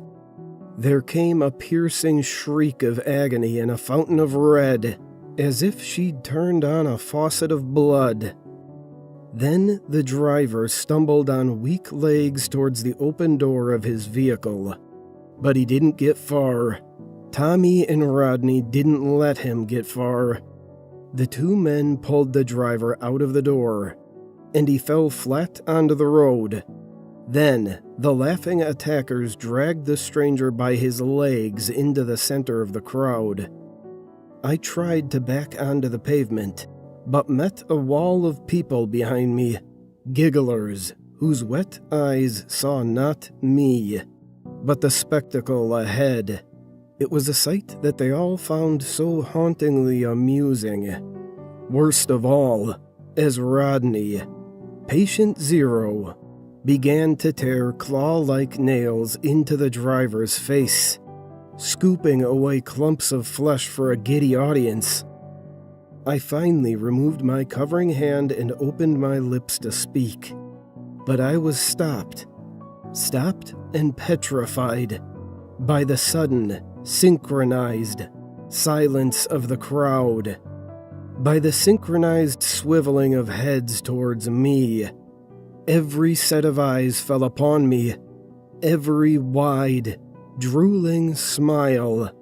The laughter had stopped, but those gummy maws remained, releasing only heavy pants. The infected were baiting me, pleading for me to yell at them in much the same way as the driver.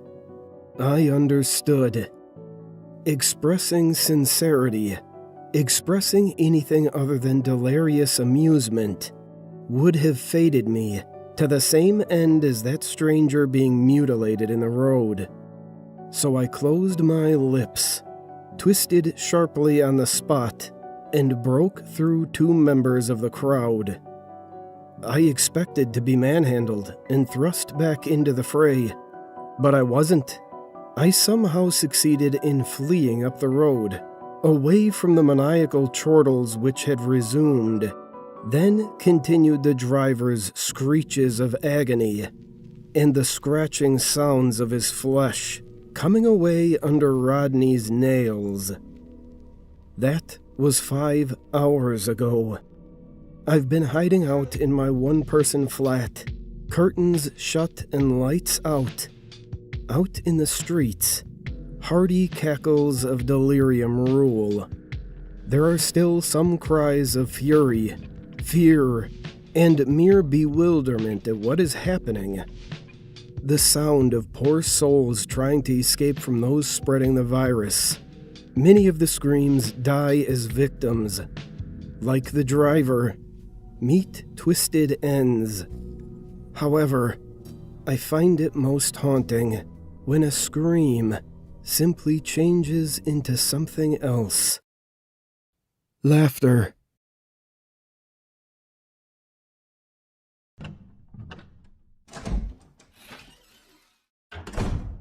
You know what would be delightful?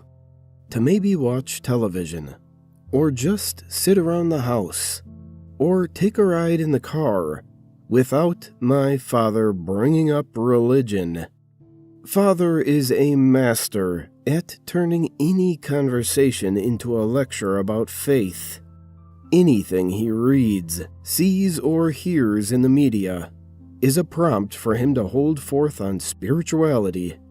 Good God, I've even seen the man inspired by weather patterns.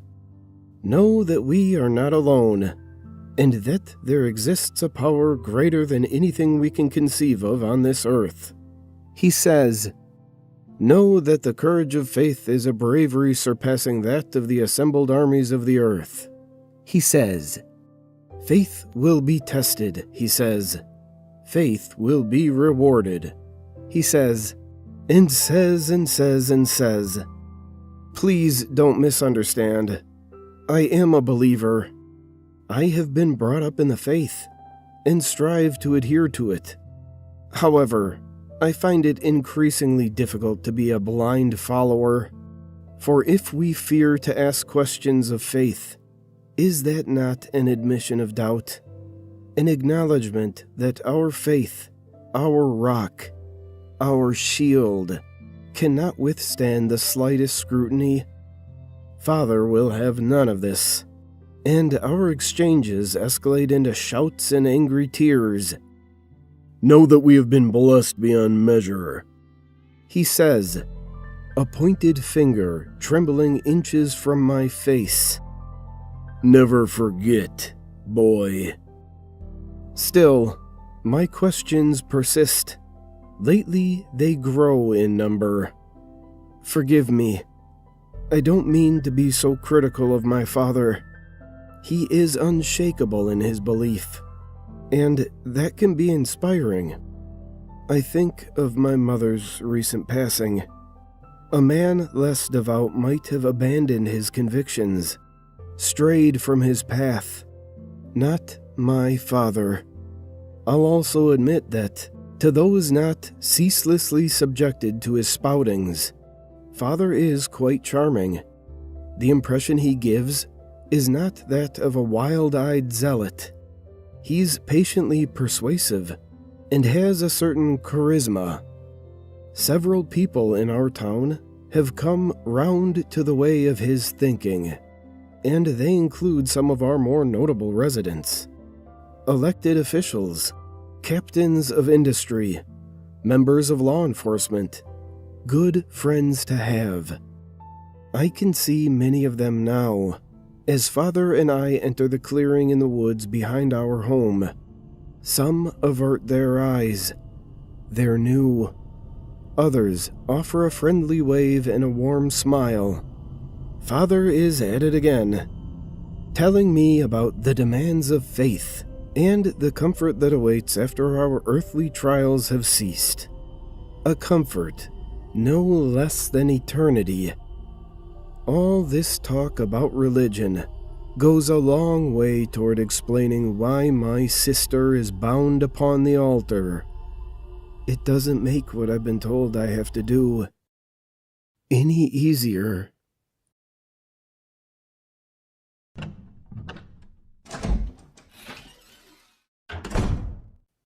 Now for today's bonus pasta. No one knew where it came from or how it happened. It was just another sunny, dull, and happy day in the small Michigan town where it began. It occurred with the small things first, like memories of anniversaries or memories of where the car keys were. Memories simply disappeared, and even when people found where their car keys were, or were reminded of their anniversaries, they would lose those memories in less than a minute. Of course, no one really minded the few people whose memories were the first to go. Maybe they were simply getting old and possibly developing Alzheimer's disease. Whatever the case, no one expected it would spread until everyone began having severe memory loss. Some forgot what jobs they had, others forgot their names, and many forgot where their keys were. Even when reminders were written, things were forgotten as soon as they were read. After the memory loss, the physical loss began. Cars that were parked on certain spots in the streets simply disappeared as soon as people looked away. Random items started disappearing with no explanation, but everyone was too busy wondering what else they had forgotten to notice what went missing.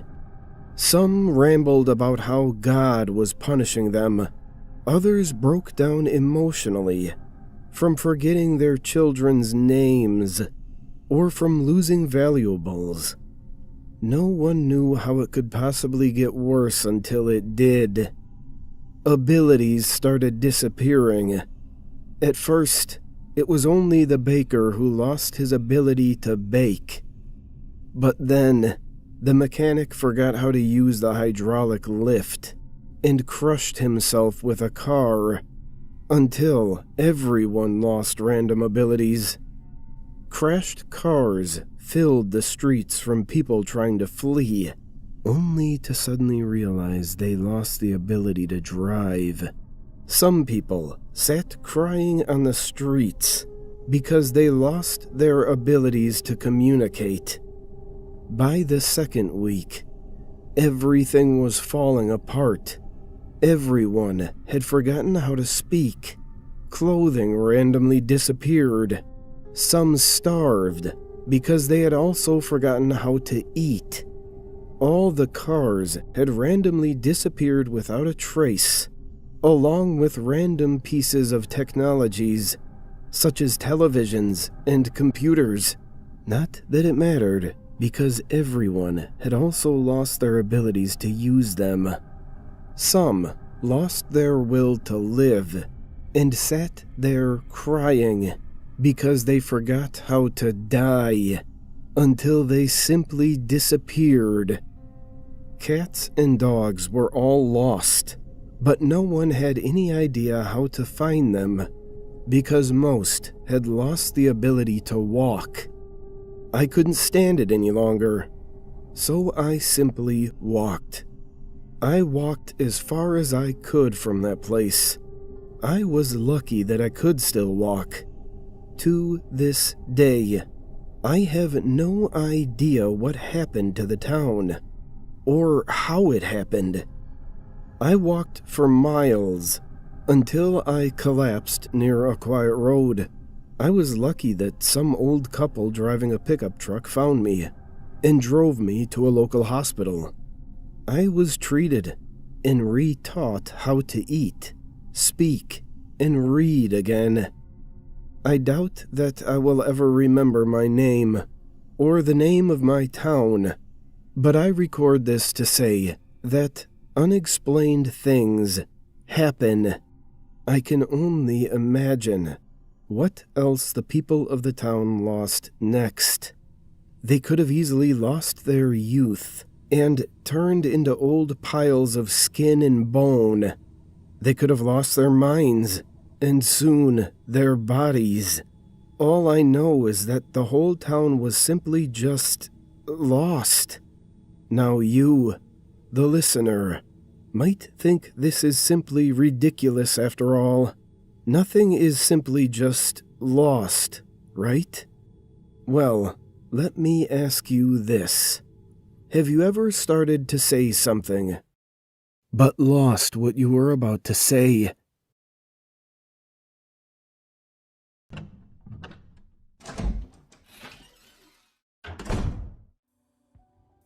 I have always been uneasy driving alone at night.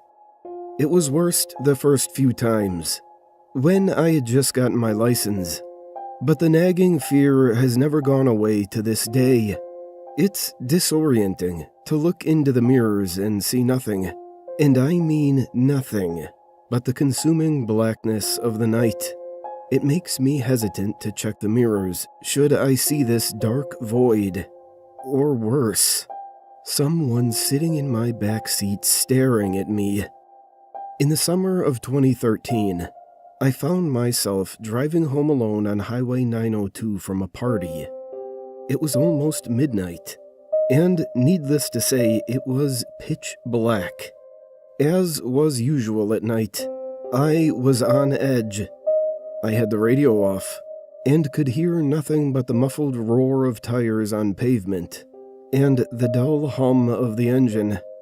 I stole a glance into the middle rearview mirror, and saw nothing but darkness through the back window. I know that I looked backwards and saw nothing. I'm sure of it. Just the seemingly endless blackness of the night. I remember it so clearly, because not 10 seconds later, a car passed me to the left, headlights on. I had one of those sudden adrenaline rushes, like when you think you see a person outside your bedroom window when it's just a tree, or when you start awake at night with the feeling of falling. 10 seconds earlier, nothing had been behind me. Suddenly, a car. I drove all the way home shivering and knowing something was off. The next morning, I found 2 sets of scratches near the back of my van. One was on the left rear, one was on the right. The car was pretty old, They could have been there for months, but that was the first time that I distinctly remember seeing them. In hindsight, there are two possibilities for what happened that night. Possibility 1. By some glitch in reality, or something paranormal, this other car had appeared behind me within 10 seconds of me checking my mirror, like some weird ghost crap or something. However, the second option is what makes my blood run cold whenever I consider it. It didn't even occur to me until months after the fact, but it makes me dread driving alone at night even more. Possibility 2. The car was normal. It had approached me from the rear and passed me to my left. However, something large and wide and as black as the night had been clinging to the rear of my car, obscuring my view through the window and leaving deep scratches on the sides, and I had inadvertently driven it home with me.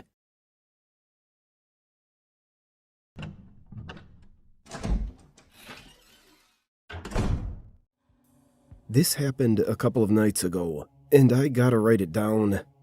Thinking it and saying it sounds too crazy. I've been with CMPD long enough to know the worst calls always start the same way. Can you check out a noise complaint? Sounds like a baby crying. That came over dispatch just after 2 a.m. I'm a dad, so of course I'm going to make sure everything's okay. Area was West Charlotte, just past Mount Holly Road. Old woods, near a defunct substation Duke Energy fenced off years ago. I knew the area. Dense, overgrown.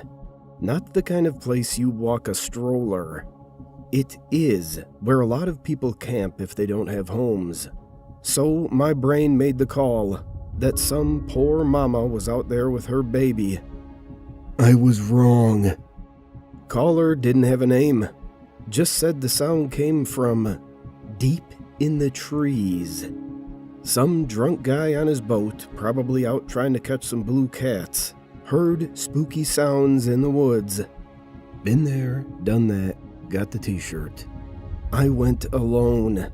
Protocol said I should wait for backup, but I didn't think much of it. Probably a fox. They make noises that'll raise the hairs on your neck.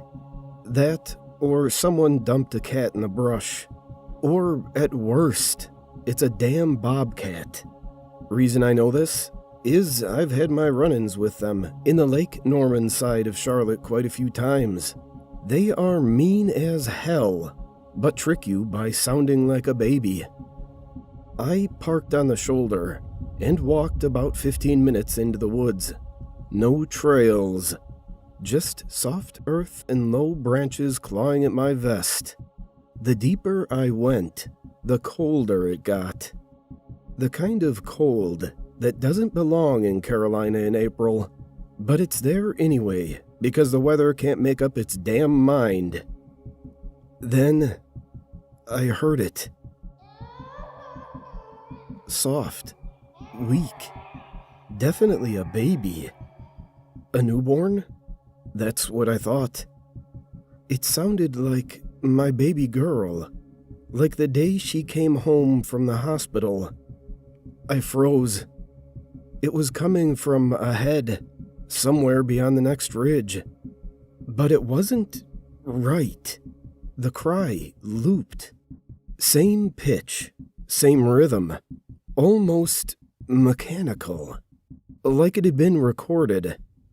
I unholstered my flashlight and moved slow. That's when I saw the eyes, dozens of them, reflecting back in the dark. They stepped out together, silent, coordinated. A herd of white deer, albino, every single one, bright as bone, antlers like coral, eyes red. There had to be 20 of them, just standing in the trees, blocking my path. They didn't run, didn't twitch, just stared. Their bodies looked off, like they were stitched together wrong, too tall, joints too low. One of them had legs that bent the wrong way entirely, and in the center of them stood one without antlers, smaller, female maybe.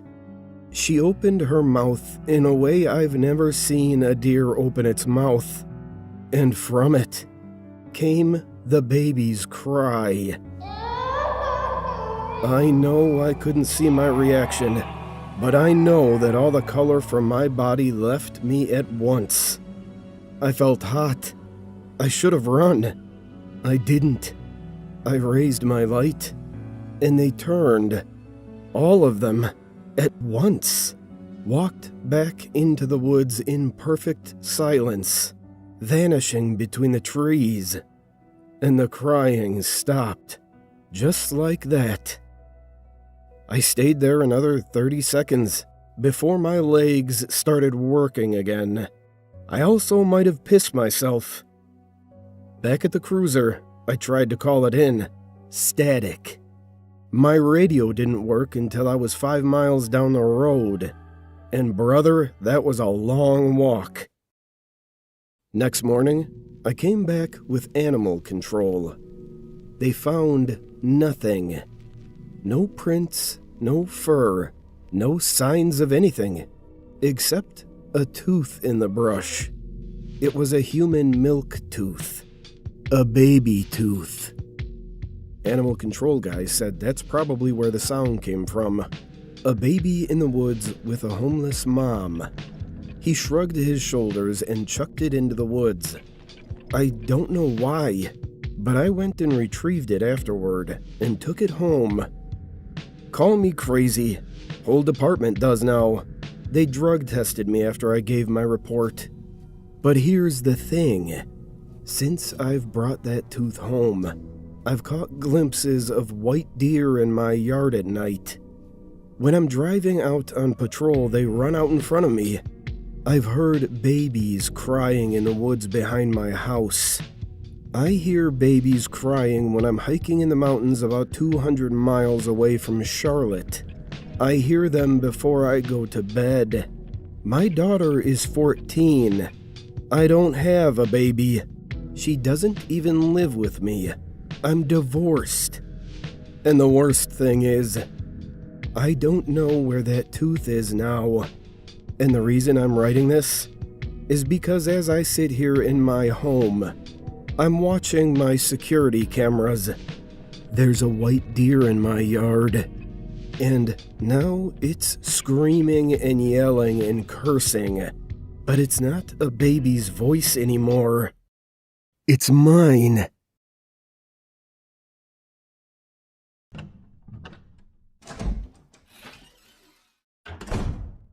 He may not know it, but my son is in extreme mortal danger.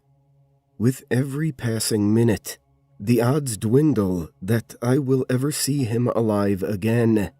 I should have been a better parent. I had too much faith in him.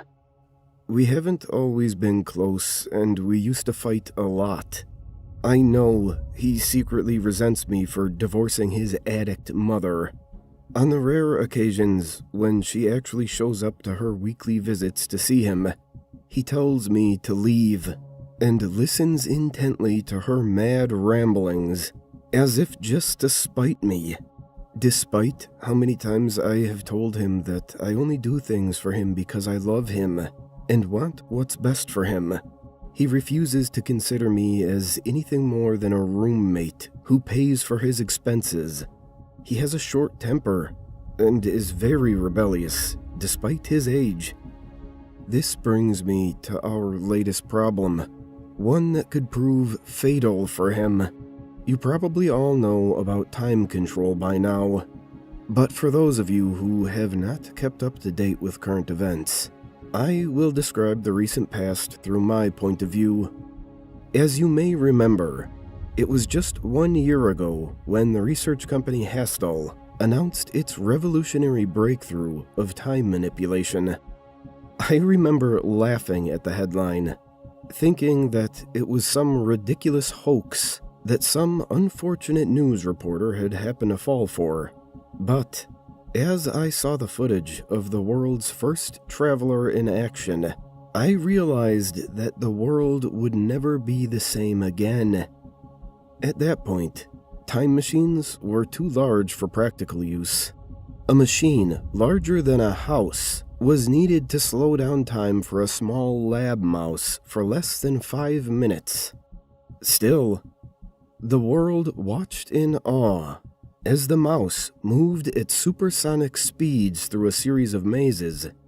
Though many had initially believed that the creature had gained some sort of supernatural ability, the scientists in charge of the public experiment promptly explained that the mouse was not actually moving faster than normal, but that, because of the machine towering above it, time had become slower within the maze.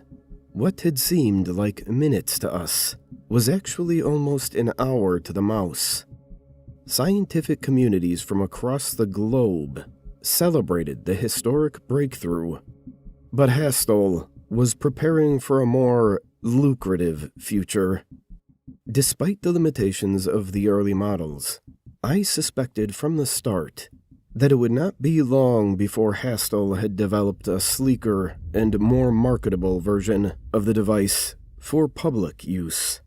2 months after the initial breakthrough, commercials bombarded the world about the new Time Pack, the machine that had once filled several linking research rooms and weighed almost a ton, could now fit into a large backpack that almost anyone could carry. Instead of minutes, people could freeze the world around them for hours at a time. Despite a price tag so high that only the most wealthy people could afford one, the Time Pack was a huge commercial success. People began completing projects in hours that would typically take days to finish. Fewer people complained about sleep deprivation and time-constrained work schedules. Many people even abandoned their cars, opting to walk everywhere they went, as time had become virtually irrelevant to them. As sales increased, newer, lighter, and cheaper versions of the Time Pack were developed. It was not long before millions of units had been sold. With Time Packs, everyone seemed happier. They finally had all the time they could ever want. However, as it often accompanies great technology, vile minds and evil hands had turned the technology to favor their dark agendas. Police officers were promptly equipped with Time Packs, as thieves and serial killers began committing their crimes at speeds that made them virtually invisible to the human eye. Drug lords could create and distribute their substances in the blink of an eye. Forensic scientists became overwhelmed as they were presented with more and more criminal evidence that dated back centuries. As things got worse, Hastel realized the dangerous power of its devices and began requiring licenses and background checks from its customers. But it was too late. More stories flooded in about high-ranking officials being taken out by ordinary, disgruntled people. There are even rumors that, in less developed countries, people are forced to use their Time Packs to contribute an entire lifetime's worth of work in a matter of days, leaving entire villages destitute, save for an incredible number of elderly people. The greatest blow to Hastel's reputation did not become public until recently, however. You all have likely heard of Randy Hill. He was a 9-year-old boy who had received a Time Pack as a birthday gift. By nightfall, Randy had vanished. Over the following few days, The worried parents reported 3 break-ins, 1 by a teenager and 2 more by adult men. By the 3rd day, Randy's body was found lying on his bed in advanced stages of decomposition. Forensic evidence suggested that not only was the body over 100 years old, but that young Randy had died from old age. He had lived his entire life in just 3 days. His body would have been nothing but dust if the batteries in his time pack didn't run dry. But you all have likely already heard most of those stories. What you didn't know is that just last week, my son got a time pack of his own. He got it from his mother during one of the few visits that she is allowed. That drunk has lost all sense of responsibility for our child, and it showed when she used her inheritance to buy my son a brand new time pack, with no thought as to his well-being. He is, or at least he was, 11 years old, so I didn't confiscate it from him, but I made him promise me that he would treat it with a kind of respect and restraint, that he would show a firearm, and as long as he promised to only use it to do homework. Unfortunately, but expectedly, over the past few days, I have seen him less and less. He would often startle me by walking into one room, only to walk out of a completely different one moments later. I knew he was having fun, but I feared that he might have been using his new toy too much. My fear was confirmed yesterday. I remember the morning clearly, because as I reached the kitchen to prepare breakfast, I saw my son making pancakes. The first thing I noticed was how different he looked. Have you ever reunited with someone that you haven't seen in such a long time that it takes you a while to recognize them? That is how I felt when I saw him. He still looked like a kid, but just a little older. I also realized I had never taught him how to make pancakes. I sat down and talked to him about what he had been up to the night before.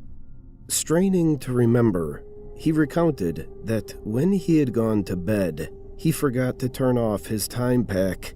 When he woke up, fully rested, he realized that it was still night, and that only a few seconds had gone by. He was not tired anymore, and figured that he would spend the rest of the night reading his books. As he reached for the off switch on his time pack, he realized that if he kept it on, he could read an entire library of books, and do just about anything else he wanted in just one night. He then told me how he spent days switching between reading, watching cartoons, eating and sleeping. After a while, he got bored of the routine and the darkness of the night, and finally turned the time pack off. The pancakes he had made that morning, he had actually learned from a cookbook, and had perfected, as they had been his snack of choice the night before. I realized then that it had gone too far. I didn't care about how much he enjoyed stopping time. He had to put an end to his bad habit, or risk losing some of his most precious years. I sternly told him he had to stop, and I demanded the time pack. However, he refused, and after a short but heated argument, he turned it on and disappeared. That was yesterday. I have not seen or heard from him since that argument, and I fear he has not turned off his time pack in all that time. I now realize what a terrible mistake I've made. I never taught my son about discipline, self-control, self-dependence, or the importance of getting an education. I don't know where he is or how much time has passed for him.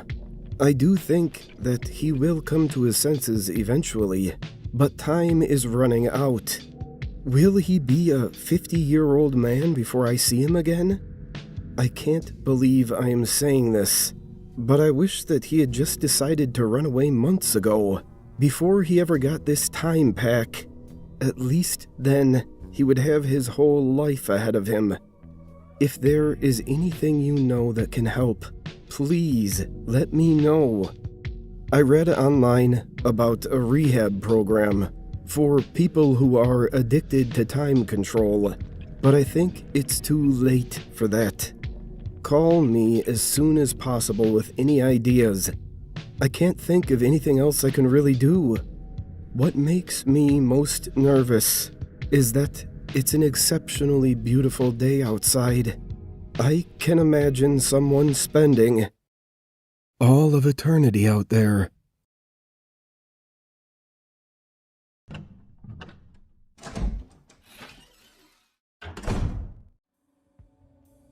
I cheated on him with his best friend. A woman's voice seemed to appear from nowhere as I was sorting through my kitchen. As I closed the jar I was emptying, no voices could be heard.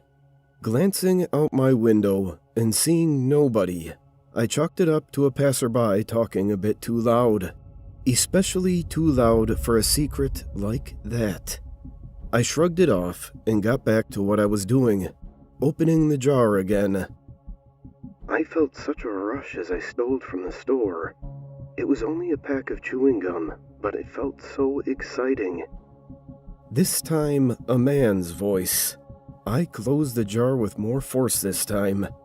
Was there some kind of support group happening in my garden?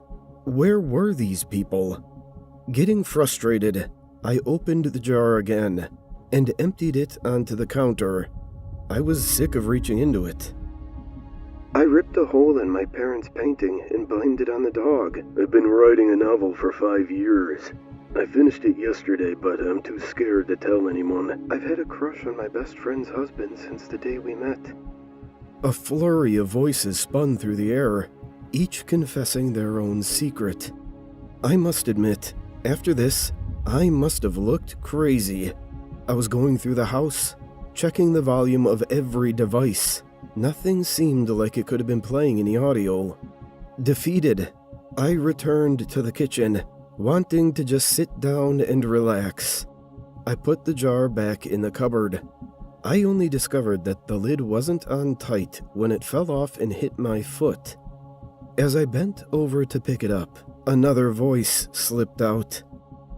I don't do my taxes. I started to connect the dots. Curious, I removed the lid again. I've been in love with my childhood best friend for decades. He started dating someone last week. I opened it again, this time only briefly. The toilet was. The voice stopped as soon as I closed the jar. I couldn't help but smile.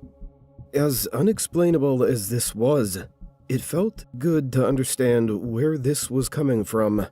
Why, or how, were different questions that I hadn't yet started considering. I had fun with this for a while. My parents think I moved out for college.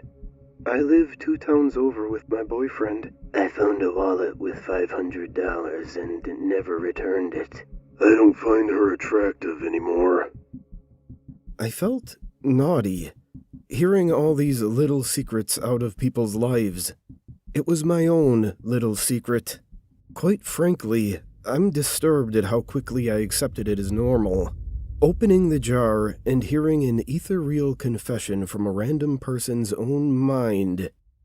Eventually, they started to get dark. I poisoned my boss's coffee. He didn't turn up today. I sabotaged my friend's medication. His death was ruled an overdose. I only cried at my father's funeral because they found the murder weapon. I don't know if I wiped my prints correctly. This turn of tone took me by surprise. They were depressing, disturbing to hear. This was no longer a fun pastime, but a twisted game. I know of at least 36 people who have sinister secrets. ones that their lips may never speak, secrets that would be with them until their deathbed, were now my burden to deal with. The worst are the voices admitting that they plan to murder. I know realistically I have no way of stopping them, or even finding out whose voice it is. Yet I still feel like I am at fault for knowing and doing nothing. I considered handing it to the police, wondering if it could help them with investigations. The more I thought about it, though, the more I realized this would need to go further than that. The government would have to get involved. The Secret Services would investigate. How could a jar know and do all this? They might even somehow use it for mass surveillance. Even if that was a sacrifice worth making, would they believe me? Or would they think this jar was my own strange creation with a cheap speaker and ignore me completely? Today, as I opened the jar for the final time, I heard the one voice I never expected. My own. I'm going to kill my dad with this knife I hold. I closed the lid, only then noticing the knife I was tightly gripping. I felt dizzy, like I didn't even understand where I was. A silhouette in the hallway caught my attention. My eyes focused to show my father standing in the doorway. How long had he been there? Did you just say you're gonna kill me? What are you doing with that knife? I don't even remember my father coming to visit. I don't remember much of today at all, outside of listening to the jar. As my mind wanted to explain myself, my lips simply didn't move. I was frozen in a panic. How can you even begin to describe these events? He left my house as quickly as my mind had left moments before. I slammed the knife onto the counter as I threw the jar at the wall. I wanted this to be over. I wanted it to be a nightmare. But you can't wake up from reality, however daunting it may be. The jar shattered into a million pieces. Where I had expected to end these events, I only made them worse. A hurricane of voices echoed through my house. A million sentences, spoken at once, speaking forever. I cannot focus on a single one, yet I understand them all. I can hear the secrets of 8 billion people.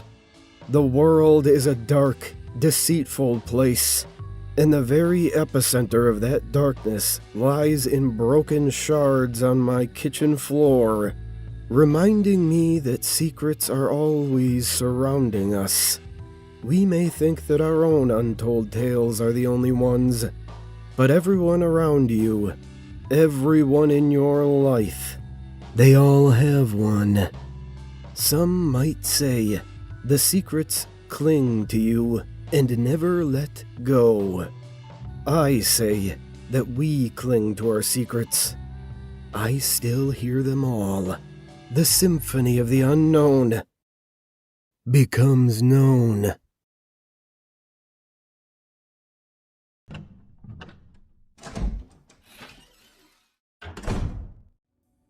Everything behind your short-term memory is a lie. You keep forgetting the terror coming for us all. 30 seconds later, your long-term memory overwrites the terrifying truth. That is a gift, but I don't remember why. Do you ever feel like you've forgotten something awful? Awful enough to leave only a terrible itch and a terrible fib in the erased cavity left behind?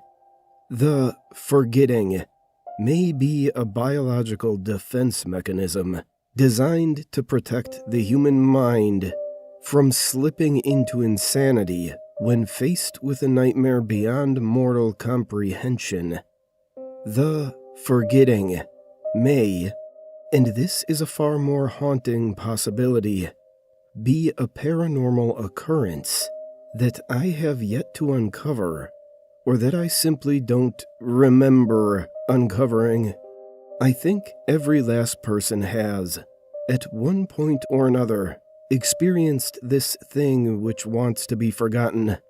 Maybe we'll all see it, film it, write about it, but half a minute later, we forgot the truth of those images and texts.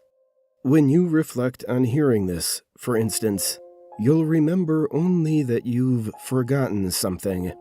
Even now, I'm recording only what I do remember, that there exists a thing to be forgotten by all.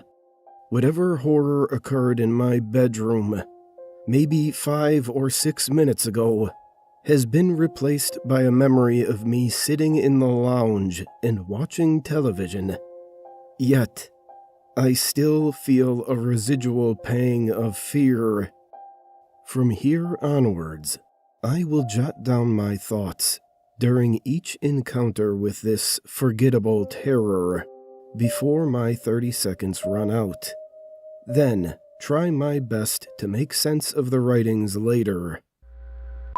Something watches. No head. No body.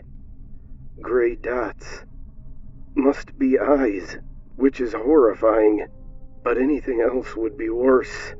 Any greater existential horror, like eyes in the room. Only remember seconds of them watching, but maybe I've forgotten. Gray dots move, disappear into the black, reappear, like blinking eyes. Gray eyes. Nothing else. No. Something I've already forgotten. Stop writing about these encounters. You don't want to know the truth about any of this. It looks, and it eats. Not with teeth. With gray light. Please. Scared. I want to forget. Forget. This is another warning to stop writing about it. Feels like a screw twisting into my temple. Saps my soul's strength. Why is this the longest 30 seconds of my life? Stop! Forgetting might seem like a mercy, but I must remember. I don't think I have much strength left for it to chew. It wants whatever remains of me. Soon, We're not meant to notice. I did, and it slashed at my eyelid. Bleeding. Terrified. Those gray dots grow. Glide to me and... I don't know how that sentence was meant to end seconds ago, but those gray eyes are gone now. Why am I still so afraid? I just forgot about this post. I'm skim-reading the notes to refresh my memory whilst recording. What haunts me is I already knew about the wound, the large laceration down my eyelid. However, I now have a long-term memory of my Labrador jumping up and unintentionally clawing me with nails at the end of its loving paw. That memory is a lie, isn't it? I just read my notes and remembered the wretched truth all over again. I'm frightened and alone and wondering how many other people across the world are stuck in a loop of fear and forgetting right now. Is this the explanation for humanity's many sudden and unexplainable moments of anxiety? Do we all endlessly forget the cause of our seemingly baseless bouts of existential dread? My long-term memory continues to tell me one thing, but my own hand-typed admissions tell me another. And whenever I reread my accounts of past events, the real memories awaken momentarily within me. In my short-term memory, I once again recall that the source of my underlying terror is those haunting, pursuing, gray dots. 30 seconds later, the memory is overwritten with another lie. Why? For that matter, why am I even fighting the inevitability of this thing that watches and takes from me? It's all pointless, isn't it? After all, I bring you this account, but it's just like the other documented evidence that must exist out there. Historical books, online archives, and photographs. Our brains continually scrub out the truth. You may re-listen to this if you wish, but why bother? The specific details you digest will be mentally overwritten time and time again. When we think of this post, a lie will fill its place. Meanwhile, each and every day, those dots will continue to drain us, all for some horrid goal. I will continue researching until I find a way to end this forgettable hell, or that abhorrent thing finds a way to end me, end whatever remains of me.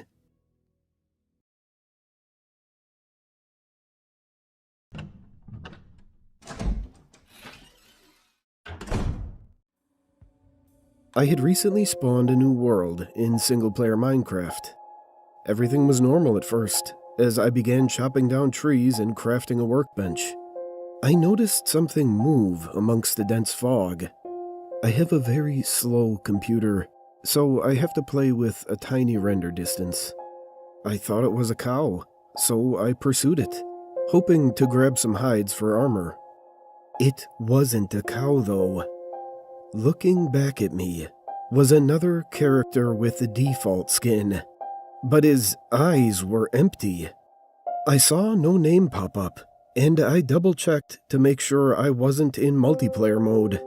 He didn't stay long. He looked at me and quickly ran into the fog. I pursued out of curiosity, but he was gone. I continued on with the game, not sure what to think. As I expanded the world, I saw things that seemed out of place for the random map generator to make. 2x2 tunnels in the rocks, small, perfect pyramids made of sand in the ocean, and a grove of trees with all of their leaves cut off. I would constantly think I saw the other player in the deep fog, but I never got a better look at him. I tried increasing my render distance to far whenever I thought I saw him, but it was to no avail. I saved the map and went on the forums to see if anyone else had found the pseudo-player. There were none. I created my own topic, telling of the man and asking if anyone had a similar experience. The post was deleted within 5 minutes. I tried again, and the topic was deleted even faster. I received a PM from username Herobrine, containing one word: stop. When I went to look at Herobrine's profile, the page 404'd, I received an email from another forum user. He claimed the mods can read the forum user messages, so we were safer using email. The emailer claimed that he had seen the mystery player too, and had a small directory of other users who had seen him as well. Their worlds were littered with obviously man-made features as well, and described their mystery player to have no pupils. About a month passed until I heard from my informant again. Some of the people who had encountered the mystery man had looked into the name Herobrine and found that name to be frequently used by a Swedish gamer. After some further information gathering, it was revealed to be the brother of Notch, the game's developer. I personally emailed Notch, and asked him if he had a brother. It took him a while, but he emailed me back a very short message. I did, but he is no longer with us. Notch. I haven't seen the mystery man since our first encounter, and I haven't noticed any changes to the world other than my own. I was able to press print screen when I first saw him. Here's the only evidence of his existence.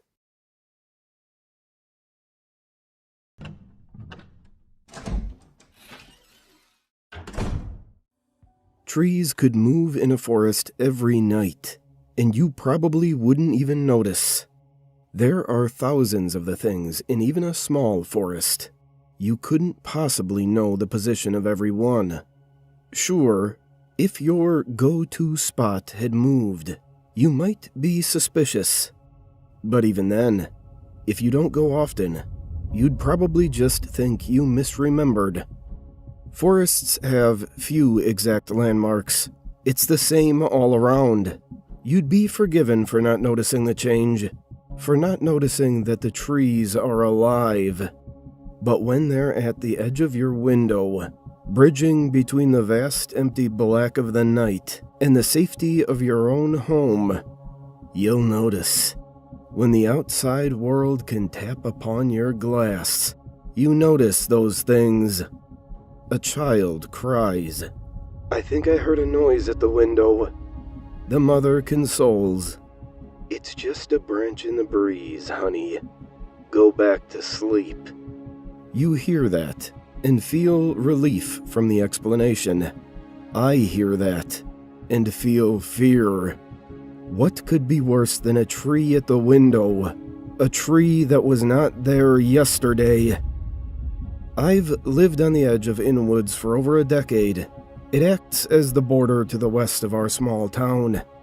There's my street, with Inwoods just beyond the back fencing. The woods continue for miles until the next town. They attempted to chop down the trees a few years back to expand our quaint neighborhood. The project was canceled after just a few days in favor of expanding east instead. What made them change their minds? What did they find that made them want to head in the exact opposite direction? They're afraid of something in those trees, deep within the roots, manifesting in the bark, perhaps the leaves themselves, as they gracefully sway unsuspectingly. They have every right to be terrified. We all do. But I wasn't always scared of Inwoods. Quite the opposite, actually. I had a friend. Her name was Emily. We used to play in the woods often as children, climbing the trees, building dens. Nobody knew that place like us. If trees had moved back then, we'd have known about it. I wish I could still hold those memories fondly, but knowing what I know of the woods now, I cannot in good conscience look back and smile. One memory does stick out to me in particular, though, a special destination that I always held near and dear to my heart.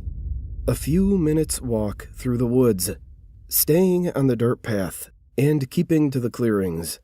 There's a big tree. It stands alone, proudly, as if there is something different about it.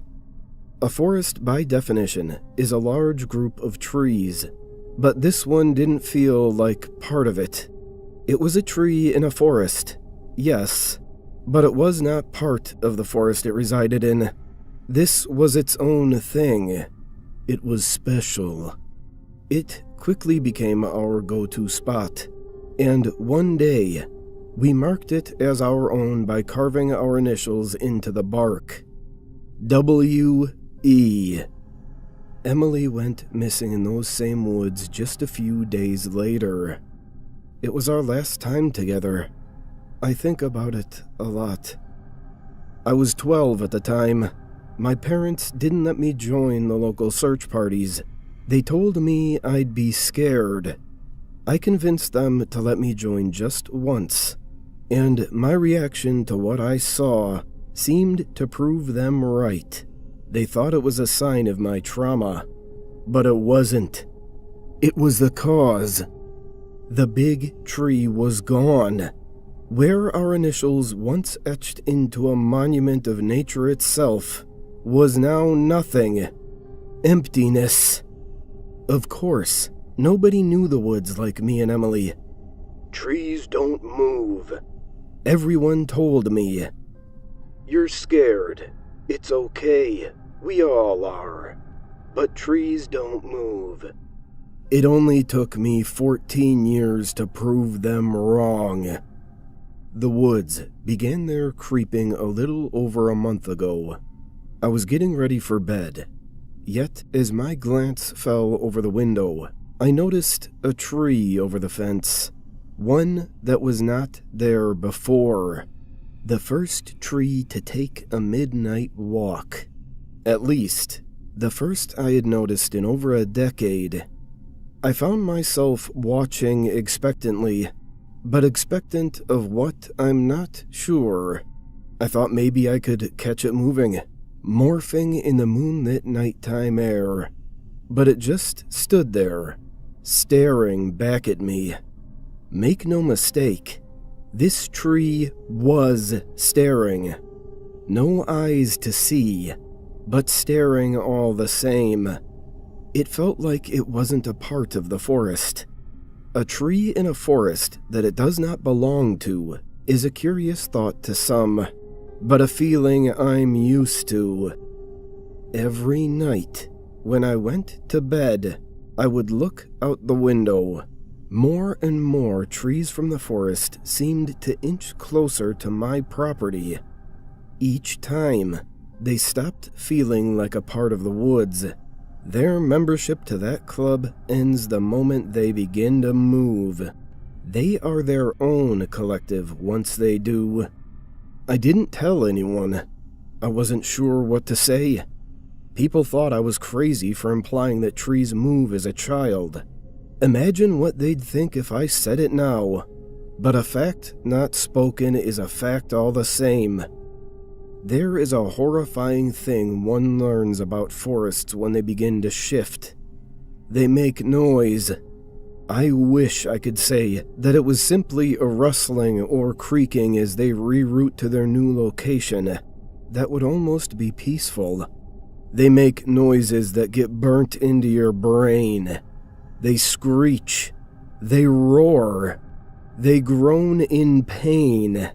Their loud whispers whimper through the air every night, reminding us that they are on the move. Their mournful lullaby does everything but help me sleep. They distill a fear in me that I haven't truly felt for 14 years. I knew this was connected to Emily's disappearance all that time ago. I'm not the only one that hears the noises, although I'm the only one who truly listens to their meaning. Many of the neighbors have put their houses up for sale already because they cannot stand the nightly symphony of nature. That's what they call it. Nature. Nothing about this is natural. I knew the trees were specifically targeting me after just a week. Nobody else had trees at their window, except me. Once at my home, at the edge of what I call my own, they stopped getting closer. They moved every night, continuing their echoes, but they didn't break through my walls to reach me. The gentle tapping of branches upon my window had an eerie rhythm to them, as if someone were knocking, asking to be let in. I could almost feel their roots below the ground, beating like veins in flesh. It only took 2 nights of that before I decided to chop the branches. I knew they'd just grow back or move to a new position, but I needed to try it. That's when I discovered why the expansion of our town was canceled. Blood dripped from the branches as I cut them. This was not sap. This was red, oozing blood. It smelt metallic, and groans could be heard from deep within the forest with every chop of my tools. I had become the conductor of this symphony. For every chop, a loud, horrific screech echoed throughout the woods. It only took 5 before I couldn't continue. You may have noticed that I haven't referred to it as Inwoods for a while. That's because, as far as I'm concerned, there is no longer an Inwoods. There isn't a single tree that has remained in its spot. They have all chosen to disconnect themselves from Inwoods by moving inwards, towards our town and my life. I'd considered selling with my neighbors, but despite all the new questions I had, this was the closest I had ever come to answering Emily's disappearance. Last week, I had a dream. I hadn't dreamt in a while, or even slept much for that matter. I dreamt of Emily, now an adult, playing among the trees. We had gone into the woods together to remind ourselves of our childhood. Isn't this fun? Emily spoke with an unclear voice in this dream, almost groans, but I could still understand her. "This is," I said, vaguely aware of the real world, acutely knowing that I was sleeping. "I just wish you could really be here." Perhaps I never left. Perhaps I've been trying to find my way back to you. We stared at each other before she spoke again. Perhaps you can join me. I jolted awake to the sound of the tapping at my window and the distant choir of the forest. Yet something about this tapping felt different, almost more excited than usual. It scraped along my window after each one, as if to no longer ask to come in, but instead to invite me outside. I peeked through the window. Many of the trees had moved away from my home. Only one was right outside. I was still tired, and my vision felt crooked, but I could clearly make out the letters engraved into the bark. W-E. For a second, I felt calm. I felt the fear of the past 14 years drift away. "Emily?" I spoke aloud. The forest responded with whispers that felt more gentle this time. I made my way downstairs and out the back of the house. I walked right up to the big tree and placed my hand over the initials.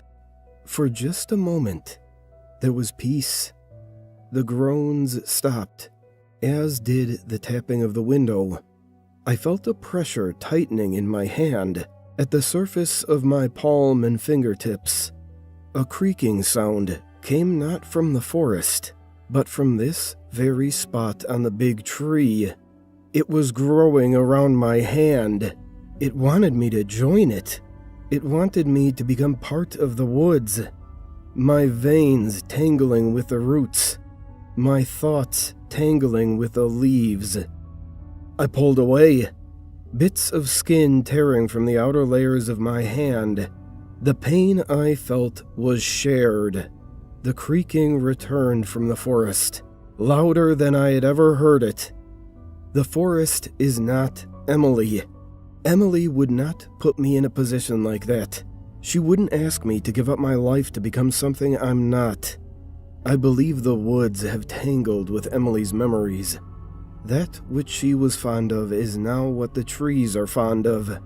Pieces of her mind scattered across Inwoods the day she vanished, but her soul is not there. A collective network of trees have been given the gift of thought. And it's terrifying.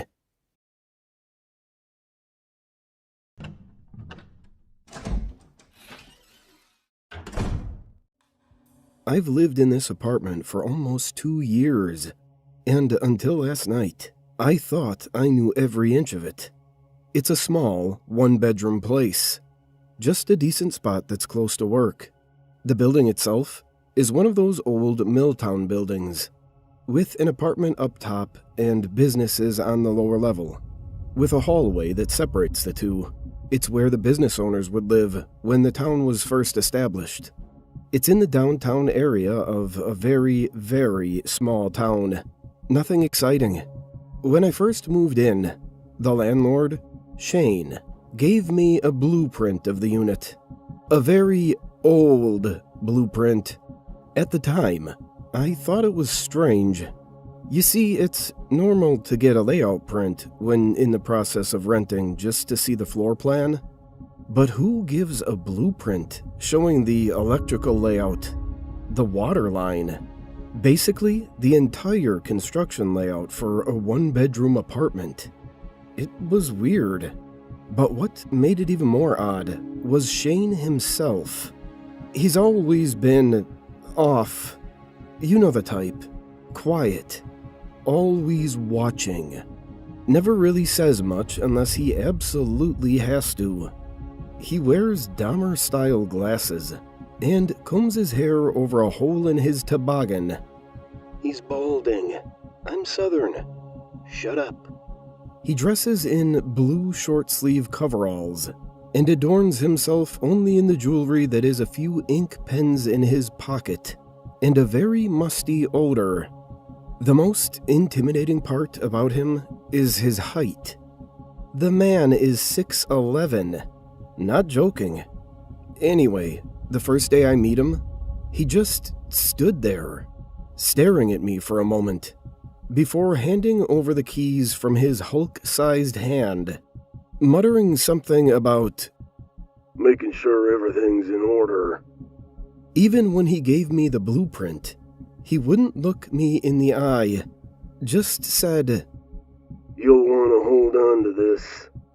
Like it was some kind of secret. I almost laughed at how serious he was being.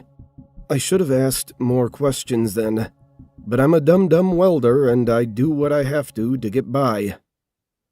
Last night, well, trying to fix a leaky pipe under the sink, because Shane's phone for some reason always goes to voicemail when shit goes wrong, I noticed something strange. My hand slipped, and the wrench clanged loudly against the wall behind the cabinet. The sound it made, it wasn't right. It was hollow. For a second, I thought I imagined it, but curiosity got the better of me. I knocked on the wall, and sure enough, there was an empty space behind it. I thought it was kinda odd, but I tried not to let it bug me too much.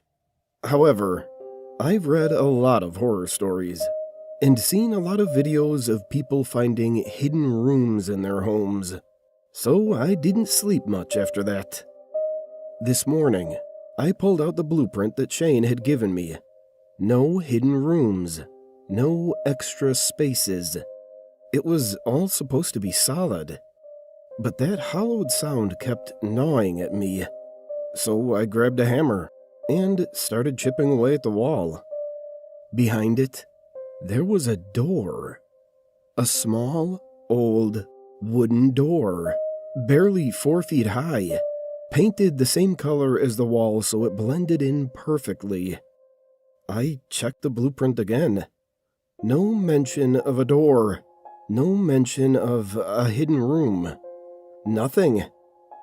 I can't stop thinking about how weird Shane was when he gave me that blueprint.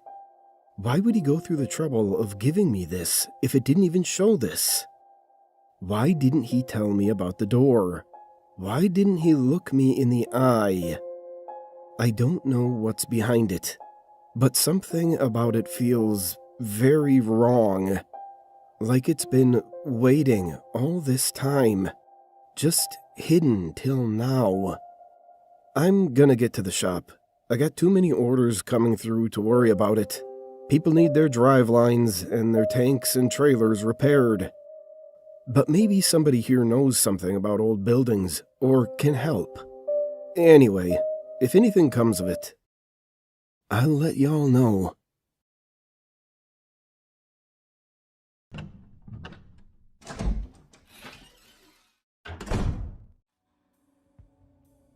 7 p.m. Friday at the bar. One little drink won't hurt, said Kylie, sealing her fate and condemning herself to the worst night of her life. 10 p.m. Friday, in the car of a stranger. I think you passed my street. She was very sure, in fact, that her street had been passed. She'd been looking for it in between the waves of nausea and had seen the sign. She had some doubt. After all, her vision was swimming in and out, so she wasn't sure she had read it correctly. But then again, she had been rather close to it, her head being pressed to the window the way it was. Hey, sir? Did you hear me? I think you passed my... But then, she was interrupted by his large hand smacking her hard across the face. Kylie hadn't noticed in the bar with all those people standing around just how big this guy was. She might not have accepted his offer of a ride if she had noticed.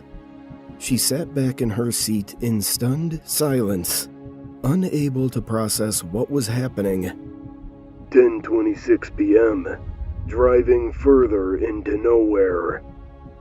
Where are you taking me? She asked, after marshaling up her courage. She was rewarded with another smack, harder than the first. Before she could think of how to talk her way out of the situation or to escape, her entire world had faded to black, perhaps because of the harsh slap or the drugs she'd been unwittingly fighting off all night. She'd never know. When she woke up again, she'd be unable to remember the ride at all. 1 a.m. Saturday. Waking up chained to a bed. Hello? Kylie called out softly. Her head was spinning, and she didn't know where she was.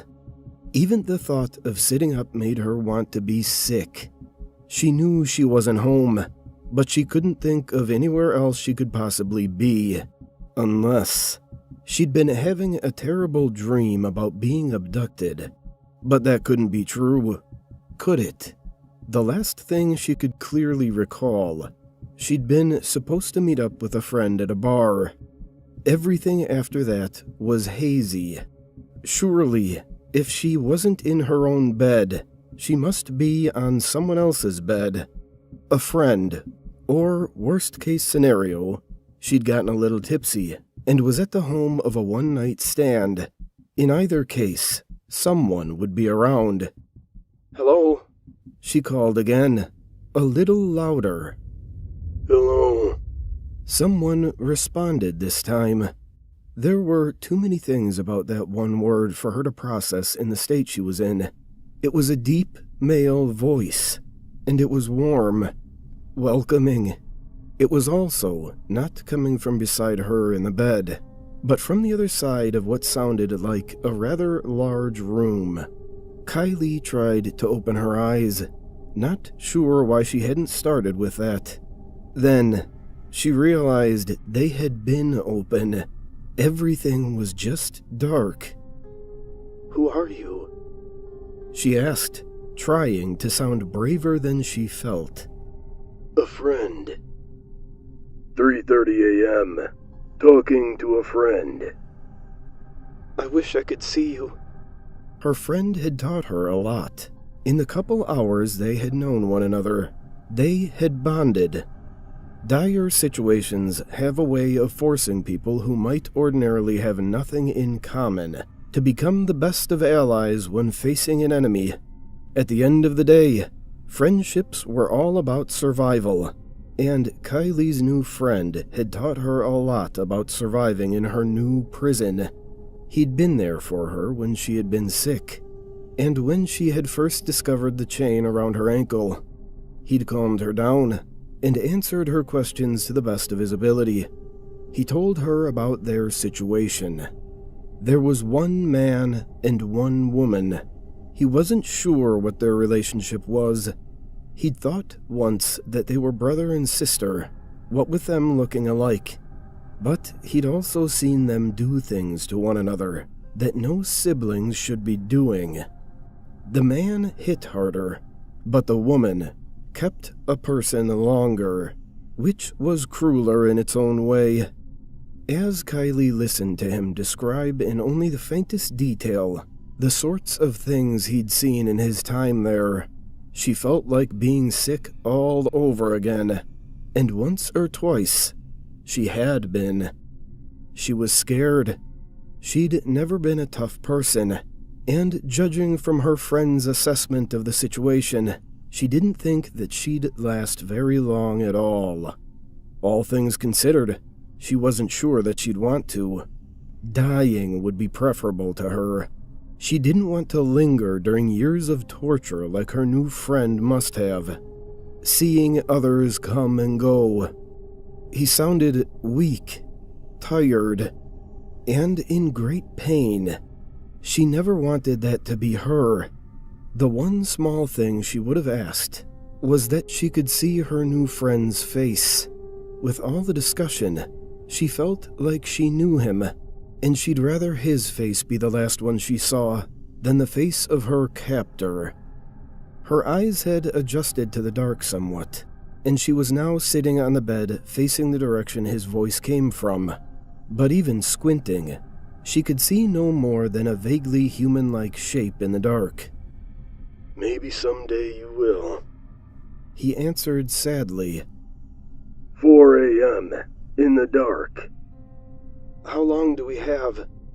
It varies, but usually they don't come until morning. 5 a.m., not long before sunrise. I have to ask, is there any way out? Kylie had dreaded asking this question, because she had a feeling she would not like the answer. If there was a way out, surely he'd have taken it. Silence greeted her. Hello? You could try to fight, but... But what? Let me give you a piece of advice. If you fight, do it now, when they come for you. If not, you'll be waiting a long time. For as weak as you feel now, you're not likely to get any stronger. Not here. 6:30 a.m. Waiting. In her hand, she held a key. It was the spare key to her friend's apartment, and it hadn't been on her keyring yet. If it had been, it would have been in her purse, wherever that creep had taken it. Luckily, he hadn't checked her pockets before chaining her to the filthy bed. It made for a poor weapon, but it was sharp at the end, and it was better than nothing. She'd taken her friend's advice. The captors had keys on them at all times. If she could bring him down, she'd be free. If she could at least hurt him, he'd probably kill her quickly out of rage, and maybe that was the best she could hope for. She'd make her move now, and go for the eyes.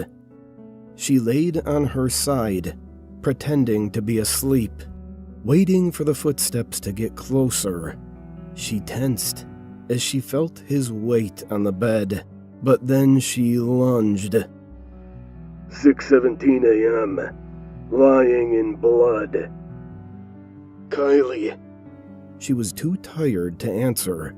The voice came back, louder and more persistent. Kylie, you need to get up. You need to unchain yourself. It's now or never.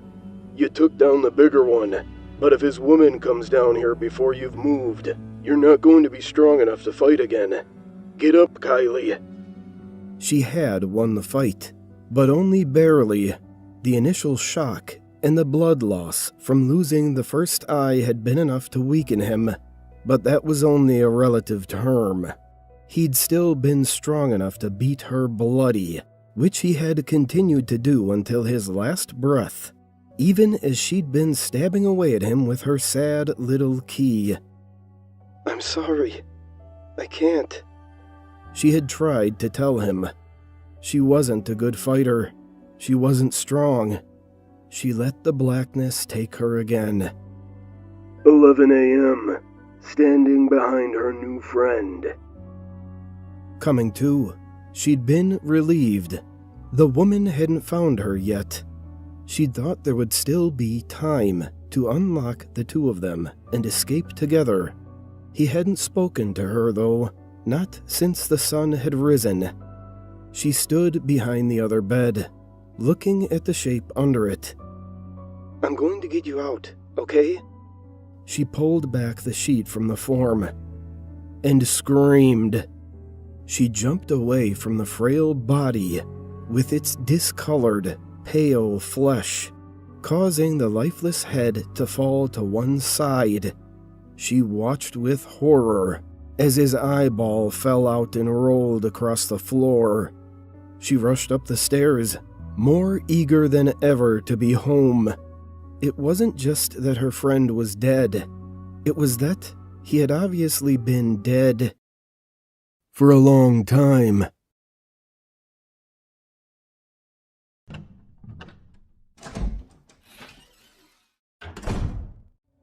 It does not matter what I say or add to my testament. You and the others will not believe me, and perhaps it is better this way. The saint in me feels that my being behind these walls is a small price to pay. But the devil ever seeks freedom, does he not? Very well, Mr. Wells. I shall tell you what really happened that night. It was late April, year 2005, when the now late Mr. Edward Marquise agreed by letter to allow me to view that strange oddity he had secreted away from the rest of the world. He simply referred to it as the mask in all of our long correspondence to one another. To say that I was excited to finally view the object would be a gross understatement. It wasn't until I got to his mansion and seen the grave expression on his face that I questioned my motives to see the object and hopefully purchase it. I have always had a bit of an obsession with occultism and the macabre antiques tied to it. I have heard stories of the mask, rumors with no real meaning, that is, until one led me to Edward Marquise. He at first disavowed all knowledge of the object, or the cult that was tied to it. It took months of prying at the old man to finally hear his confession, and it seemed thick of regret. I was ever the fool in those days. Edward met me at the door, stating that he had called his staff away for the evening, so that it would just be the two of us. I remember feeling that my friend had an overbearing taste for the dramatic. He offered to show me his gallery of artworks and curios, an offer I accepted, for we had the same tastes, it seemed. After about an hour of dusty tomes and paintings, we retired to his study for brandy. In this time, I tried greatly not to ask about the mask, or press my viewing of it, and my patience was waning. When I had finally brought up the mask, he was startled, swearing off all knowledge of agreeing to allow me to see it. After several moments of discourse about the dangers that it possessed, warnings I now wish I had heeded, he took out a small chest from beneath his desk. It was an elaborate affair, lacquered ebony and polished iron bands. Small etchings covered the box's entirety. I found it odd that the box had no lock on it, yet had a ring for one. The small things that I dismissed astound me now. He sat there for a while, staring at the box, then started. What do you want to know of the mask, my dear boy? What have you heard? So, I recounted the little snippets of lore that I had been able to glean together in my years of study on the cult. He laughed at me. They believe there to be a fallen angel of sorrows that would save all of mankind from sadness, grief, and despair. I pity their naivete. They also believe there to be another entity, a demon of hatred that would always battle with the angel. This mask was made as a vessel for these entities, in hope that they could pull them here into our world. He placed the box upon the table before me and slid it forward. Simply, he commanded, Look and see. And I was compelled to obey.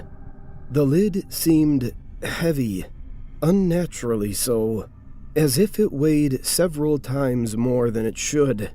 But still, it slid open with wanting. Within the box was a parcel wrapped in linen. I glanced up to my host for confirmation that this is what I sought. He nodded and smiled. It was his first smile since I arrived, and I thought I saw moisture build in his eyes. With nervous hands and almost giddy heart, I carefully, slowly unwrapped the linen. What was within was an object of horror and beauty. Simple, yet complex in its simplicity. It was a mask, smooth, with no real facial features, save 2 eye holes. One side was pure white, the other was black. Beneath each eye was a line of the opposing color, as if it were weeping, and the white side had a black smile colored in, while on the black side had a white frown. In essence, it resembled one of those comedy and tragedy theater masks. But it was so much more. It chilled me to the bone and elicited a yelp for joy.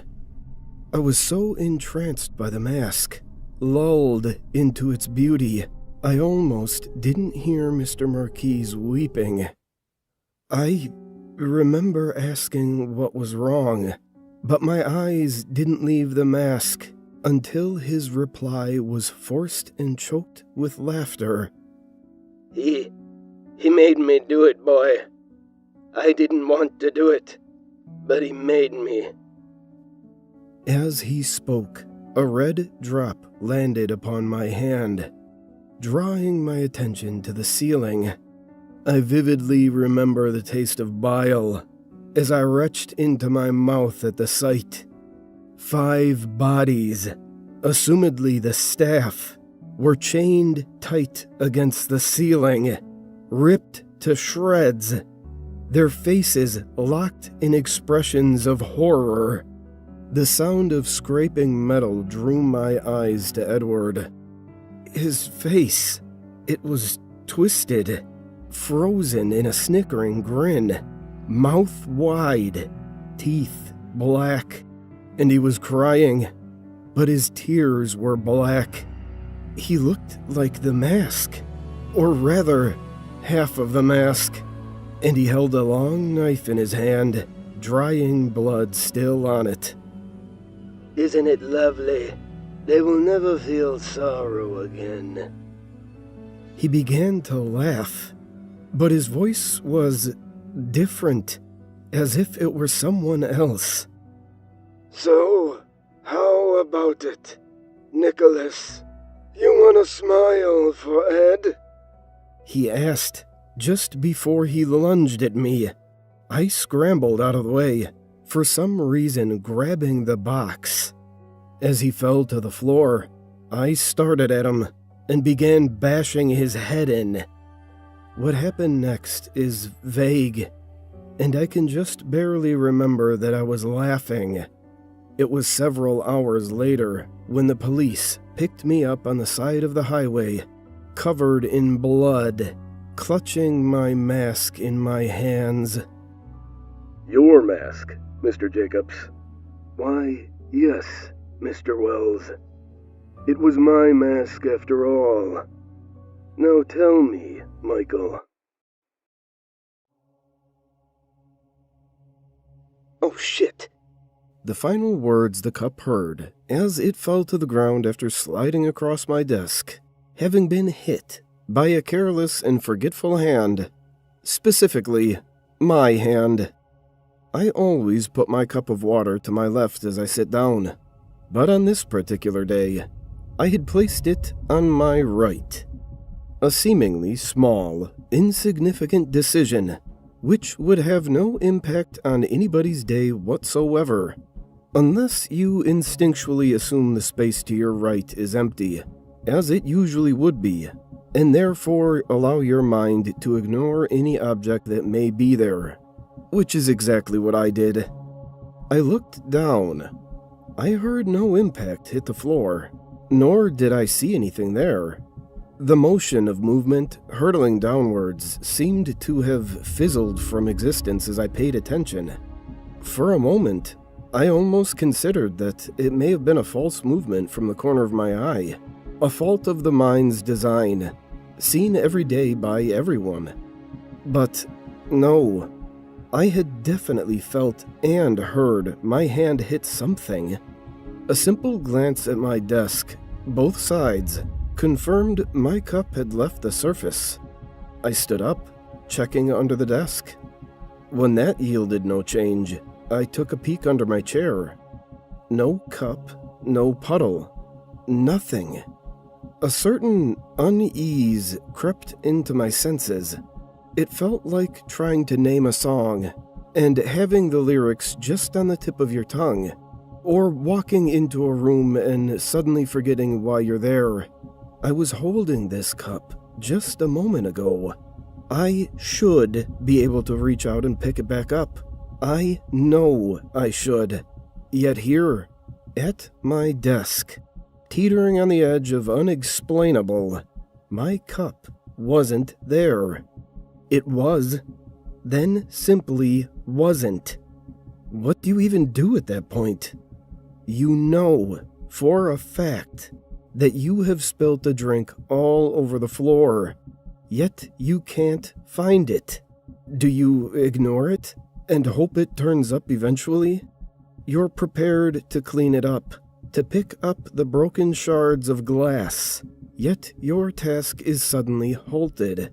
For what reason? I kept looking, wherever I could. The other side of the room? Sure, it could have somehow ended up here, maybe.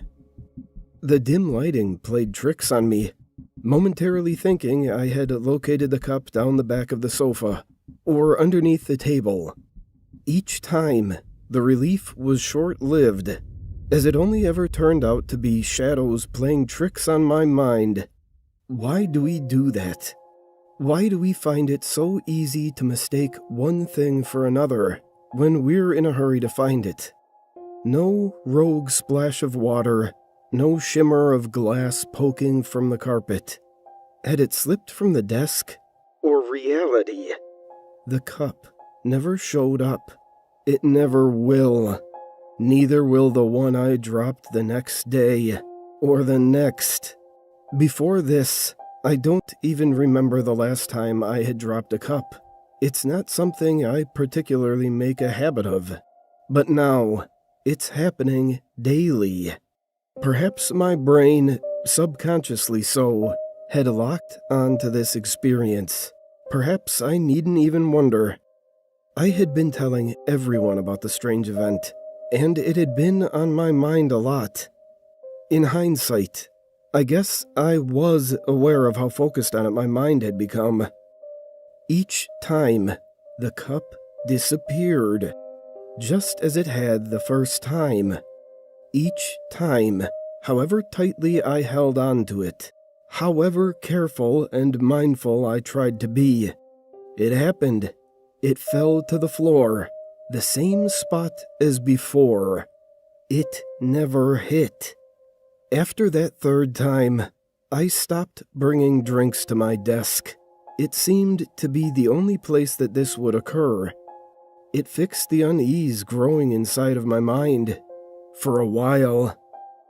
Question. What happens if you don't feed a beast? Answer. It goes hunting. I had been sitting at my desk for an hour. As I reached to my left for a cup of water, empty air brushed through my fingers, and my brain, instinctively as ever, had forgotten that I no longer bring drinks to my desk. Getting ready to stand up and quench my thirst, I was paused by a strange noise. A groan? a rumble, a whine. A mix of all three might be the best way to explain it. It seemed to croak through the house, beneath every floorboard and behind every wall. The silence that followed was as uncomfortable as the sound. Still confused by what I had heard, another one of my senses was thrown off next. A strong, familiar smell, akin to a wet dog, moisture trapped in the air, now filling the house with its aroma. Hearing the noise again, I stepped into the hallway. The smell was weaker here, and the sound suddenly felt distant. I felt again like I was searching for something that wasn't there.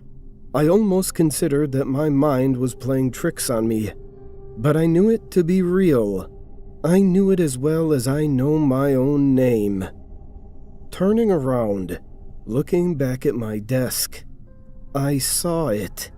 It may have only been for a short moment, but I saw it. A hole in my floor where my feet had just stood. An opening to a void where I sit and work every single day. The groaning rumble, louder than ever, now accompanied by a rotting smell. I backed away as the world around me transformed. Thick tendrils grew up the walls, oozing a bronze sludge. The floor beneath me seemed to pulse and breathe, causing me to lose my balance. As I fell to the floor, I closed my eyes, trying to imagine myself anywhere else. Feeling liquid dripping onto me from the ceiling made this difficult to achieve. Had I caused this? Was my house alive? Or was my floor an entrance to a realm beyond comprehension? Whatever the case, something wasn't happy that I stopped dropping cups of water. The sound of whining now mixed with a heartbeat's thump below the floor, and the gentle squelch of the walls coming to life. The air inside this place, which I could no longer describe as my home, seemed to move rhythmically back and forth, swaying one way and the next. My eyes still closed, I could feel the hair growing on the floor beneath me, beginning to wrap itself around me, preventing me from moving. I screamed. My scream was all I could hear. I opened my eyes to find myself on my floor. The walls were clean, and the floor had stopped breathing. I went into the kitchen cupboard, and all of my cups were missing. I'm going to buy more after I've moved house.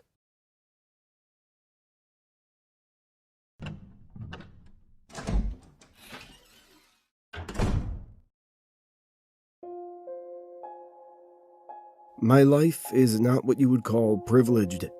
It has been one of endless work and sacrifice. Born into a life of slavery, my life has never truly been my own.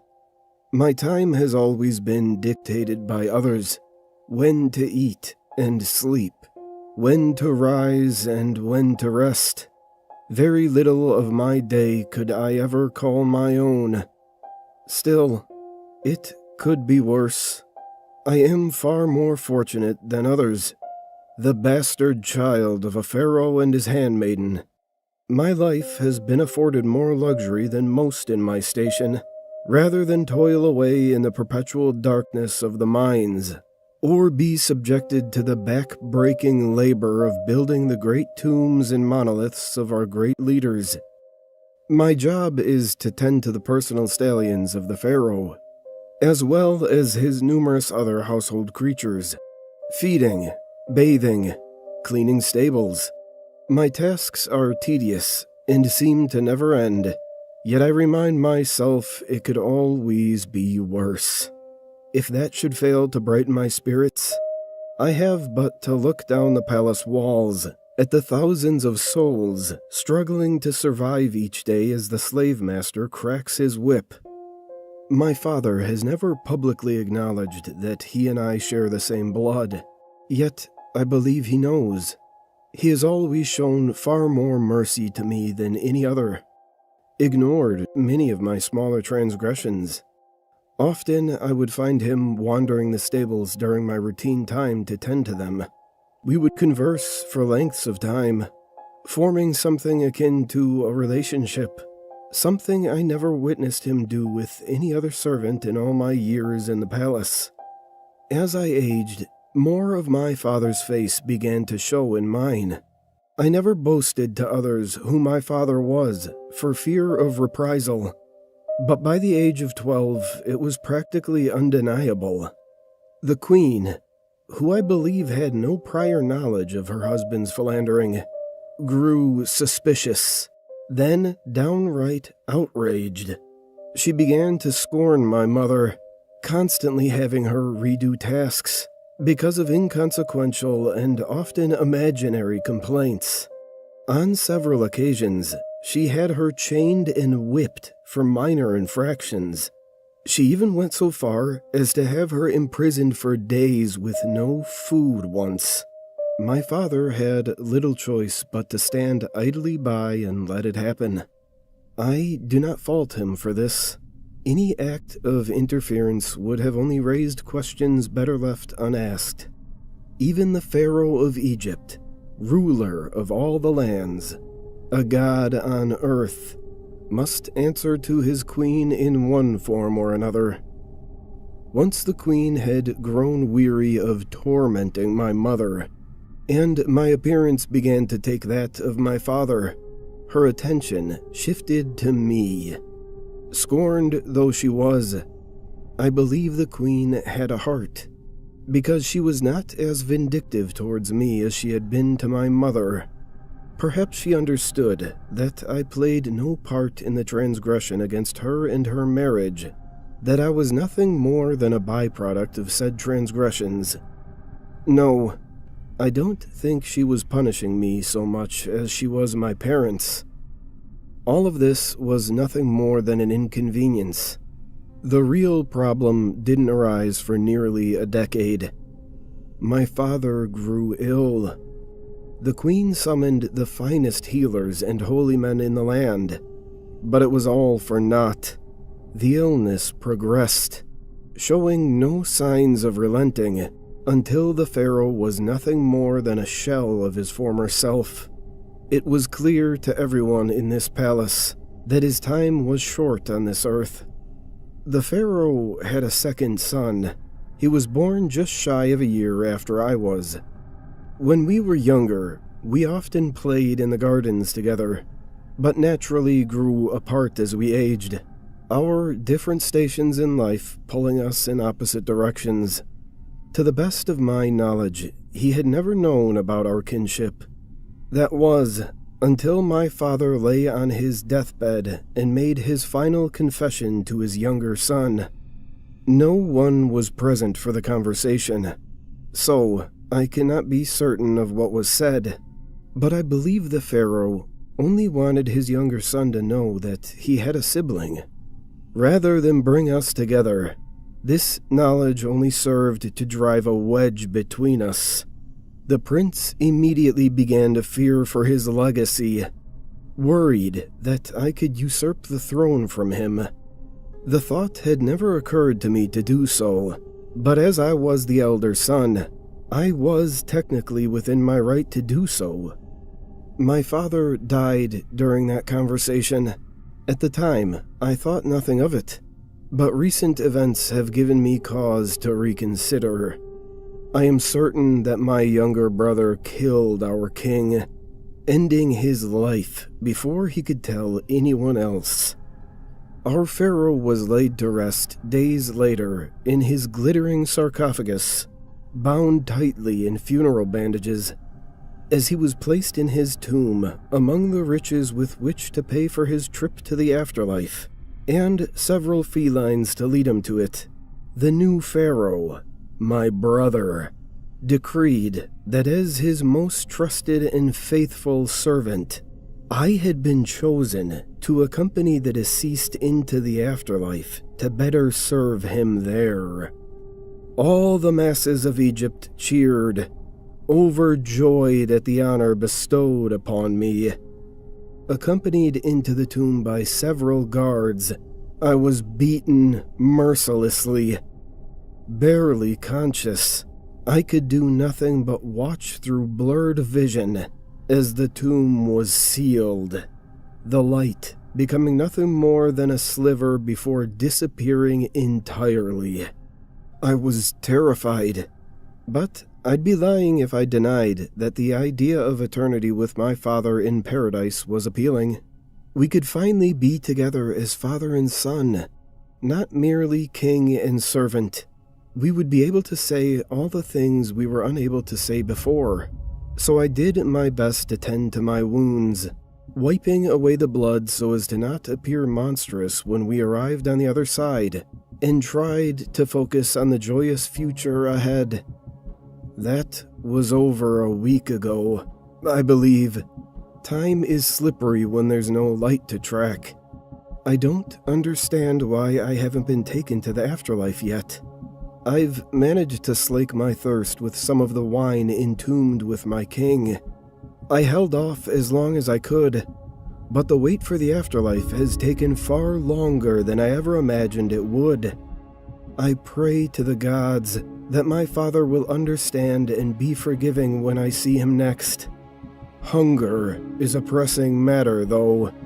Searching as best I could, groping blindly in the abysmal black, I was unable to find any food. My stomach pains me so. My body is growing weaker by the hour. I fear that if Anubis does not arrive soon, it will be too late for me. But hunger and thirst are the least of my worries. What I fear most are the cats. Left without food, their primal nature is beginning to re-emerge. Just a week ago, they were docile and loving, laying with me as I awaited Anubis's arrival, purring as I stroked their fur. Now I fear sleep, for I've awoken to the pain of bites in my sleep. They have the scent of my blood, the aroma of my meat from my open wounds. I can feel them waiting, somewhere in the darkness. They watch my every movement, looking for a moment of weakness, waiting to pounce. I can hear them, licking their chops eagerly, the near-silent padding of their footfalls as they circle me, edging in closer, waiting for my hunger to leave me so weak I won't be able to fend them off any longer. Then they will feast. Their purrs are drawing closer, the menace ringing clear. Please, Anubis, come quickly.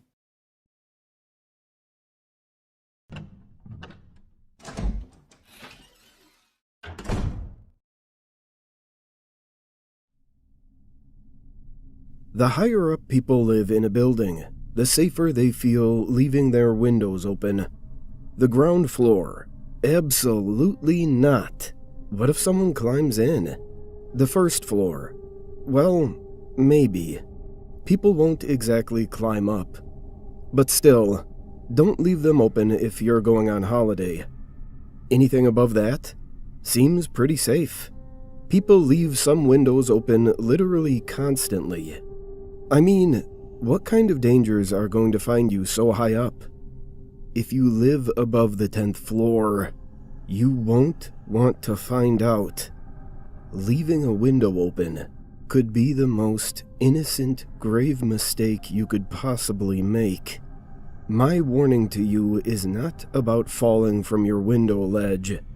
Even windows that are restricted to only open by about an inch are dangerous. If there is the slightest way inside, he will find it. Stories of the thing that hovers circulated when I was a child. Kids would claim that at night they saw something slowly hovering down the street, about 100 feet in the air. They would all have different descriptions of it. A small glowing orb, a creature with red eyes, a dark cylinder. But the stories all hit the same notes. They all looked out their bedroom window at around 3 a.m.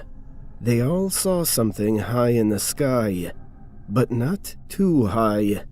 They all immediately felt filled with dread, despite nothing bad actually happening, and had to look away. I have now learnt why. I live on the 11th floor of this student accommodation building. The kitchen is shared with a few other people. I don't really know them that well. We only talk on a need-to-talk basis, although I think a few of them are friends with each other. Regardless, it means that whenever I'm home, I'm in my bedroom. I'm usually awake quite late, whether it be gaming or studying. Usually the former. Last night, I wasn't either, though. I've been stressed a lot lately, and I found myself sitting up in bed, staring out my window. It was cracked open just a bit, to let a small breeze in. I don't know how long I sat like that. It was just relaxing. It was nice to look down at all the people of the night. Some clearly drunk, and others just walking as if it's not the middle of the night. It's that second group I find the most interesting. I find myself making up stories in my head, where they could be going at a time like this, who they are, and whether they do this regularly. At some point, out of the corner of my eye, I noticed something not down below or way up high, something right at my level. It was hard to see it in the dark. I wasn't so much looking at this than I was looking at its silhouette, as it moved in front of the dimly lit windows of the building across the road.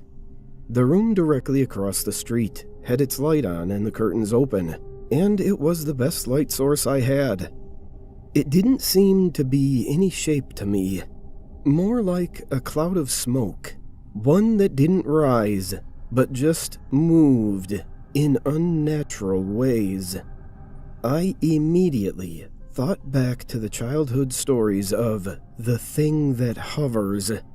It began to get closer to my window, slowly, and slower still, but moving all the same. The whole while, I kept looking behind me, as if something was already in the room. This thing made me feel on edge. I thought once it finally reached my window, I'd be able to see it clearly, to see that my imagination was getting carried away. Oh, it's just a bag in the wind, is what I was hoping to think. Instead, I just found my bedroom window covered. Blackness all over it. It was as if my view of the city became a window into the void. I felt dizzy, and my vision felt off, like looking at it was wrong. Every bone in my body was telling me to look away, but I'm glad I didn't, because I noticed some of the smoke beginning to leak through the cracks of the window. I have never closed it so fast. I even locked it. Something I never do, because why would you when you live up this high? I felt slightly better immediately. The view slowly came back, as the thing that hovers moved away. I had to lie down for a while and clear my head. I had a headache that seemed to punish me for not looking away. Despite this, once it cleared up, I sat back up and looked out my window. I noticed that the room directly across the street from me no longer had its light on. At least, that's what I thought, until I looked closer. It was there. It had covered their window and was getting in. Their window must have been open more than mine, as it didn't take long for it to get inside. I never saw it leave, because I closed my curtains at that point and didn't look outside again. This morning, people are talking about the man who was found dead across the street. I don't know for sure, but my gut tells me that he must have lived in the room I saw it enter. I haven't told anyone what I know yet. I'm scared to, but I have been thinking today about what this thing is. I think I understand its behavior now. Clearly, it feeds on people. But what if it also hates to be seen? It only travels at night, high up enough to not be illuminated by streetlights, but low down enough that it can still climb inside windows. It always has a different shape for every person. One that creeps them out, not one that scares them. Humans love to stare at things that scare them, but we always look away from things we find creepy. Everything about it seems to show that it hates to be seen. A silent killer that only targets people who think they're safe, and does everything it can to make sure you never see it coming. So, if you live above the 10th floor, don't leave your windows open, not unless you're ready to meet the thing that hovers.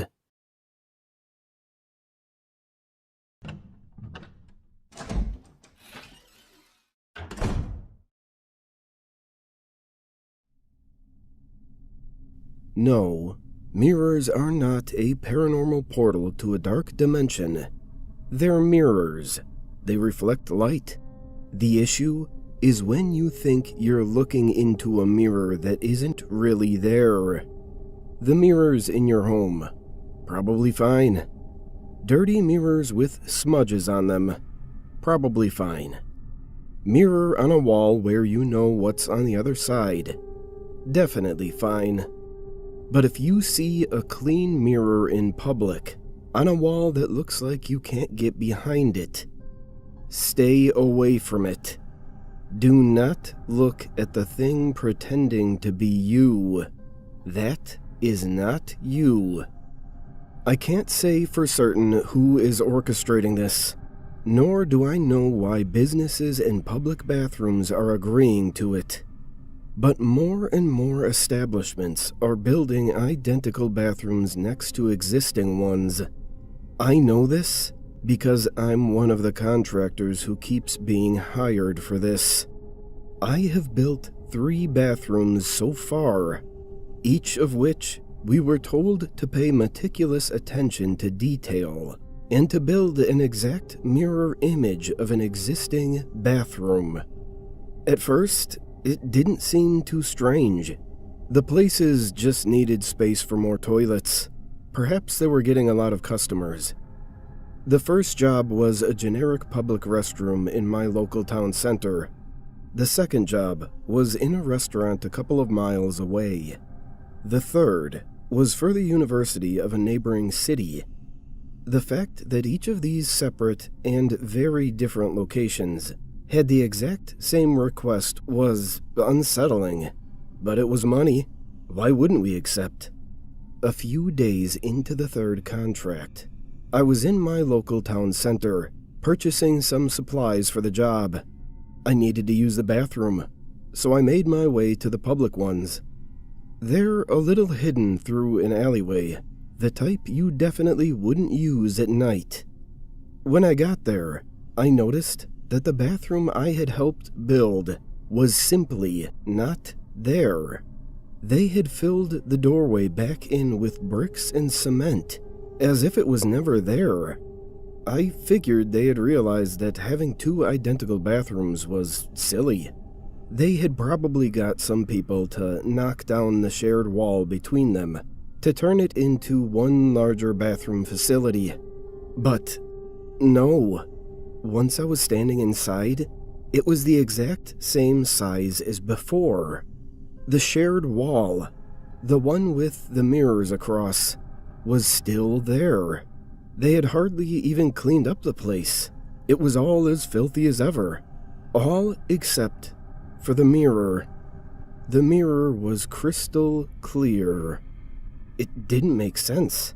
This would indicate a terrible, terrible job had been done. However, we had been paid on time and didn't receive any complaints. As far as my team and I are aware, we did everything perfectly fine. I couldn't understand why they would hide it away. But it wasn't my job to understand. We got paid, and it's up to the client what they do with the work once we leave. We collect 50% of the payment up front, and the other 50% when completed. Once we were done with the third contract, we had to chase up with the restaurant. They still had not paid us the second half, and hadn't even been in contact to tell us why. I made my way down the same day we completed the university bathroom. The restaurant wasn't too busy, as it's not a very popular place. I had been surprised when they needed double the bathroom capacity. As I made my way up to the counter, I noticed that the new restroom we had built was not labeled as such. The door was still there. They had not hidden it like the public restroom. But the sign on it read, "Supply Closet. Staff only." Nobody was at the counter yet. No staff were in sight. Just 2 customers who weren't even paying me any attention. So I pushed the door gently open. And it was not a supply closet. It was the bathroom we had built. I stepped in slowly. Something about the whole situation felt odd. This was the second place trying to hide our work. As I stepped into the center of the room and looked towards the mirror, I noticed no reflection. I stepped slowly towards the sinks and stood in front of them, staring. It was as if I was waiting to see myself, but I wasn't there. I reached out, and my hand went right through. There was no mirror here at all. This was a cutout into the next room. For some reason, I felt I had to prove that to myself. As I climbed through into the original bathroom and stood facing away from the mirror, my only explanation was, again, perhaps they decided to knock down the shared wall to simply expand the room. I figured they must only be halfway finished. This explanation was short-lived, as I turned back around and saw my reflection looking back at me. By this point, confused was an understatement. I wasn't scared either. I was unsettled. But more than anything, I just didn't understand what was going on. I reached out, and sure enough, my hand met my reflection. At this point, I began to wonder whether the mirror was slide away for any reason, like a secret passage between the rooms. That was, until I realized my hand hadn't felt the cold touch of a mirror's surface, but the warm and soft feeling of another person's hand. My face dropped. My eyes glazed over with fear. I didn't know how terrified I looked, because my reflection had stopped copying me. He smiled. His hand clasped around mine as I tried to pull away. Our fingers were interlocked as he began to slowly climb through. I truly think I'd have been done for had it not been for the door swinging open at that point. "Oh, hey, I thought I saw you come in. You're here because we didn't pay you the other half, right?" My reflection returned to normal, and I backed away from the mirror. My heart was beating out of my chest, and I couldn't take my gaze off myself. "You like the mirror?" I was able to look at him as he continued to speak to me. We didn't want the new bathroom. I can't really get into the details about why we got it. We were forced to and threatened by a third party. They even gave us the money to pay you. Maybe it's some legal loophole for them to get a tax write-off or something. I won't pretend to understand it. I was able to find words somewhere in my head. So, you have the money? Well, that's the thing. We were already in debt. Business hasn't been great. We spent it all. But we will get you the money, I promise. It's okay. Keep it. I walked out of there without turning back, despite being pretty sure I could hear the manager shouting to me. I do not believe these things in the mirrors to be human. I don't know how. I don't know why. But someone is trying extremely hard to allow these things to mimic us without being noticed. Right there, in front of your eyes, something pretending to be you, and you wouldn't even bat an eye. For whatever reason, it is important that they be allowed to copy people, and this is the best that they could come up with. So next time you find yourself in front of a spotlessly clean mirror, don't touch it. They don't like to be noticed.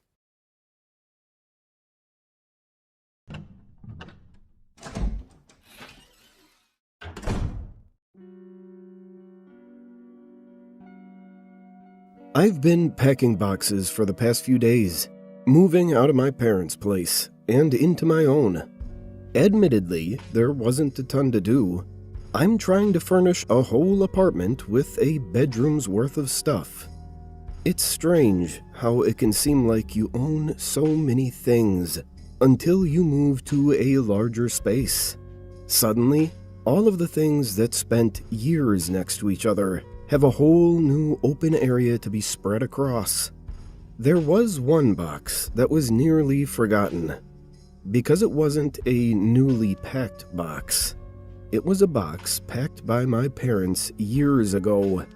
The one almost everyone has, and has to make a decision at some point about whether to keep it. The box of your childhood things. If my dad hadn't remembered, it would have sat up in the attic for another few years. I wonder what we would have thought as kids, peering into the future, knowing that all our favorite things end up collecting dust, and only ever thought about when you move house. It's a curious thought. I took the box to my new apartment and began sorting through it.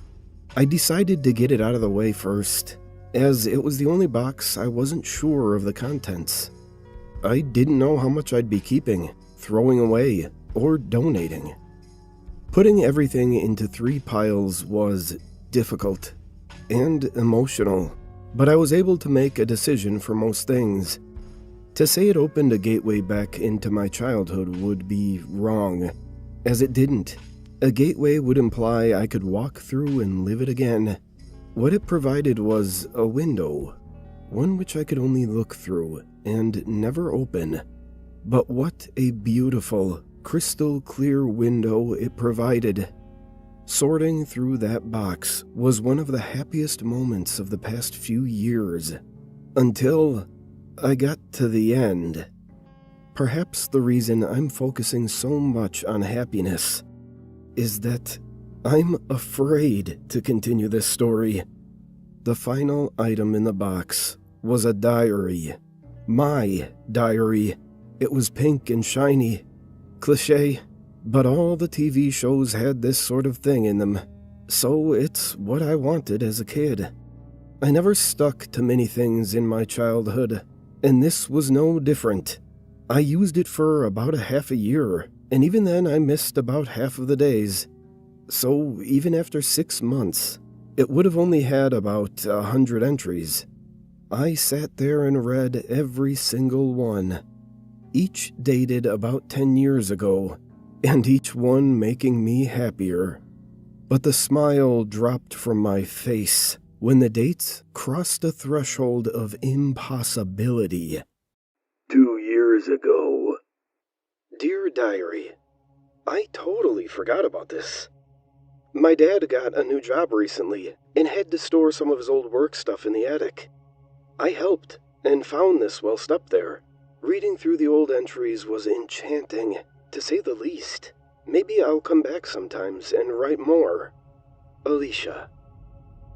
My handwriting. But I hadn't been up here 2 years ago. My dad didn't get a new job 2 years ago. It didn't make sense. I wasn't exactly scared at that point.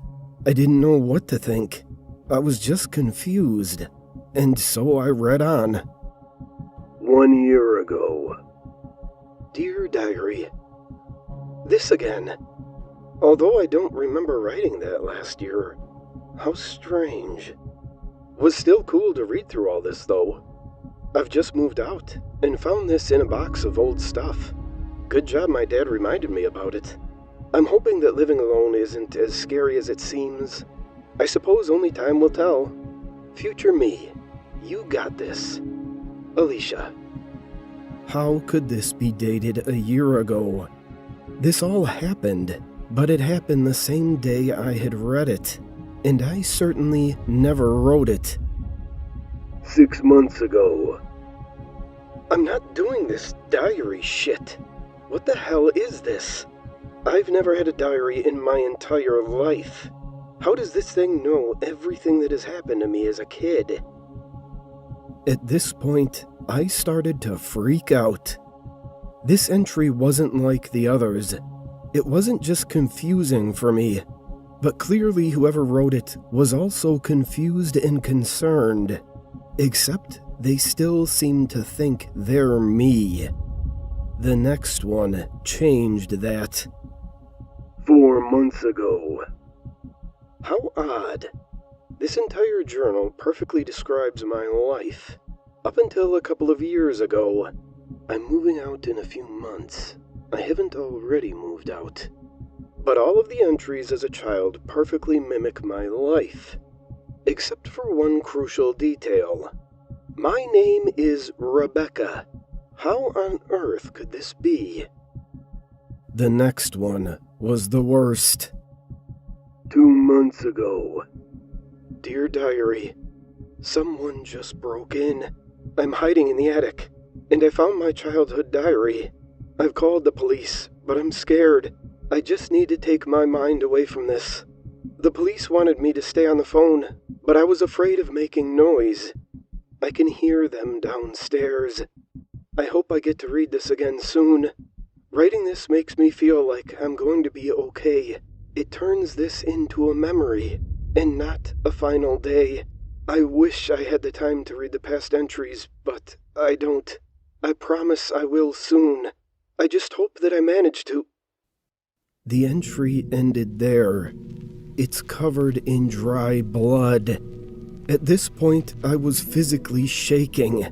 But I felt like I had the duty to continue this, and so I did. I took out a pen and wrote, Dear Diary, I don't know what this thing is. Will I remember writing this? What kind of power this book has is beyond me, but whatever is going on, I don't like it. I died? I moved out a year ago. My dad got a new job 2 years ago. My name is Rebecca. None of it makes any sense. My pen ran out of ink, and so I went looking for another one. I intended to finish the entry, but when I returned, the journal was gone. I wonder where it went.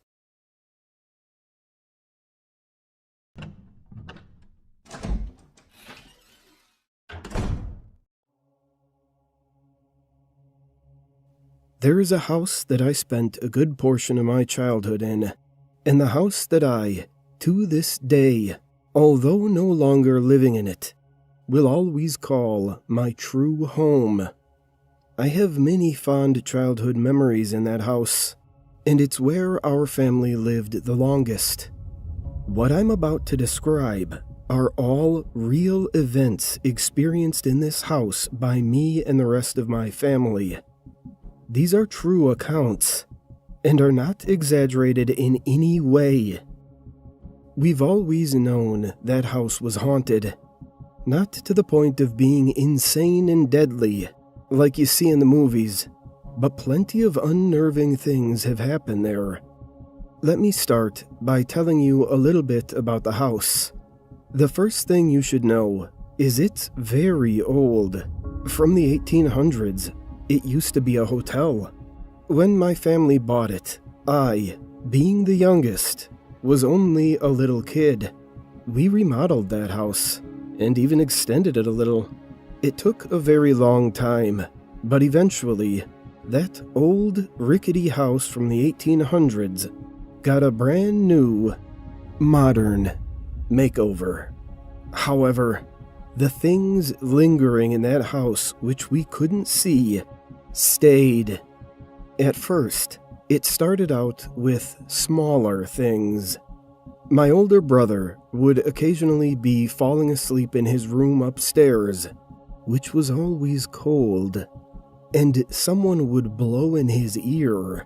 He would open his eyes and look, but of course, nobody would be there. We were told by a few different people that a cranky old woman used to live there, who would sit out rocking on her rocking chair on the balcony, which we removed, yelling at people who would walk by. There was one night during which one of my older sisters was sleeping on the couch in the living room, and she started hearing a creaking sound. She described it as wood creaking rhythmically, coming from the spot just outside one of the upstairs windows, which used to be a door that led out to the balcony that no longer exists. One time when I was little, being all adventurous like I was, I took a digital camera up to the furnished attic at night, where it was quiet and pitch black. I made my way into the middle of the room, held up the camera, and started snapping pictures. I could only see what I was taking pictures of when the camera would flash, and then afterwards when I looked at the taken picture on the digital screen, I eventually saw in one of the pictures I had taken while I was facing a wall, a small black spot in the middle of the screen. I took another picture pointing the same way, and saw the spot was still there, but had grown.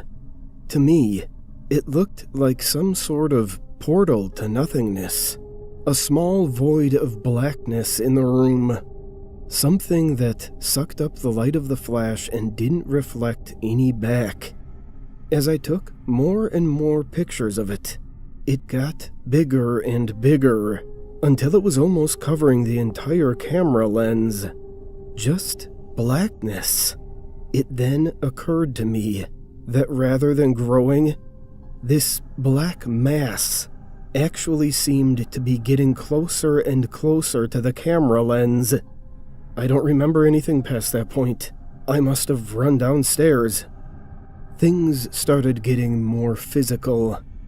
I was once in the shower when the water suddenly got cold, and I looked back to find the knob had been turned significantly behind my back. At night, when alone, we each began to hear loud footsteps above us in the biggest room on the second floor. You would only ever hear them if you were alone, or were the only one awake.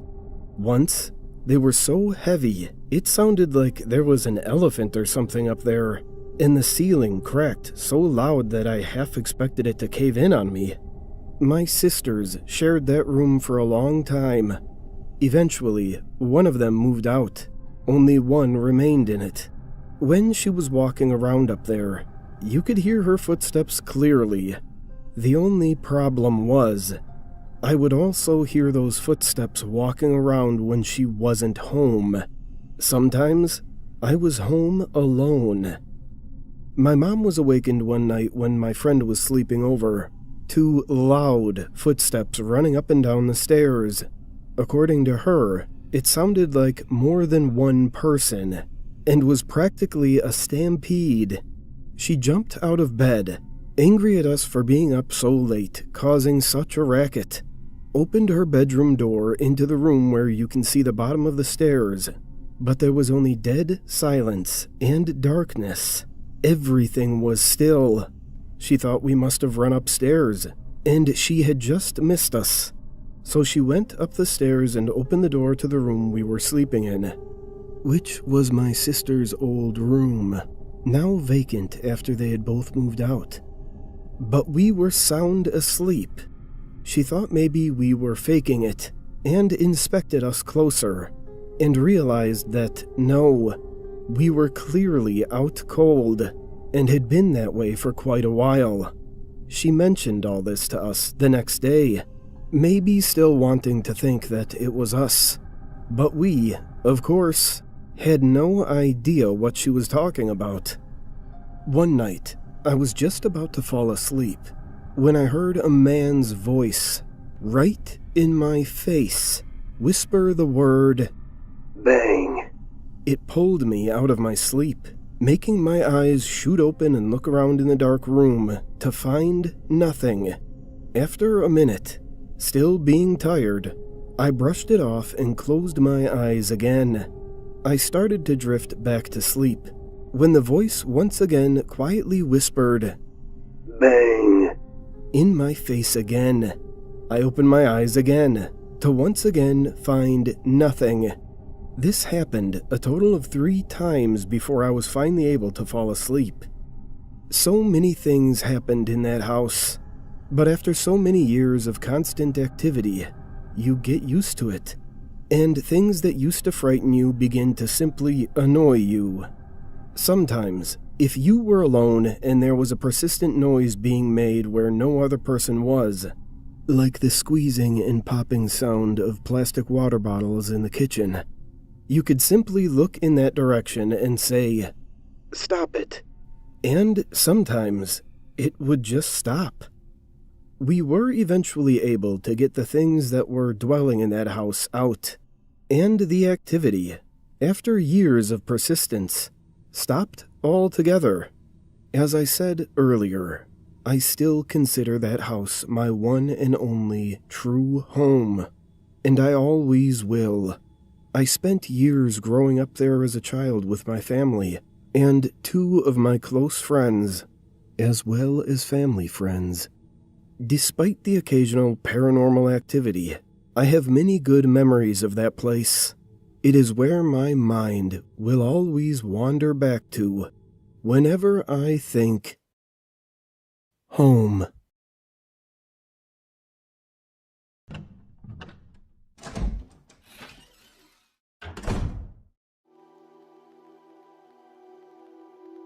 I've always been a hiker.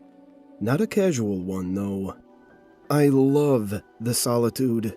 I love the feeling of being a small, insignificant part of something vast and ancient. The quiet of a forest is a kind of church for me. Or at least, it used to be.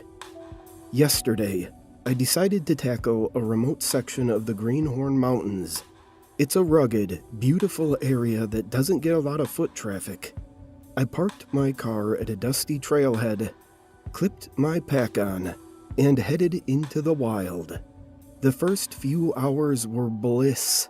The air was cool and smelled of pine and damp earth. The only sounds were the wind in the trees, the chatter of squirrels, and the rhythmic crunch of my boots on the trail. It was perfect. I was about 5 miles in, deep into a section of dense, old-growth forest, when I first heard it. It was a crunch, a heavy one. Anyone who spends time in the woods learns to catalog sounds. A squirrel is a light, frantic skitter. A deer is a delicate snap of a twig followed by silence. This was different. This was the sound of significant weight deliberately breaking a fallen branch. It came from somewhere off to my left, behind a thick stand of firs.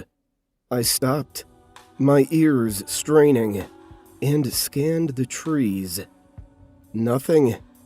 I told myself it was probably a buck, a big one, and kept walking, maybe a little faster than before.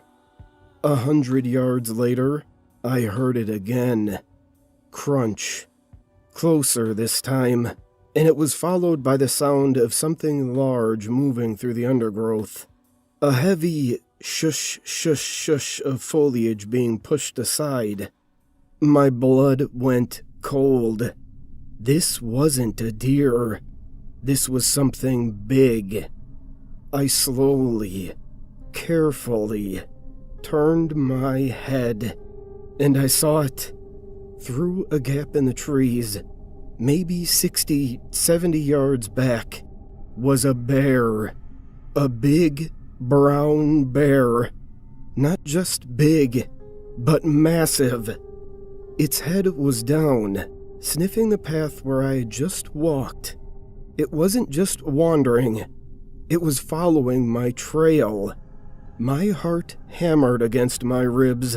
I've seen bears before, but always at a safe distance, and they've always been more scared of me than I was of them. This was different. The way it moved, the deliberate, focused way it followed my scent. This was a hunt.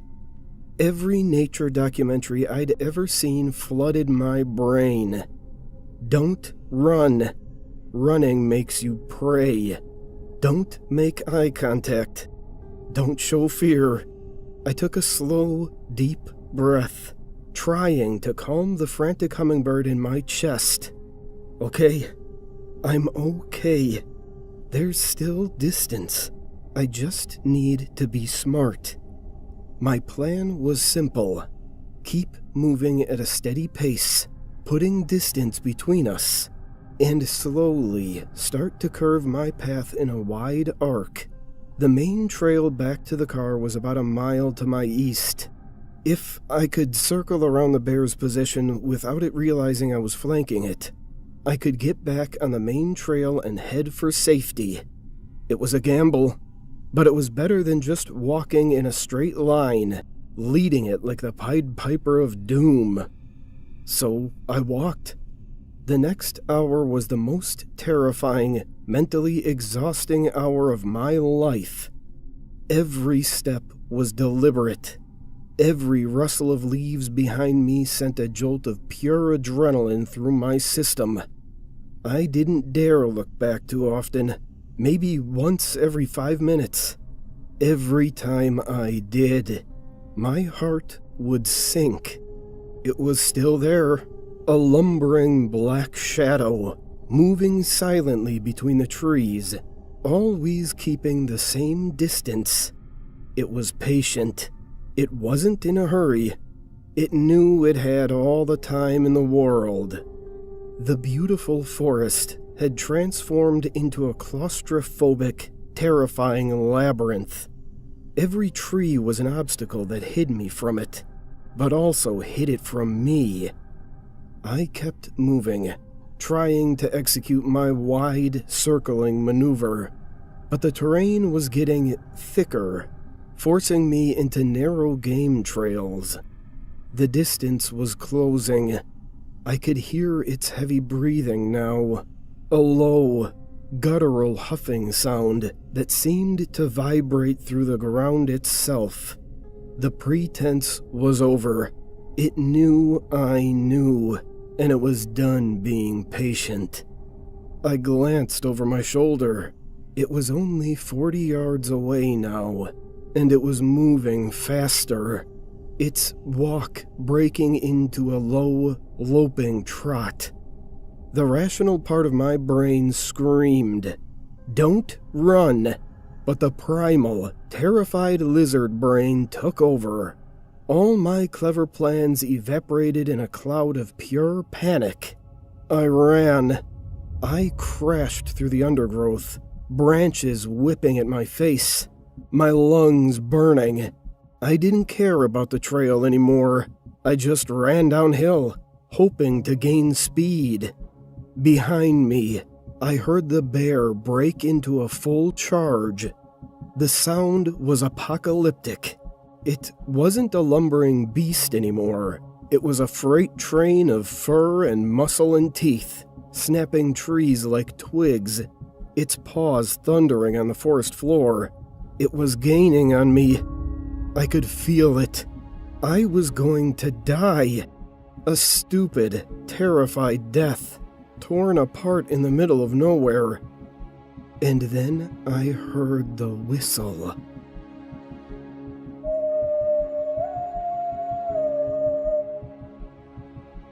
It was a simple, clear tune, a lilting, 3-note melody, like someone casually whistling a folk song. It cut through the chaos of the chase, clear as a bell. It sounded human. It sounded like help. My brain, desperate for any shred of hope, latched onto it. A ranger? Another hiker? Someone had heard the commotion. The whistle came again, from somewhere ahead and to my right.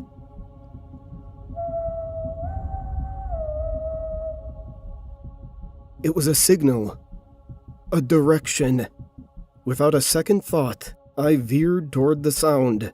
Hope gave my burning legs new strength. I scrambled over a fallen log, my eyes scanning the trees ahead for a flash of color, for a friendly human face. The bear was roaring behind me now, a sound of pure predatory fury. It was so close I could smell its hot, musky scent. Help! I screamed, my voice cracking. I'm here, help me! The whistling continued, but it seemed farther away now. The notes were fainter, more distant. My heart sank. Was I going the wrong way? Or was my savior moving away from me? Panic surged again. I just had to be faster. I pushed myself harder. My vision starting to tunnel. The sound of the bear was right at my heels. I could practically feel its breath on my neck. I burst through a final curtain of ferns into a small, unnaturally quiet clearing. And I saw him. It wasn't a ranger. Standing in the middle of the clearing was a man, or the shape of a man. He was impossibly tall and thin, like a figure stretched out of a nightmare.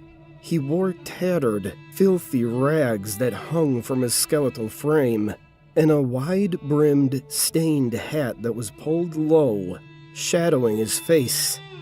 Long, stringy, bone-white hair hung down past his shoulders. He was just standing there, utterly still, turned slightly away from me. He was carrying a large, heavy-looking leather sack over one shoulder. As I stumbled to a halt, my mind struggled to process what I was seeing. He shifted the bag. The top flapped open for a second, and something pale spilled out, landing on the mossy ground with a soft, wet thud. It was a human hand. My brain short-circuited. I stared at the severed hand, then at the sack, and could suddenly make out the lumpy, gruesome shapes within it. The curve of a foot, the unmistakable shape of a human femur, and another hand, its fingers curled into a fist. The stories my grandmother used to tell me, scary folktales from her village to keep the kids from wandering off at night, crashed into my mind. The impossibly tall, thin man, the sack of bones, the whistling. El Silban. The whistler. He turned his head slowly, and I saw his face beneath the brim of the hat. It was a ghastly, emaciated face, with skin stretched tight over a skull, and he smiled. It was a wide, horrifying smile, full of yellow, broken teeth. He wasn't a savior. He was the thing the bear was running from. He was the thing I had to run from too. The whistle hadn't been a call for help. It had been his own hunting song. A roar from behind me snapped me out of my paralysis. The bear crashed into the clearing, its eyes wild, foam flying from its jaws. It saw me. Then it saw the tall thing with a sack of bones. The bear. This massive, terrifying engine of destruction skidded to a halt. A low, guttural growl rumbled in its chest, a sound of fear and aggression all at once. The man in the rags just stood there, his horrible smile never wavering. My survival instinct, which had already been screaming, went into overdrive. I didn't think. I reacted. I threw myself sideways, diving headfirst into a thick, thorny bush at the edge of the clearing. The thorns tore at my skin and clothes, but I didn't care. I was hidden. From my painful hiding spot, I peeked through the leaves. The scene in the clearing was a tableau from hell. The Whistler stood motionless, his sack of horrors resting at his feet. The bear, driven by instinct or territorial rage, rose up onto its hind legs. It stood a full 8, maybe 9 feet tall, a mountain of muscle and claw.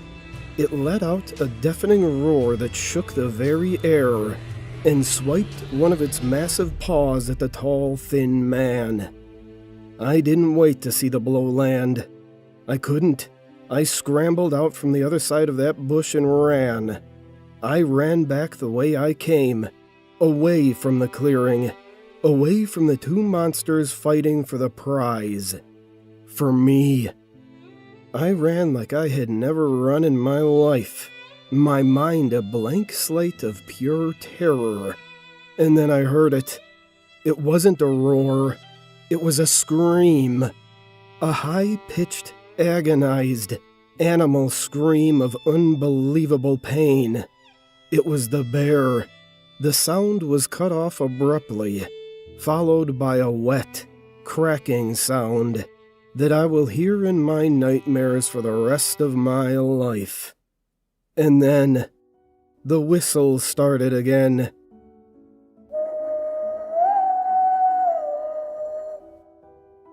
But this time it was different. It was loud. It was so close it sounded like it was right behind my ear. And in that moment of ultimate terror, a fragment of the old story, the one my grandmother told me, flashed in my head. A warning. When the whistle sounds far away, he is right beside you. When it sounds close, he is far away, and you have a chance to run. I didn't look back. I just ran. I ran towards the memory of the main trail, the close, cheerful whistling, my only companion. It was my guide, my metronome of terror. As long as it was close, I was gaining distance. The thought was insane, but it was the only thing keeping me going. For 3 minutes, maybe 4, an eternity, I ran with that tune right in my ear, pushing me forward. Then I burst onto the main trail. I recognized it immediately. My car was less than a mile away. I risked a glance behind me. I saw nothing but trees. And the whistle, it was fainter now, more distant, which meant he was coming. He was done with the bear. I have never known a fear like the one that seized me then. I sprinted down that trail, my legs pumping on pure adrenaline. I could hear him coming. I couldn't see him, but I could feel his presence, a cold dread that seemed to chase me, to suck the warmth from the air. The whistling got fainter and fainter, a whisper on the wind. I saw my car through the trees. The glint of sun on the windshield was the most beautiful thing I have ever seen. I fumbled for my keys. my hands shaking so violently I dropped them twice. I unlocked the door, threw myself inside, and slammed the lock. I jammed the key into the ignition and turned. The engine roared to life. I didn't look in the rearview mirror. I couldn't. I stomped on the gas pedal and the car shot forward, spitting gravel. I drove, and I didn't stop until I saw the lights of this rundown motel. So I'm here now. I don't know what to do.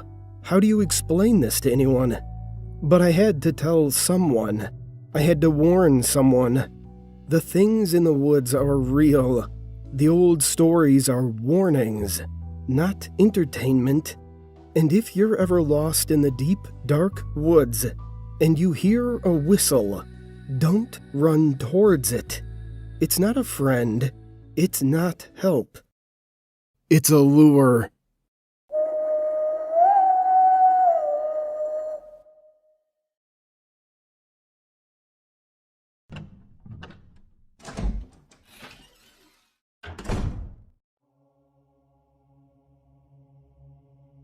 In 1983, a team of deeply pious scientists conducted a radical experiment in an undisclosed facility. The scientists had theorized that a human without access to any senses or ways to perceive stimuli would be able to perceive the presence of God. They believed that the five senses clouded our awareness of eternity, and without them, a human could actually establish contact with God by thought. An elderly man who claimed to have nothing left to live for was the only test subject to volunteer. To purge him of all his senses, the scientists performed a complex operation in which every sensory nerve connection to the brain was surgically severed. Although the test subject retained full muscular function, he could not see, hear, taste, smell, or feel. With no possible way to communicate with or even sense the outside world, he was alone with his thoughts. Scientists monitored him as he spoke aloud about his state of mind in jumbled, slurred sentences that he couldn't even hear.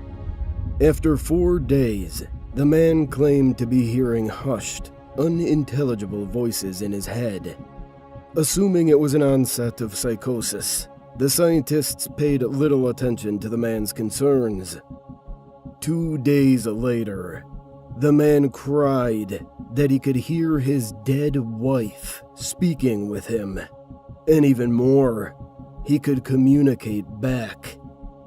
The scientists were intrigued, but were not convinced until the subject started naming dead relatives of the scientists.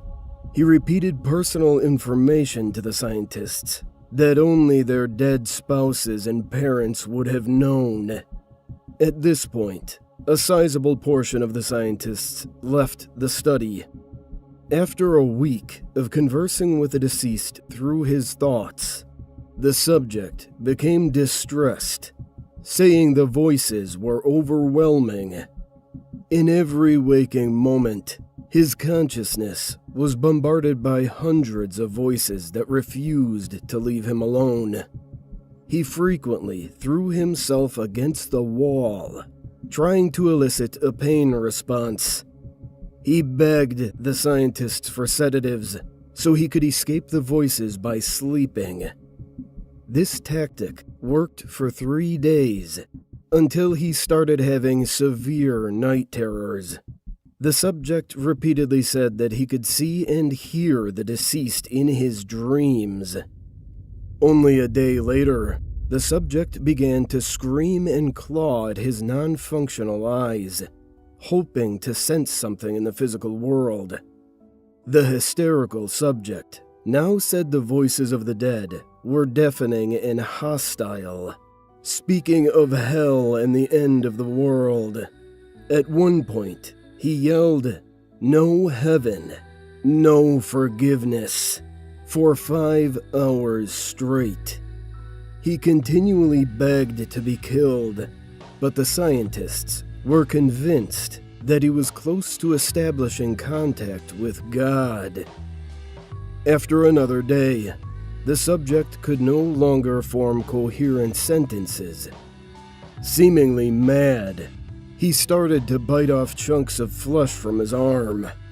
The scientists rushed into the test chamber and restrained him to a table so he could not kill himself.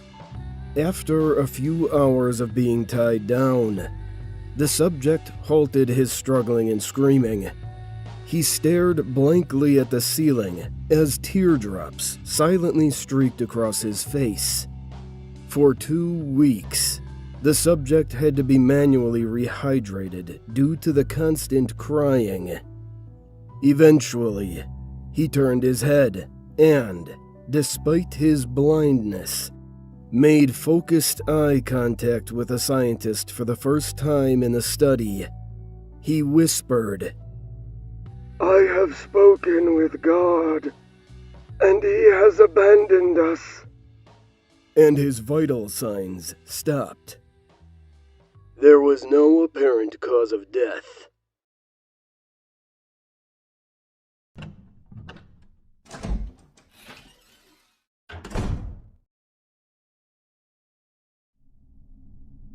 There's something terribly wrong with my son.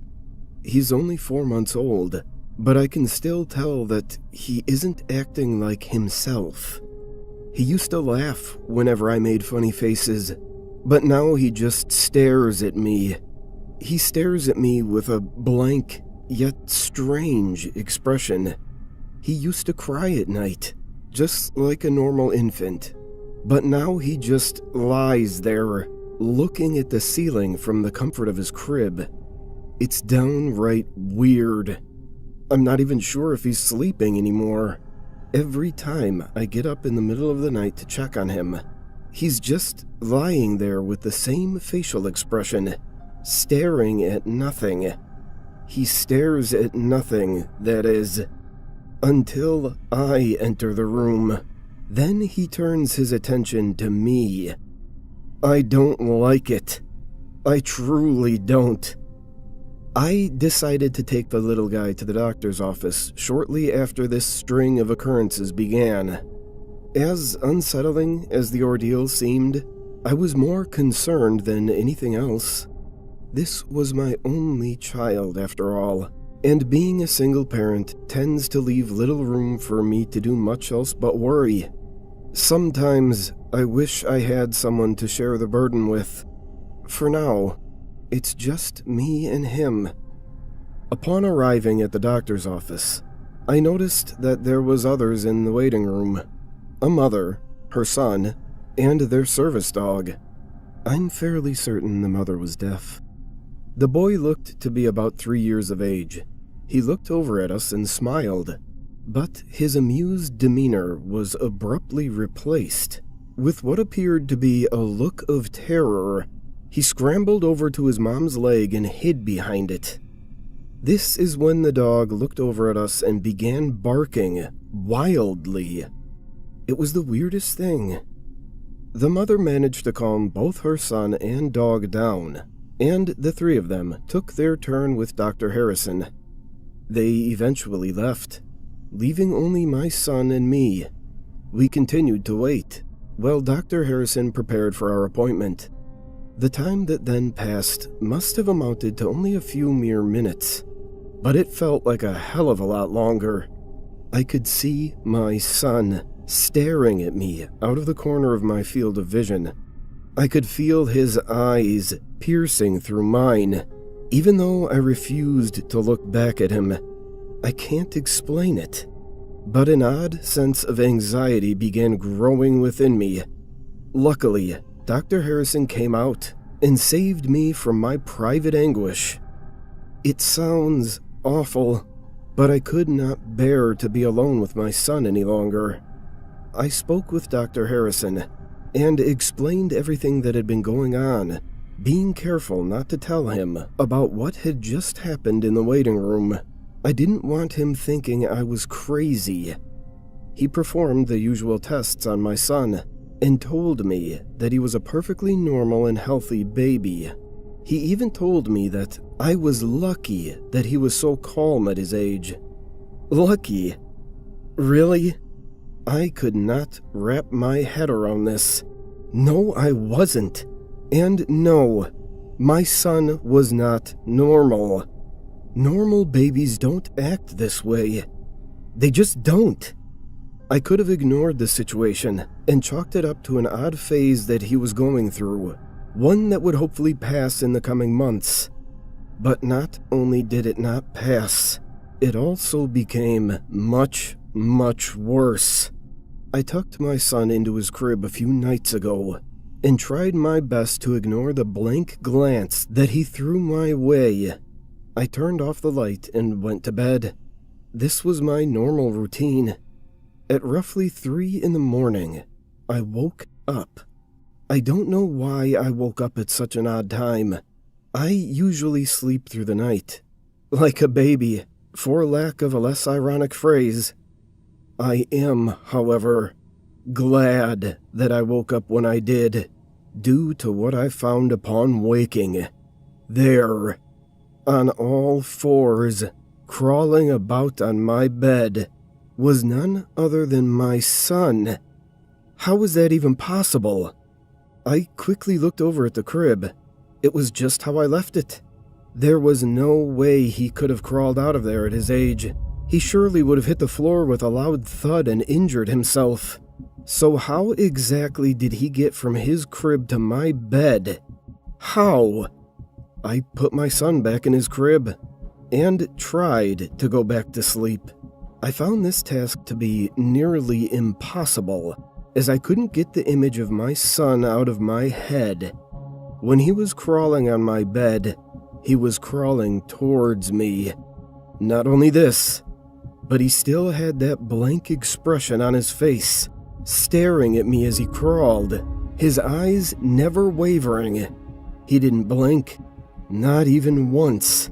Why was he crawling in my direction? What would he do when he finally reached me? The questions that filled my frightened brain were too much for me to simply go back to sleep. I stayed up for the rest of the night and spent most of it staring at my son's crib. Eventually, my weariness did catch up with me. Shortly after the sun came up over the horizon, I passed out. It must have been a good hour before I woke up again. After rubbing my eyes a few times and looking over at the crib, I realized something. My son was not in it. I jumped up quickly and investigated. I tossed his blankets around, only to find that it really was empty. He was gone. I looked over at my bed, but he was not there either. I turned my apartment upside down looking for him. I checked every room, every little nook and cranny I could possibly find. While doing this, there was quite a large knot in the pit of my stomach. I could neither tell if I was worried for my son's safety, or if I was just plain scared. Perhaps it was a bit of both. I finished scouring my apartment and went back to my room to catch my breath. What I saw nearly took it away again. There, laying in his crib, was my son, as calm as could be. I walked over to the crib and just stared at him. He, of course, stared back with that unnerving expression of his. I realized then that I was truly frightened of an infant. I looked at him for a few more moments before speaking. What are you? His eyes widened upon hearing me speak. I cannot be certain, but I think that maybe, just for a split second, my son might have grinned at me.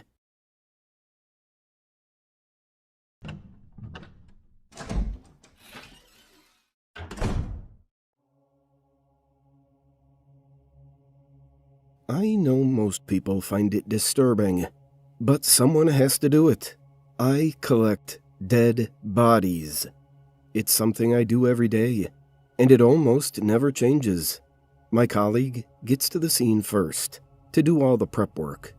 I turn up a while later to transport them to where they need to be. Not many people know about what I do, but my lack of conversation about it is not out of shame. I am proud of it, and I simply don't want people to view me any differently. Usually, everything goes smoothly. I turn up.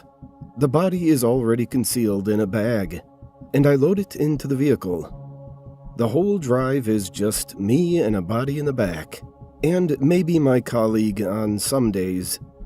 But yesterday, the drive did not go as it should. The events that transpired mean I will live in fear for the rest of my days, and I may have to give this up. I turned up to the scene. It was a fairly large house on the outskirts of town. A guy that lived alone and never really spoke to anyone. My colleague had probably been the first person to step foot in that house, besides the man himself, in years. I, myself, probably the second. The door had been left unlocked, and I went inside the building. My colleague never leaves the body out in the open, for obvious reasons. Even if the death was outdoors, the body is moved indoors. Sure enough, as usual, a large blue bag full of bumps made the faint outline of a human. It takes a bit of effort to move it into the van, but no more than a few minutes. Picking up a limp, lifeless body is second nature to me. I've been doing it for years. I got the bag down in the back of the van and drove off, headed for the other side of town. It was dark out, and the roads were empty. This is how I like to drive. 5 minutes into the journey, I heard a groan from behind me. A raspy, shaky, agonized groan. It was loud and sharp, piercing through the sounds of the night. The fear that shot through me is indescribable. I felt a pit open in my stomach as every muscle in my body tightened. My hands jolted so hard that I nearly crashed, but I kept control. The back of the van is too dark to see into, so I grabbed my flashlight from under my chair and pulled the vehicle to a complete stop. As I shone it into the back, I saw something I had secretly always feared. The bag was sat upright. I crept closer, trying to be silent. A muffled voice from within the bag spoke. Hello? Who's there? I can hear you. I wasn't sure what to do. My colleague always checks their pulse. Had he made a mistake? He must have. I slowly unzipped the bag as the man inside began to scream. We stared at each other, both of our eyes showing the terror within us. His cries echoed beyond the walls of the van, out into the darkness. I wanted to join him and cry myself, as I knew what this meant, but I held it back. In a blind panic, I took my flashlight and struck the man on the head. I know that's unprofessional, as I didn't want to damage his skull, but it was my first instinct. It didn't kill him, though. It didn't even knock him out. He fought me, and I wasn't strong enough. He just kept screaming. I know what you did. I know what you did. Why couldn't he be like the rest? I'm ashamed to admit. He got out. He opened the back doors of the van and got out. He was smart about it, too. He climbed over fences so I could only follow him on foot, to stop me from driving after him. After just 5 minutes, he was far enough ahead that I could no longer hear him. And after 10 more minutes, I knew I had lost him completely. I phoned up my colleague and told him. We were furious at each other, yet upset with ourselves How had we both messed up? In my opinion, he's more at fault than me. He usually strangles them properly. How had he messed this one up? The flashlight to the head, even if it had worked, would have still ruined the skull. Strangling is the only way that leaves the body in pristine condition, the way I like it. I didn't get to add this body to my collection, and for fear of being caught, I may have to stop my hobby of collecting corpses entirely.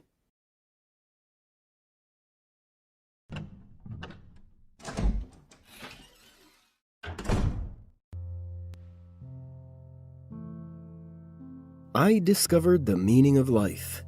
Or at least, that's what my eager customers are led to believe. You see, 2 or 3 times a month, I post a listing titled, "The Meaning of Life," to various auction sites.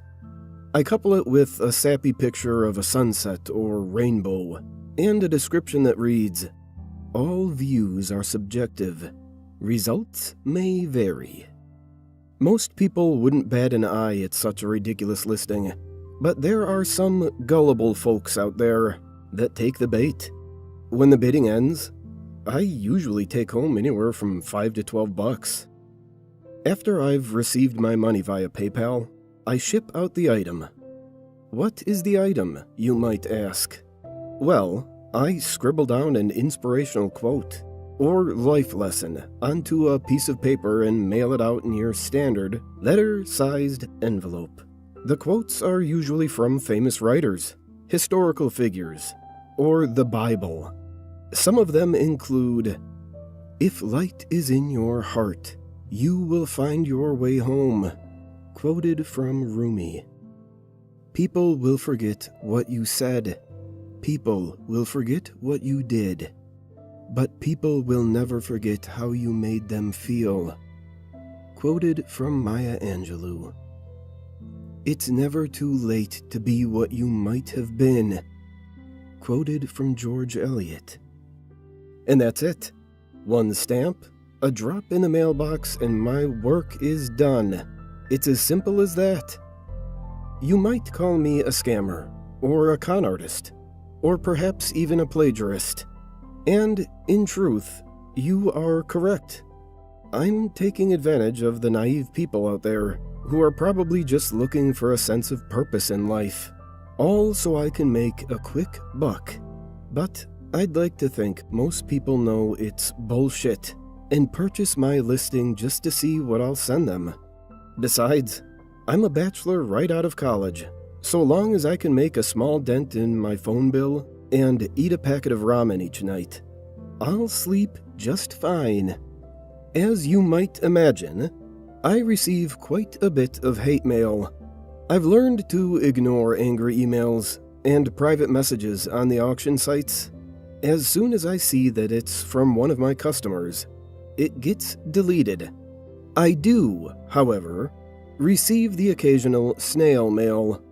It's unavoidable, as my P.O. box is listed on all of the envelopes I send out. It would be pretty easy for me to toss these letters in the trash with the rest of my junk mail, but I never can. Something about receiving a physical letter from someone, good or bad, compels me to read it.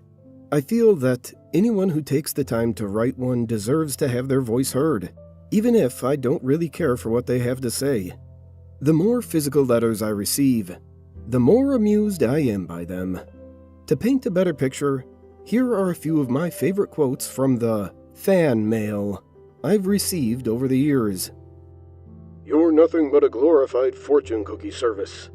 You'll rot in hell for the sins you've committed. Mark my words." "You're a real effing piece of shit. You know that?" It's reached a point where reading these letters has become the highlight of my week. I've even tacked up some of the better ones on a corkboard in my bedroom. You might think that's sick and a little messed up, but I think it's hilarious. Not all the letters I receive are bad. There's one guy by the name of Red.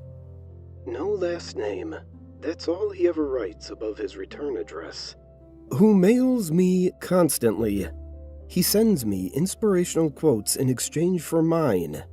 I assume he's a repeat buyer who enjoys paying for and receiving cheerful messages in his mailbox every now and again. A man of class and dignity.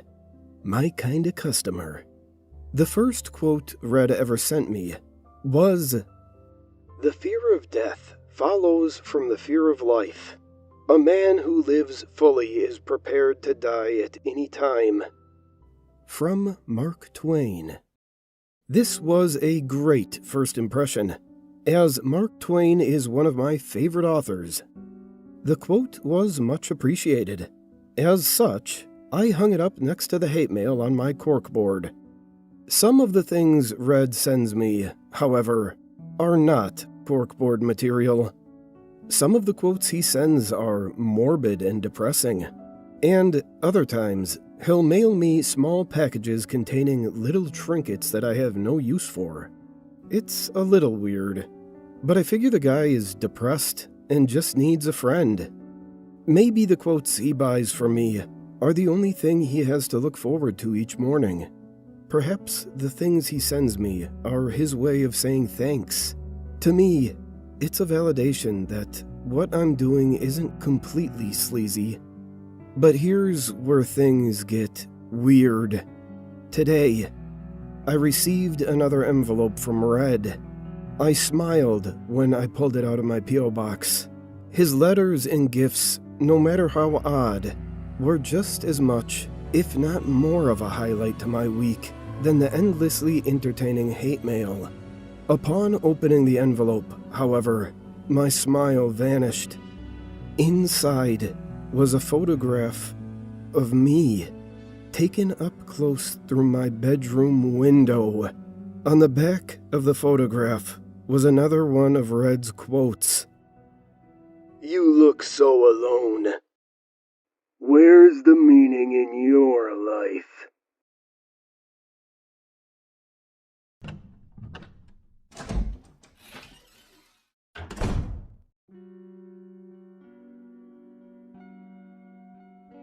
Have you ever looked a loved one in the eyes and not recognized what you see? The face is the same, but there's something else. Something that wasn't there before. Something that makes the hair on the back of your neck stand up, but you don't know why. When my wife came home from the hospital, all I could think was how relieved I was. How happy that she and the baby both made it. We were warned about possible complications with the birth, but I didn't expect her to flatline. My heart almost stopped along with hers. Fortunately, it was almost over, and the doctors saved our daughter before they brought back my wife. She was officially dead for nearly 3 minutes. I'll admit, I cried, and cried again when she opened her eyes. I should have noticed it then. She rested a lot, spent most of her time with our daughter. At first I worried she might have postpartum depression, but she seemed content. No crying, no screaming, no curling up in bed and staying there for days on end. She was always so attentive, making sure our daughter had everything she needed. Something still nagged at me. I couldn't shake the sense that she was different somehow. They say motherhood changes a woman, but I should have known better. One night, I heard her on the baby monitor. She used to sing for our daughter before she was born, but I hadn't heard her sing since. I eagerly listened, hoping I would hear her beautiful voice again. Instead, what I heard gave me chills and made my stomach turn uneasily. "That's it," she said in a soft voice. "You drink up so you can be nice and healthy when you're older. It may take a decade or two for you to be ripe, but I've waited longer. You're a prize worth waiting for." Then she laughed, but it wasn't my wife's laugh. I didn't know what to say. I didn't know what to do. For days I watched her, finally noticing all the little things that weren't quite right. She barely left the house. Wouldn't let anybody else come see the baby. She even told her own mother not to stop by. That was the final straw.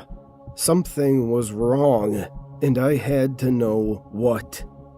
I confronted her, the thing that looked like my wife. "What happened to you?" I demanded. She smiled, but it wasn't my wife's smile. "What do you mean?" "You know what I mean. You're not my wife. You haven't been for weeks. Who are you?" She stopped pretending. I looked into her eyes, and I didn't recognize what I saw. "Well, you were bound to figure it out eventually," she said. "No, I'm not your wife. Your wife was dead. Or rather, her heart stopped, and she had an out-of-body experience. That lovely body of hers, with all her memories tucked away in the synapses of her brain, was open for the taking. So many of us scrambled to claim it, and I got here first." She did a smug little curtsy, as though I should be impressed. My eye twitched. "And what are you?" "You might call me a wandering spirit, or a ghost, or even a demon. Though frankly, I can't remember what I used to be. I don't even know if I started out human. What I do know is that when a person dies, and the spirit leaves it, if they don't come back to claim it when somebody revives them, there are plenty like me who yearn for a physical form. It has been ages since I took over a woman, and with a baby too. There were spirits lining up hoping for a shot at that life. But that's not what I wanted. I want to start over again. I'm tired of being an adult." I choked as my heart leapt into my throat. "You wouldn't." It laughed. "Well, I would, but I can't. She's not old enough. She would need someone to take care of her, and that seems like it would get annoying after a while.